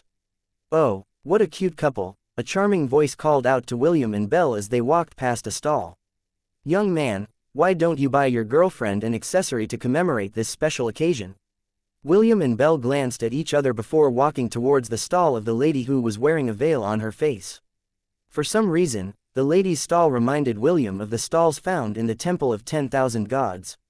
The place where the gods gave contracts to people whom they deemed worthy to enter the temple's doors. Take a good look at these accessories, the sales lady said enthusiastically. I guarantee that all of them are high-quality items. Belle's eyes sparkled because all the accessories were very beautiful and well made. As a young lady from a rich and influential family, she could easily tell that they were genuine and not fake accessories. Because of this, she also knew that they were very expensive. How much is this? William pointed at a golden necklace with a blue jewel embedded at its center. That would be 40 million, the saleslady answered. I'm willing to give you a discount and sell it to you for 38 million. William's hand that was about to touch the necklace immediately retreated. What? This is 40 million, why are you selling expensive things at a stall and not a jewelry store? Aren't you afraid that people might steal them from you? Don't worry, young man, anyone who dares to steal from me will not have a good ending. The saleslady patted her chest with confidence. I guarantee this on my name. What is your name? Freya. Quote. William rubbed his face. He thought that the lady was either making fun of him, or thought of him as a gullible child who didn't know who Freya was. He had also read Norse mythology during his free time, and Freya was the goddess of love, beauty, fertility, war, and death. However, among the many attachments to her name, everyone agreed that her main role was the goddess of love and beauty. While William and the saleslady were chatting, Belle's gaze unconsciously landed on a silver ring. There was nothing special about the ring. It was just a plain silver ring without any decorations, and yet, it held a very strong attraction to her. "How much is this silver ring?" Belle inquired. The lips of the saleslady behind the veil curled up into a smile. If William and Belle were to see it, they would immediately be charmed by how beautiful her smile was. "You have good eyes, young lady," the saleslady said with an approving tone. "This silver ring is part of a pair. The name of this ring is called the Ring of Vega, and its counterpart the Ring of Altair. Legend has it that if two people were to exchange and wear these rings, no matter how far away they are from each other, they would eventually be reunited.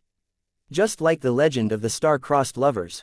William looked at the silver ring and felt his heart skip a beat. Although he knew that the saleslady was merely saying these things to make a sale, the promise to be able to be reunited once again resonated with his heart and soul. "How much is it?" William asked. "You can't buy this with money, young man," the saleslady said in a teasing tone.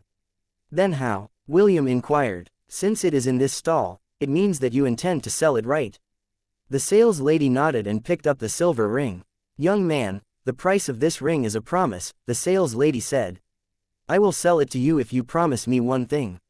"A promise?" "Yes, a promise." "What kind of promise?" William asked. "Since this ring represents love, the promise you must fulfill is also one of love," the saleslady replied. "You will be unable to refuse this promise. No matter what happens, you will do it, regardless of the price you have to pay. Can you make this promise?" Chapter 257. The Ending of a Fairy Tale, Part 2. William frowned. A voice inside his head was telling him that he shouldn't underestimate the saleslady's words. Belle, who was standing beside William, grabbed his arm and pulled him away from the stall. The black-haired beauty half-dragged William towards the temple without saying a word. The saleslady watched the two of them with a smile hidden under her veil. She had already given William a choice, whether he accepted it or not, was his own choice. As William and Belle walked towards the stairs of the temple, a gentle breeze blew and whispered something in William's ears. "Star-crossed lovers, heartache and regret. When I look in your eyes, I wish that we had never met." 3:55:42. After the incident at the stall, the two wandered around the temple before offering their prayer to the deity that was said to be the patron of the temple. Ironically, the deity of the temple was said to be the deity of love and reunions. As someone who had met real gods and deities, William closed his eyes and clasped his hands together. He prayed with all his might to allow him to spend more time with Belle. He poured out his heart in his prayer, hoping that his words would reach the patron deity that governed over love and reunions. Belle had finished her prayer and looked sideways at the handsome half-elf that had been with her for the past 2.5 days. William had told her that he would return to his world at exactly 10 in the evening. Belle had only spent such a short time with him, but something deep inside her wanted to hold onto him and never let go. And she did just that. While William was praying, she hugged him from behind. At first, William was surprised, but he once again closed his eyes and resumed his prayer. Belle was 2 heads taller than William, and if one was to look at them from the side, they would think that the two of them were brother and sister. Finally, William finished his prayer. As if both of them had an agreement, they walked away from the crowd and looked for a place where the two of them could be alone together. "According to the staff, there will also be a firework display," Belle said as she sat beside William. The two of them went to a small clearing that was located at the back of the temple. William looked up at the countless stars in the sky. These were the stars that he had not seen for many years. They looked both familiar and foreign to him. "The stars here are different," William said softly. "Well," Belle said as she held his hand. "Why don't you just stay here? Stay here with me. I will look after you and make sure that you don't suffer. You don't need to fight anymore. Just be with me, please." William gazed at her eyes and felt his heart waver. He was very tempted to say, "Yes, I will stay with you." But each time he tried to say those words, the faces of several people flashed inside his head. They were the faces of the people that were important to him, who were on the other side, where Belle didn't belong. A place where the shepherd goes to tend his sheep. A place where the weaver couldn't hope to reach. Can you hear it? William held Belle's hand and placed it over his chest. Can you feel it? This heart of mine yearns for you, and yet, I can't say yes to your proposal. Why? Belle asked. Why can't you just stay here with me? Here, where it is safe, and you don't need to risk your life to fight for a kingdom that might fall in the upcoming war. Because they need me. I need you, too. Belle hugged William in a tight embrace. I need you too, William. William felt something wet fall on his head as Belle's body trembled. You promised me, Belle said between sobs. You said that the next time we met that you would never let me go. You promised me. William felt like a lump was stuck to his throat as Belle poured her feelings over him. He never mentioned who he really was, but for some reason, Belle was able to guess his true identity. The half-elf wrapped his arms around Belle and held her tight. I wish to stay with you as well. I really do, William replied. He was doing his best not to let the tears in his eyes fall. I'm sorry, Belle, but I can't stay here with you. Belle felt her heart breaking as the emotions that she had held back for a long time exploded inside her chest. She begged William over and over, but his answer was still a no. In the end, Belle stood up and ran away with tears falling down her eyes, blurring her vision. William, you're a liar. I hate you. Those were her parting words as she ran away from the boy who had unknowingly crossed the multiverse just to see her again. William watched her go and the tears that he had been holding back fell like rain. He wanted to run after her, but he didn't have the courage to do so. He just covered his eyes with his hands as his body trembled, fighting off the longing he held for her. Back then, he was not able to be with her because of his illness.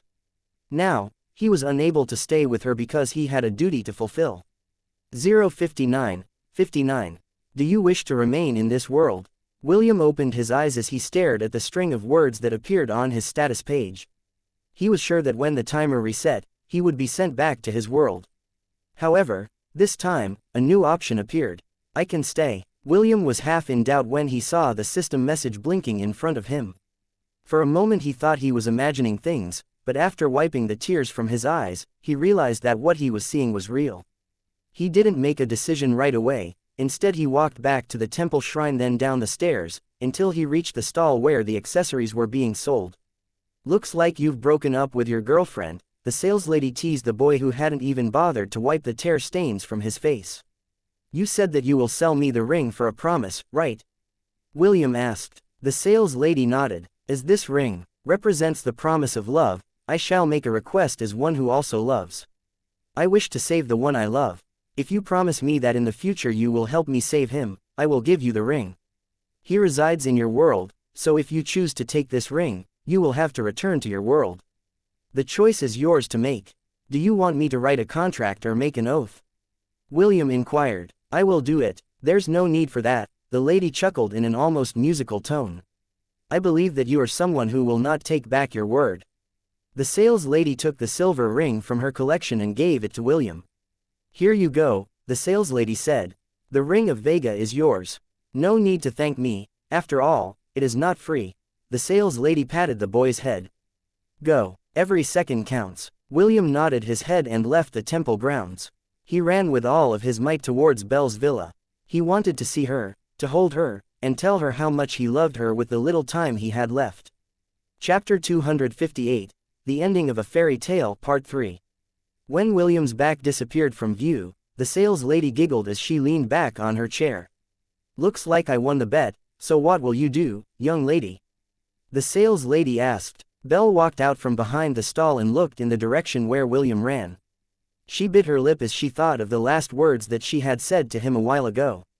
She felt guilty and embarrassed because she tried to use William's promise to bind him to her. The saleslady presented a small box to Belle and opened it. All I need as payment is a promise, the saleslady said. The choice is yours to make. William stopped at the gate of the residence panting for breath. He had run all the way from the temple only to arrive as soon as he could. However, when he asked the guard if Belle had returned, the latter said that the young lady was still not inside the residence. William didn't believe him and entered the house to look for Belle. It didn't take long for him to realize that the guard didn't lie to him and hurriedly went out to look for her. He ran back to the temple, but the girl he was searching for wasn't there. William looked everywhere, but still couldn't find her.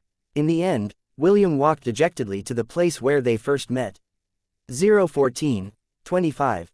William stood in the middle of the flower field as he looked at the stars in the sky. All it would take was for him to select, yes, and the pain and suffering would end. However, he didn't do that. There were things that he couldn't leave behind. He couldn't be selfish. There were people who were waiting for his return. I just want to see you one last time, William said softly. It was at that moment when something exploded in the sky and a beautiful golden flower appeared in the darkness. Soon, several more fireworks painted the darkness with an array of colors. William watched them silently. The fireworks display lasted for 5 minutes before coming to an end. The fleeting beauty disappeared and the sky once again was bathed in darkness. Suddenly, a pair of slender arms hugged him from behind. William looked up to see a beautiful face right next to him. Belle lowered her head and planted a soft kiss on William's lips. When the kiss ended, William faced her and wrapped his arms around her. He then stood on tiptoe to kiss the girl he had loved for many years. The two kissed, and kissed, and kissed until they ran out of breath. 7:20.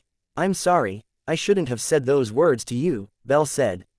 I was being selfish. William buried his face on her chest and listened to her heartbeat. Belle, I love you. Always have, always will. Now and forever. Belle hugged him and kissed his head lovingly. So you say, but you have so many girls waiting for you back in that fantasy world of yours. I'm sure that you will forget about me soon. I will not, William said firmly. For the past 14 years of my life, I have always kept you in my heart.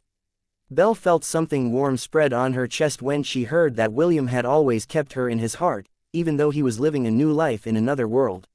You know it's funny, Belle said as she brushed William's head. You spent 14 years in that world, while here, only a year has passed. Well, I'm not going to complain. At least you didn't find an old hag when you returned. That would be the worst.